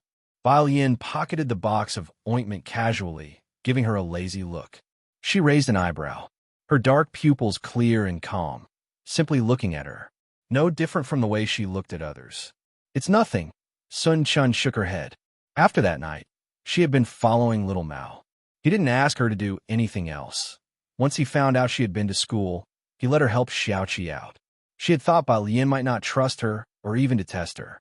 Bai Lian waved them off and went back with the ointment. The gatekeeper, seeing her return, even asked, "Is everything okay, student? They didn't bully you, did they?" Bai Lian blinked, her long eyelashes casting shadows. "Not at all. Not far away, Xiao Wu." "Really? Did that damn gatekeeper think he couldn't hear?" Bai Lian, with the medicine in hand, returned to class 15. Most students had gone to the snack shop after lunch or to the dormitory and hadn't come back yet. Yang Lin had remained seated without stepping out. She had eaten only a piece of bread for lunch, which Bai Lian had seen at the milk tea shop. Bai Lian pulled her chair back with a schluff and sat down, then took the box of ointment out of her pocket and unscrewed the lid. Yang Lin was bent over, buried in homework. She had missed the previous day and had a lot of assignments to catch up on. Just as she was writing a word, her left hand was suddenly grabbed. Yang Lin looked up in surprise to see Bai Lian looking down, left hand grasping her wrist, right hand dabbed with brown ointment, methodically pressing it onto the injured part of her arm. "Ew." Yang Lin started to speak. Bai Lian lifted her head slowly, corner of her mouth curving into a slight smirk, though her eyes held no laughter. "Don't talk. I feel like cutting someone." She said it with an air of nonchalance. Her eyes narrowed, and the face that typically exuded grace now seemed devilishly charming, as though she had emerged from a sea of corpses. Yang Lin whispered very softly, "Okay." The bruise on her arm had spread a day later, a shocking expanse of purple. Bai Lian's touch was neither too light nor too heavy, and even somewhat soothing.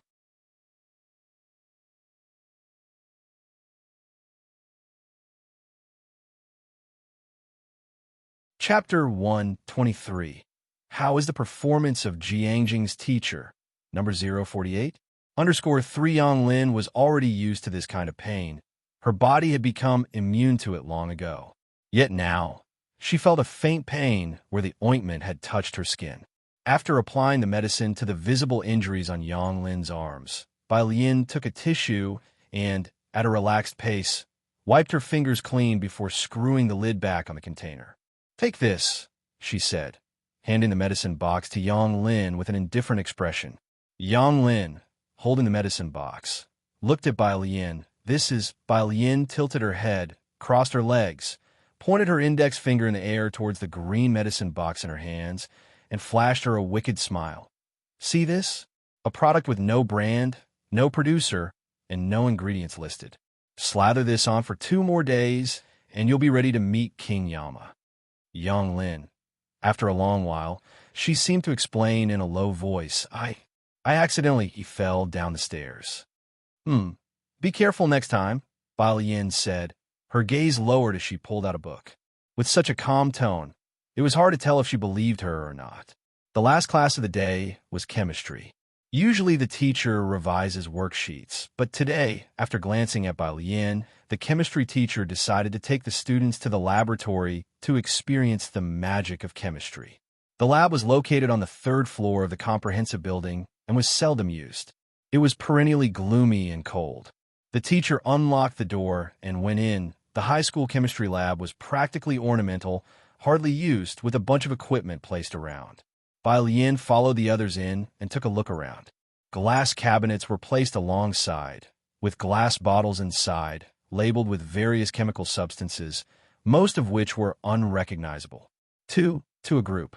The chemistry teacher put on gloves and took a beaker, slowly pouring diluted sulfuric acid into it before adding copper sulfate.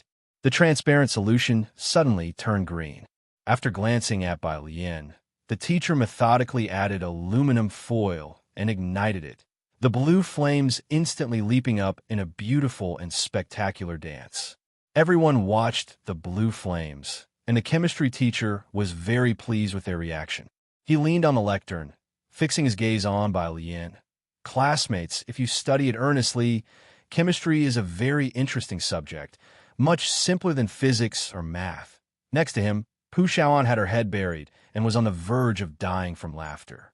Zhang Xiai's raised his hand. Teacher, you don't have to say classmates. The others, who had been holding back their laughter, finally burst out laughing.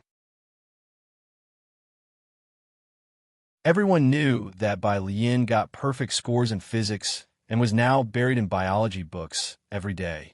But chemistry? She didn't even glance at it. The chemistry teacher was rendered speechless by these students. He taught several classes, but class 15 always had the best atmosphere.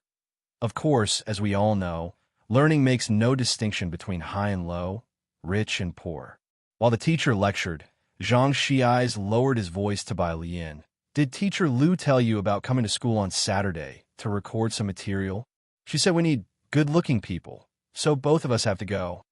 Bai Yin, lazily propping up her chin while watching the chemistry teacher, spoke calmly. She did. So, will you go?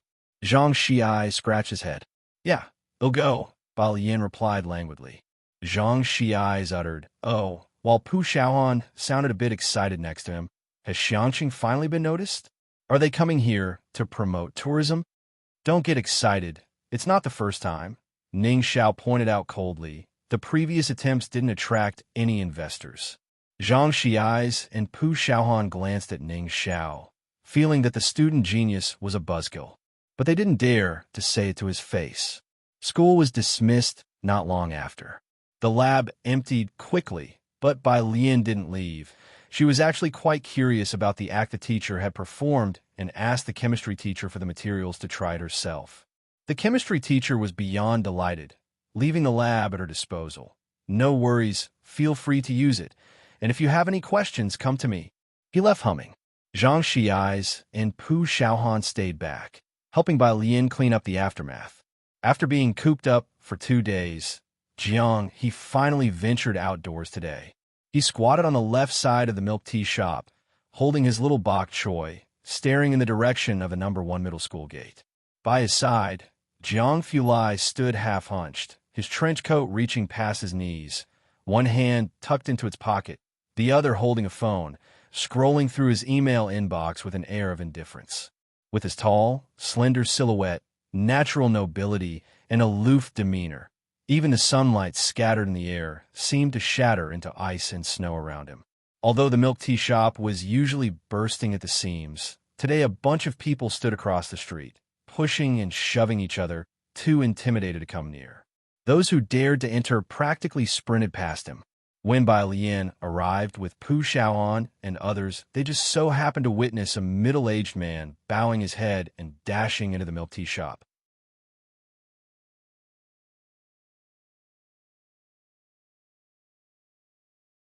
Chapter 124. How is the performance of Jiangjing's teacher? Number 048. _4 by Lian must have sensed them, as Jiang Fulai slightly lifted his head. Perhaps finding Jiang He annoying, his eyes were as cold as frosty mountains, his thin lips tightly pursed, and his pale and frosty gaze swept over Pu Xiaohan and Zhang Xiai's. Zhang Xiai's passed the beverage in his hand to Bai Lian. Feeling the gaze and lifting his head, his footsteps halted. You see, Zhang Xiai's never liked listening to his deskmate's conversations because most of the time he couldn't understand them.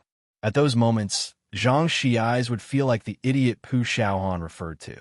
But the person in front, that person didn't even need to speak, just a glance. Yes, just like now, a single glance was enough for Zhang Xiai's to feel like an idiot.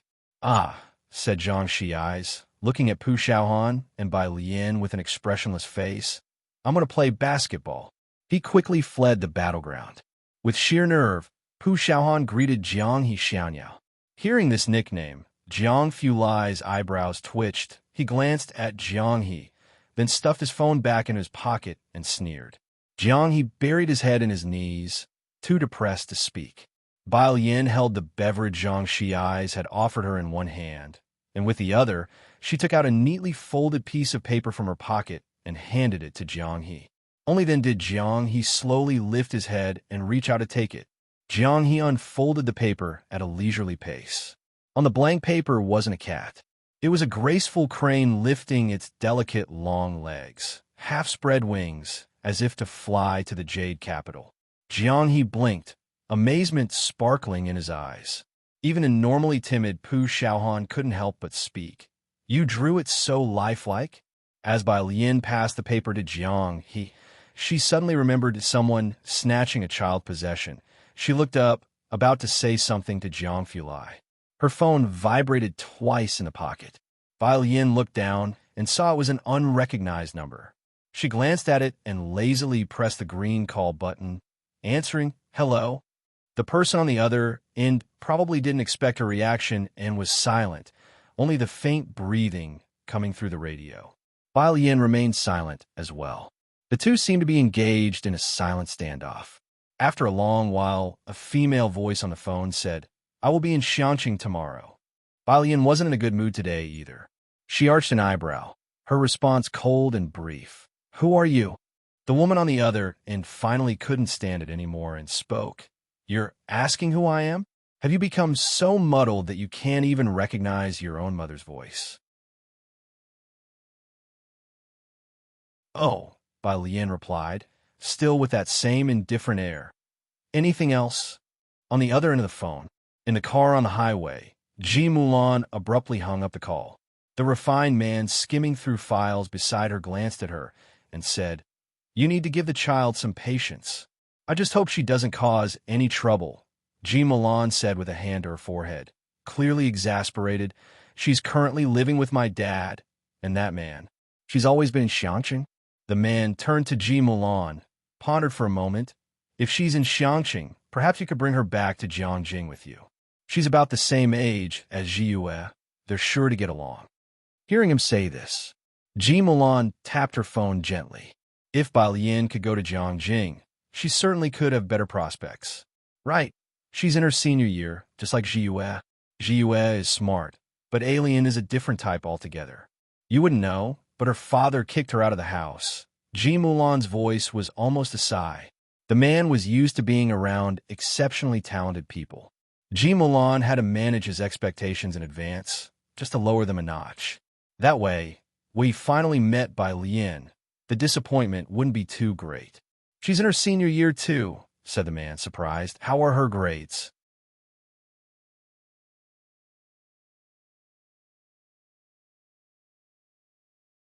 Chapter 125. Ji Mulan's desire for control. The handwriting of Bai Lian. _1. She's studying arts. Ji Mulan couldn't help but recall the frustrating past, as she had originally intended for her to study sciences. Ji Mulan was naturally competitive and naturally hoped her daughter would stand out from the crowd. Since she was young, she forced Bai Lian to learn everything. But Bai Lian seemed to be inherently rebellious. The more she was pushed, the more she would go against her, resulting in hanging out with a bad crowd and indulging in all sorts of hedonistic activities. Ji Mulan looked out the car window and didn't bring up the topic any further. Her grades are really average. When you see her, please be a little more lenient with her. The man sensed Ji Mulan's shift in mood. He knew that her child must be doing quite poorly in school. Thoughtfully, he did not press further, only offering a comforting smile. Grades aren't everything. Every child is different, and as parents, we have to accept all of their achievements. Ji Mulan smiled without saying anything, but it was more than just grades. She forcefully sent Bai Lian to the best science class, and in less than a day, the science class rejected her. If not good at academics, then what else? She went to great lengths to get a letter of apprenticeship from Master Jian, hoping she would practice the Guzheng diligently. But Bai Lian slept during Guzheng lessons, angering the teacher so much that she never returned to the Bai family's home. She provided Bai Lian with the best environment and hired the best tutors for her, but to no avail, which also led to Ji Mulan's breakdown. Ji Mulan had been outstanding since childhood, and she really couldn't accept that her own child could be so mediocre, especially when Bai Kaiming's two illegitimate sons were so exceptional. Once I finish up with things in Xiangqing, they'll take her to Jiangjing. The man closed the documents, comforting Ji Mulan. Let's find her an international private school. Everything will be fine. Hearing this, Ji Mulan did not respond. Of course, neither of them had considered that Bai Lian might disagree with going to Jiangjing with them. Not to mention Ji Mulan, the man hadn't thought about it either. They hadn't even arrived in Xiangqing yet, and were already planning Bai Lian's life in Jiangjing afterwards. Meanwhile, Bai Lian hung up the phone. She was utterly unaffected by Ji Mulan's call. In the memories of her original self, her relationship with Ji Mulan wasn't too good either. You'll be busy later. Bai Lian glanced at Jiang Fulai, who was looking at Jiang He with indifference, and couldn't help but smile. Leave Jiang He with me, and later, have Xiaoming come and pick him up. She asked Pu Xiaohan to take Jiang He to the milk tea shop first. Pu Xiaohan fled in the shop with Jiang He. Jiang Fulai, with one hand in his pocket, lashes lowered, his face colder than jade.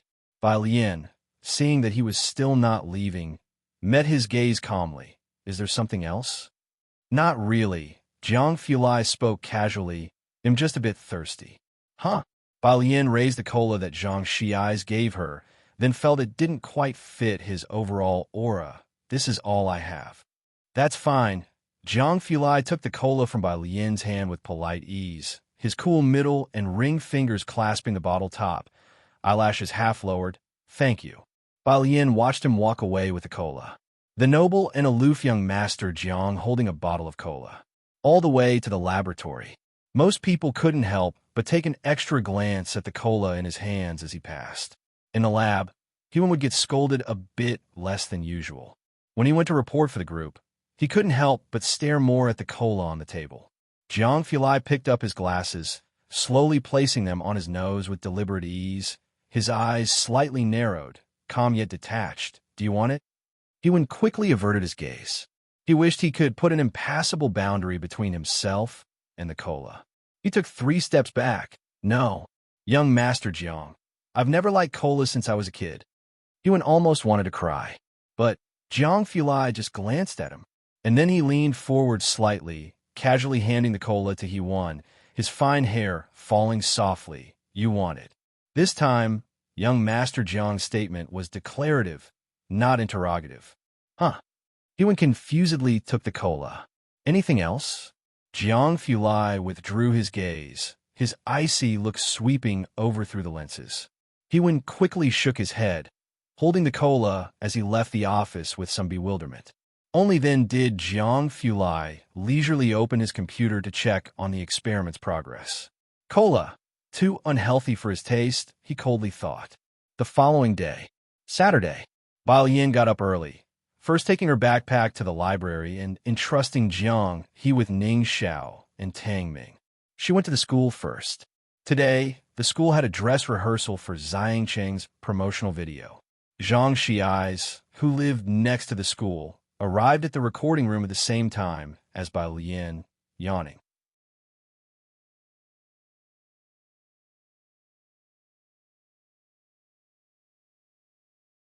Chapter 126. Ji Mulan's Desire for Control. The handwriting of Bai Lian. _2 When they arrived, the photography crew responsible for the shoot was already there, including Bai Lian, Zhang Xiais, Ren Wanxian, and Chen Zhu. At that moment, they were shooting the segment where Ren Wanxian was writing large characters. What Xiangqing is most famous for is its ancient capital, as well as the inscriptions left on the city walls by Xiangjuan. Both the Liang-style calligraphy and the Gujing are extremely popular. To attract investors, naturally, they had to showcase the elegance of Xiangqing, and the recording staff was teaching Ren Wanxian the best angles. When Bai Lian and Zhang Xiais entered, Ren Wanxian and Chen Zhu were startled. Neither party had expected the other to be there. The staff members brightened up when they saw Bai Lian. Today, Bai Lian was wearing a 2-height long dress that reached her ankles, with delicate orchids embroidered on the hem and sleeves, and a pale aqua waistband tied loosely at the waist, accentuating her slender figure. Besides that elegant yet simple attire, she wore no other accessories. The hem of her dress swayed gently with her steps, like a misty, ink-washed painting of Xiangqing. Our school really does produce good-looking guys and girls, a female worker whispered, looking at the planning book, and said to someone next to her, "The two who came later are even better looking. What are they here to shoot?" "Nothing specific, just reading poems from the city tower. Mainly because they look good, you know. That's it. Aren't they just background props?" The female worker asked in surprise. "The focus isn't on them. The main thing is Master Chio's apprentice. Let's shoot the calligraphy first. As long as they're good-looking, they're like living advertisements." "Bai Lian, Zhang Xiais, you're here. Please wait a while. Have a seat over there." The principal, while watching Ren Wanxian write, smiled and turned his head to Bai Lian and Zhang Xiais. "Let's finish shooting these students first." After speaking, he quickly turned back, fixating his eyes on Ren Wanxian's writing. Bai Lian could study at any time and any place. She nodded, found a spot, took out her phone, and began memorizing vocabulary in an unhurried manner. Zhang Xiais, a bit bored, leaned to the side, seeing Bai Lian memorizing words again, couldn't help touching his nose, and went to watch Chen Zhu and Ren Wanxian shoot. Ren Wanxian was writing the Liang style over and over again.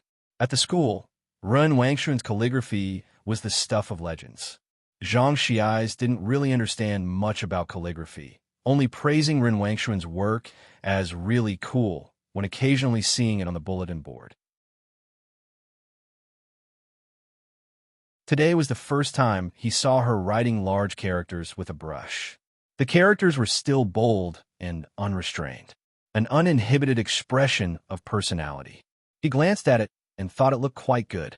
But Zhang Xiais lazily returned to Bai Lian's side with hands in his pockets and lowered his voice. "But I think your writing is nicer.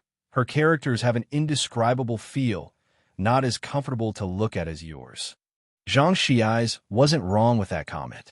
Bai Lian's clerical script had consistent, precise, and elegant characters, especially since she had trained her wrist strength well. Even with the strict norms of the clerical script, she also managed to imbue it with her unique style. Compared to Ren Wanxian's Liang style, which lacked maturity, Bai Lian's clerical script was already refined to perfection. Over the past month, Class 15 had been tormented by Bai Lian's calligraphy, especially Zhang Xiais, because after most teachers saw Bai Lian's writing, they started to pick on other students' work. Bai Lian idly flicked through vocabulary words, and upon hearing him, she replied without looking up, "Is that your excuse for writing chicken scratch?"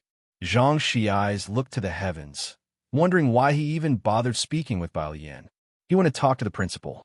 "Don't you think Bai Lian writes well, too?" Zhang Xiais was popular at school because he was handsome, participated in many activities, and got along well with the principal and teachers. Why not let Bai Lian give it a try as well? The principal was standing just a few steps away from Ren Wanxian and Chen Zhu. They both heard that sentence. Ren Wanxian's lifted wrist halted. Bai Lian, knows how to write large characters? A trace of inquiry crossed her face. The principal, hearing someone praising Bai Lian's calligraphy for the first time, looked at Zhang Xi's with surprise. Really? Why hasn't anyone mentioned this? Chenju looked up at Zhang Xi's. He had seen Bai Lian's characters. Bai Lian writes clerical script. Clerical script? Ren Wangshuan's thoughtful expression disappeared, and the corners of her mouth twitched upwards. Bai Lian practiced clerical script, which was actually looked down upon in the calligraphy world. Zhang Xi's was still trying to sell Bai Lian's clerical script to the principal. He glanced at Ren Wangshuan's characters. Bai Lian writes much better than the student from Class 8. Principal, you can't be biased. After Ren Wanxian finished a character, the photographer collected her work and laid down a new sheet of paper for her to write on. She remembered Bai Lian, even saying that the Bai family's Liang style was mediocre at best. Birds of a feather flocked together. After all, she didn't want to talk much with Zhang Xi's. After all, he had never studied calligraphy, and explaining it to him would be like playing the lute to a cow. But he was trying to raise Bai Lian up by belittling her calligraphy.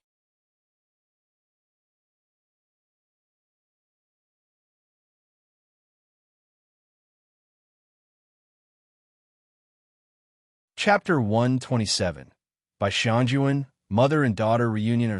1. The staff members fiddling with the equipment were also extremely surprised as they exchanged bewildered glances. Ren Wanxian had already left a group of people behind and exited the classroom. As the sole descendant of the Ren family, she was extremely willful in front of Ren Xian, throwing a tantrum at the slightest dissatisfaction. So naturally, she would not restrain herself here either. Ren student, the principal hadn't expected that in the blink of an eye, Ren Wanxian would have left. He called out twice, but far from stopping Ren Wanxian, she instead walked away even faster. Principal, what should we do now? The photographer awkwardly closed the front cover of the machine, looking towards the principal. Chenju stood up from his seat, glancing at Zhang Xi's. He said coldly, "You don't understand? You could just keep quiet." Then he nodded to the principal. "He'll go check on her." After Chenju left, the principal didn't know how to look at Zhang Xi's. "With that mouth of yours, can't you just not provoke her?" "So speaking the truth is not allowed?"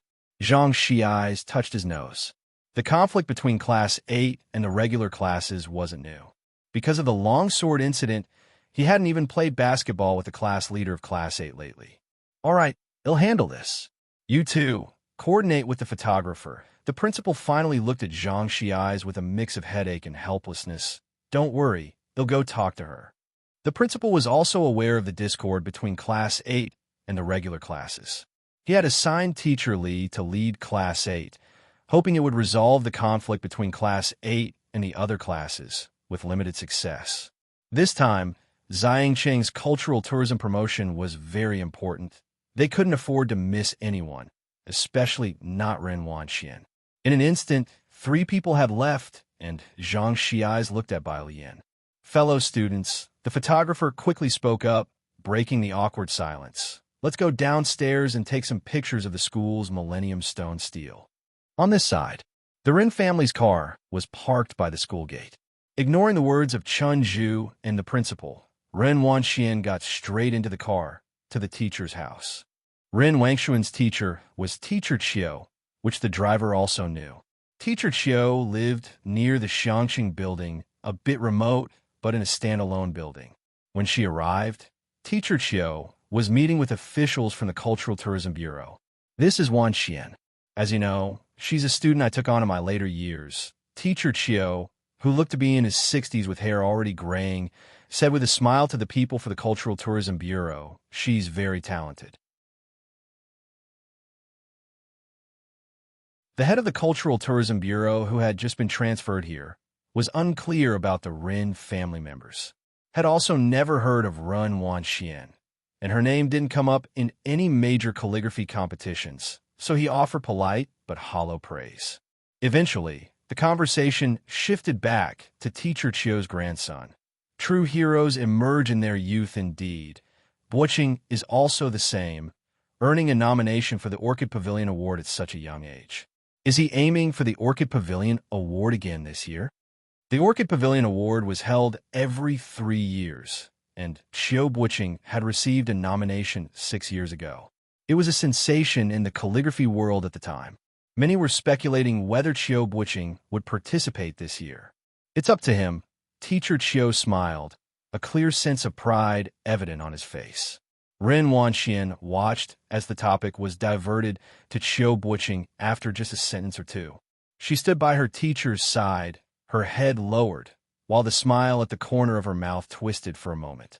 Once everyone had left, Teacher Qiu finally turned to Ren Wanxian, setting down his teacup. His demeanor was calm, but his eyes were incredibly sharp. "I heard from your grandfather that you've made progress in calligraphy recently. Come, write a couple of characters for me to see." The two headed to the study, and Ren Wanxian picked up a wolf hair brush. She seriously dipped her brush and wrote the character Eternal. The brushwork was meticulous, and it was clear she really had some skill, especially as a female, naturally endowed with less wrist strength. In the realm of calligraphy, she indeed possessed a genius talent. "Teacher, may I participate in this year's Orchid Pavilion Award?" Ren Wanxian put down the brush, inquiring. Teacher Qiu scrutinized the character she had written. He shook his head. "You're still too young. When your senior brother was your age, his brushwork was much steadier than yours. Wait a little longer." "All right." Ren Wanxian nodded her head, appearing quite obedient. She could be willful with Ren Qian and at school, but she wouldn't dare before Teacher Qiu. However, in the corners unseen by the teacher, her eyes held a trace of brooding darkness. "Always the senior brother, always him. Weren't you at school today?"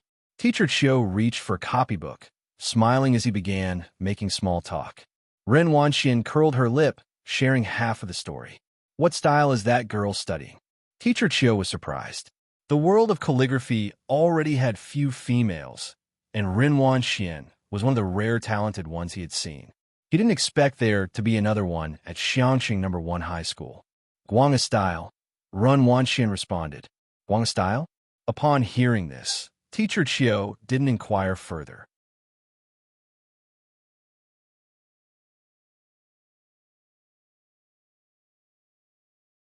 Chapter 128. By Xiangjuan, mother and daughter reunion _2. Ren Wanxian saw Mr. Qiu was busy with a meeting, so she took out her phone and sent a message. "Senior brother, the teacher won't let me participate in the Orchid Pavilion Award this year. Can you help persuade him?" The other party replied slowly. "You are too young, not yet qualified. But you also participated when you were 18. Ren Wanxian pursed her lips. Her skills were clearly on par with Qiu Buqing's, but he was well known within the circle for being promoted by the team because he got nominated at 18. It was evident that Mr. Qiu proactively recommended Qiu Buqing to compete at the age of 18, but when it came to her own turn, there were continuous delays. "Wait some more, and the next chance will be in 3 years." She took out her phone and sent a message to Ren Qian. "The teacher doesn't agree to recommend my work this year. Is he really that afraid he'll replace senior brother as the youngest nominee for the Orchid Pavilion Award?" On Bai Lian's side, she cooperated with the photographer with an expressionless face. "Classmate, could you show some expression?" The photographer, targeting Bai Lian with his camera, said somewhat in exasperation. "Just a little bit of expression. Behind you is the only ink trace left by Xiangjuan in Xiangqing. How can you be so expressionless?" Zhang Xiais was standing off to the side, wishing he could step in for Bai Lian. "Sis," Zhang Xiais also couldn't stand it, pointing to the engraved words on the monument. "Do you see any lack of expression in these characters?" This was her last battle, the words she carved on the stone with a long spear. "How can you be so indifferent?" Bai Lian looked at Zhang Xiais indifferently. "Try raising your voice at me again." Zhang Xiais. He silently looked at the photographer, shrugged his shoulders as if to say, "There's nothing I can do." The assistant photographer walked over, slowly approaching Bai Lian, and softly educated her. These are the last words she left for the Bai family army before she died. Just imagine, it was her final battle. She ordered General Chunyi to lead the young soldiers to retreat, leaving only the elderly elite troops to follow her to death. Just think about that feeling. Bai Yin turned her head to look at the huge piece of stone a few steps away. This was the most central monument in Xiangqing No. 1 Middle School. She knew this stone, but this was also the first time Bai Yin had looked at it since coming to school, the monument taller than a person, weathered by history. The characters that the long spear had carved into the stone were deepened by people, leaving only one sentence. Drinking wildly as I fight my enemies, one man, one arrow daring to storm Fengdu. Every character was deeply embedded, the spear strokes wild and unruly, with each character dancing furiously, and at a glance all one could feel was the fierce aura rushing towards them, the heroic and wild sentiments fully displayed. Under the sunlight, it seemed as if the next moment they could break free into the air. Bai Yin looked at the row of characters for the first time. The sunlight was dazzling. The girl looked sideways at the massive stone quietly, the cold gleam reflected by the sunlight making her appear excessively hazy, her graceful figure faintly visible. She was dressed in clean, plain clothes, wearing a wood hairpin. At this moment, it was as if she had traversed millennia, stepping through the mists of history and overcoming numerous dangers to witness this magnificent scene before her. Got it. The assistant quickly looked at the photographer. The photographer had already seized the opportunity and captured the moment. Indeed, this is perfect. This scene is too good. This scene alone can be used for the promotional film. No editing needed. Both of you did really well. The photographer looked repeatedly at the scene he had captured and then looked up, smiling with his eyes. Your camera presence is just too good. With these two's attributes, they could make it big in the entertainment industry, especially this girl. The emotion in that one fleeting moment was simply incredible. After the shoot, Bai Yin and Zhang Xiais exited the school gate. Today is Saturday, and the milk tea shop still had many customers. The two had just come out when Yang Lin was leaving the milk tea shop, her hand almost entirely healed. Hi. Zhang Xiais greeted Yang Lin. Yang Lin glanced at him, but didn't speak. Zhang Xiais was used to it. Bai Yin withdrew her gaze from Yang Lin. The three of them walked forward together, with Zhang Shi's home not far ahead. Bai Yin was heading to the bus station, while Yang Lin went to Zhang Shi's home's flower shop, picked up a lily, and left money. Yang Lin lived in a two-building. She walked up the long, dark staircase, where untidy garbage was scattered about, and even in this weather, flies buzzed around. Her family was on the 4th floor. There were many households on each floor of the two-building, with over a dozen families on the 4th floor alone. Yang Lin's home was on the left side of the staircase. Just as she reached the 4th floor, an elderly lady from the right side opened her door and saw Yang Lin, whispering, "I just saw your dad come back."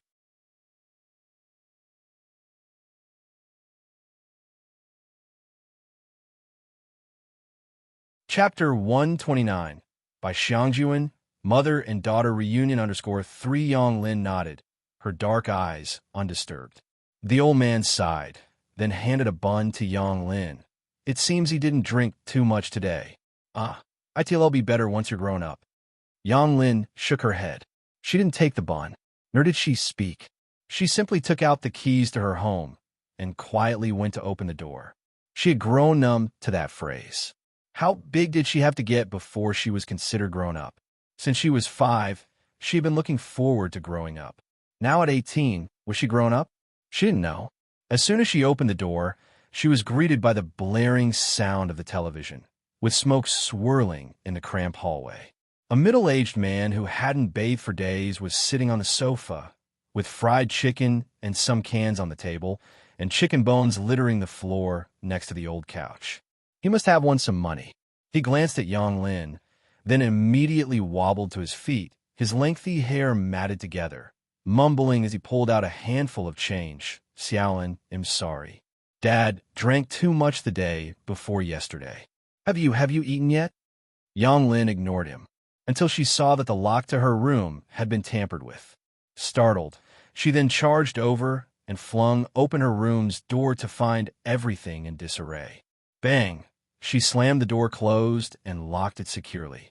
Crawling under the bed, she retrieved a locked metal box. The lock was intact. She let out a sigh of relief, then collapsed onto the floor, breathing heavily. It took her a long while before she pulled out today's earnings from a compartment in her backpack and neatly placed them in the metal box. Only then did she slowly tidy up her room and brought out a fresh, vivid lily, placing it in a plastic bottle on the windowsill. Yang Lin sat on the bed, quietly observing the lone lily. Its slightly flared petals were as pure as snow, an elegant white, the only splash of color in the entire room. She watched for a long while before slowly taking out a bottle of green ointment from her backpack and applied it to the bruises on her arms, legs, and torso. The brownish paste slowly melted over the dark purple bruises. A dull ache radiated from spots. Meanwhile, a car slowly drove into Shanqing. Ji Mulan watched the unchanging streets ahead with an expressionless face, her mood listless. There's news that they're looking to develop tourism here. The man smiled at Ji Mulan, explaining his reason for coming to scout the possibility of opening a hotel here. Hearing this, Ji Mulan sat up straight. She looked at the man, knowing his information was always sharp.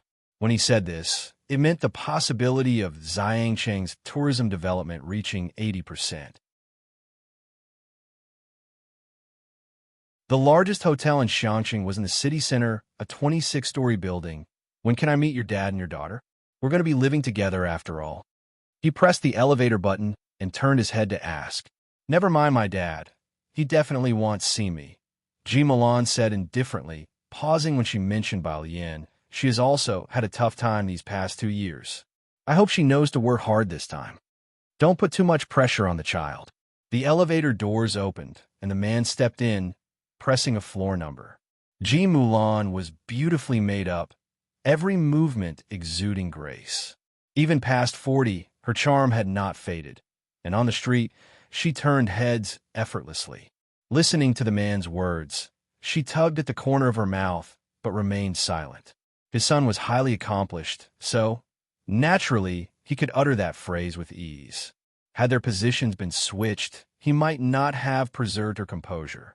After exiting the elevator, Ji Mulan calmly dialed number. Bai Lian was still in the library. She was in the middle of working on a biology paper when she received a call from Ji Xiaojun. Biology was much simpler than physics. Even high school seniors like Ji Heng could solve a few of the questions. Alien. On the other end of the phone, Ji Xiaojun had just finished teaching a child. He was holding a drawing board, frowning. Your mom's back, you know. She called me yesterday, Bai Lian replied. Yeah, nodded Ji Xiaojun. Come with me to see her later. We need to have a proper talk. Oh, Bai Lian drawled out her response. After they hung up, she leaned back in her chair comfortably and flicked Jiang He's forehead. I'm going out for dinner later. You heading home first? Jiang He, holding his head, looked at Bai Lian with wide eyes. I'll wait for you. Bai Lian, okay. She waited for Ming Dongheng to arrive from Baekter Street before heading to Wana Building. Wana Building. Ji Xiaojun hadn't gone in yet. He was sitting on the outside steps, smoking and waiting for Bai Lian, his brow furrowed. Uncle. Bai Lian watched him for a while before standing in front of him, raising an eyebrow. Why not go in? Ji Xiaojun stubbed out his cigarette. He looked at Bai Lian, seemingly hesitant to speak. She just stood there in front of him, memorizing vocabulary words while she waited for him to talk, in no particular hurry. There's something I need to tell you in advance. Take it slowly. Ji Xiaojun looked at Bai Lian. It took a long moment before he patted his sleeve, stood up, and, after another lengthy pause, finally said, Your mom brought an uncle along. Bai Lian was slightly surprised. For about 10 seconds, as she grasped what Ji Xiaojun meant, she smiled lazily. That's nice. This was the modern age, where women were free to divorce and not be bound by societal norms. Bai Lian was happy for her. Ji Xiaojun had hesitated so long because he feared Bai Lian would be upset. Her father was accepting an illegitimate child, and her mother was on the brink of remarriage. He had imagined 1,000 different reactions from Bai Lian, but he never expected this one. All right, you really have grown up, he sighed deeply, casting his gaze downward and patting Bai Lian's shoulder. Let's go join your uncle inside. Inside the private room. Ji Mulan was sitting next to a man. Relax, the man reassured Ji Mulan with a smile. I've already got someone arranging everything. It's going to be all right. He had found a school for her daughter, just as Ji Mulan had requested. However, the man was a bit concerned. He actually didn't recommend that Ji Mulan's daughter attend that particular school. International schools typically had students who advanced straight through from a young age, with high competitive pressure. And Ji Mulan had mentioned her daughter studied liberal arts, and that her academic performance was not very promising. Entering this school would bring immense pressure. A significant gap could be quite discouraging. He was mulling this over when the sound of the service staff at the door rang out, followed by the door opening. It must be her daughter's arrival. Ji Mulan and the man both looked up towards the door.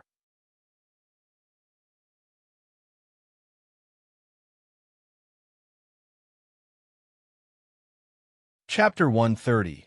051 Young Master Jiang comes out to save someone. Part 2. Under 1 Ji Xiaojun brought Bai Lian through the door. Ji Mulan had not seen Bai Lian for over 2 years, and upon seeing her now, she felt a sense of unreality. She was so different from her memory. Her daughter came in wearing a white long dress, with a light green belt slightly cinching her waist, each step as delicate as orchids.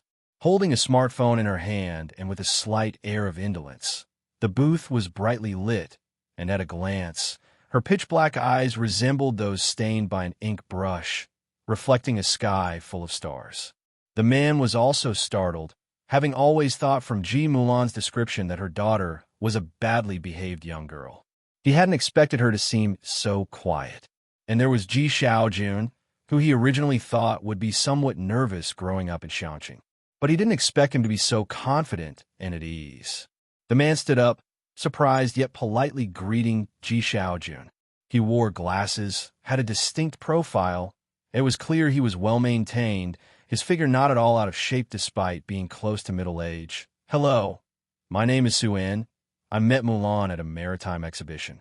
He was cultured, dignified, and courteously modest. It was obvious he came from a good family and upbringing. His manner was nothing like the piercing scrutiny of the Ren family.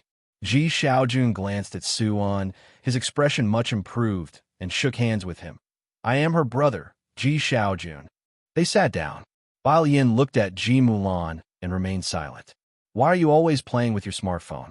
Ji Mulan, dressed in a finely tailored dress with a shawl draped over her shoulders, squinted her shapely eyes. She watched Bai Lian fiddling with her smartphone, her gaze growing deep. Bai Lian paused for a moment. She looked up at Ji Mulan again and put away her phone. Ji Mulan. Ji Xiaojun lifted his gaze. Ji Mulan then withdrew her own and, without looking at Bai Lian, said to Ji Xiaojun, I will take her to Jiangjing. Soon has found her an international private school. Although most of it is science-based, there are arts courses too, and one can go directly to a foreign university after graduation. This was not a discussion. It was a notification. Before Ji Xiaojun could speak, Bai Lian, with her eyes lowered and voice unhurried, said, I want go. Ji Mulan was about to get angry, but glanced at Suan and feared he would see her as a joke. So she stood up abruptly, glowering at Bai Lian. Come outside with me. Bai Lian looked up, her long and powerful hands pressing against the table as she stood. Ji Xiaojun wanted to follow, but was deterred by a look from Bai Lian, and he hesitated. Across the table, Suan smiled and said, Mr. Ji, let the mother and daughter talk. You tell me about Mulan's childhood. After a moment's hesitation, Ji Xiaojun did not follow them out. He knew from earlier conversations with Ji Mulan that Suan was from Jiangjing. He also knew that Bai Lian would have a better future if she went to Jiangjing. On the corridor, Ji Mulan, in her elegant high heels, was barely taller than Bai Lian. Do you know how much effort it took to get you into that school? Your uncle said you've become more obedient. From now on, don't be so troublesome. The Su family's rules are much stricter than the Bai family's. Just so you know, 2 years had passed, and facing Bai Lian again, Ji Mulan's heart was still troubled. The Bai family expelling Bai Lian was undoubtedly a slap in her face. She couldn't swallow this indignity. Am I just an object to you? Balian turned off her smartphone and spoke up. She just looked at Ji Mulan, her almond-shaped eyes dark and deep, devoid of any other emotion. What do you mean? Ji Mulan looked at Balian, her chest heaving with emotion. Am I not doing this for your own good? How much have I sacrificed for you? I hired the best tutors, got you into the best classes. Balian listened silently to her finish. She did not feel much about everything Ji Mulan said. Am I just a tool for you to show off? Balian said softly. 2 years. It took 2 years for you to come back and see me. I was alone at the Bai family, dealing with Bai Qiming, Bai Shaoqi, Bai Shaoka. If you wanted what's best for me, why didn't you take me away with you? Ji Mulan was taken aback, then quickly recovered, frowning. You staying at the Bai family was the way for you to receive the best education. I was thinking of your best interests. It doesn't matter now. My household registration is with my grandfather, so you don't have to worry about my future life. Balian nodded politely to Ji Mulan, walked a few steps, then stopped. Oh, and one more thing. She turned back, a loose smile on her lips. Go visit grandfather sometime. With that, Balian pulled out her smartphone, sent Ji Xiaojun a message, and left the Wana building. She felt little affection for Ji Mulan. You're tuning in to the Romance Rendezvous YouTube channel. We're so grateful for your support, and don't forget to subscribe to join us on this incredible journey through captivating stories. Your generosity through donations truly makes a world of difference, as it's the primary source of revenue that allows me to expand and enhance this channel for you. Thank you from the bottom of my heart for being a part of this adventure.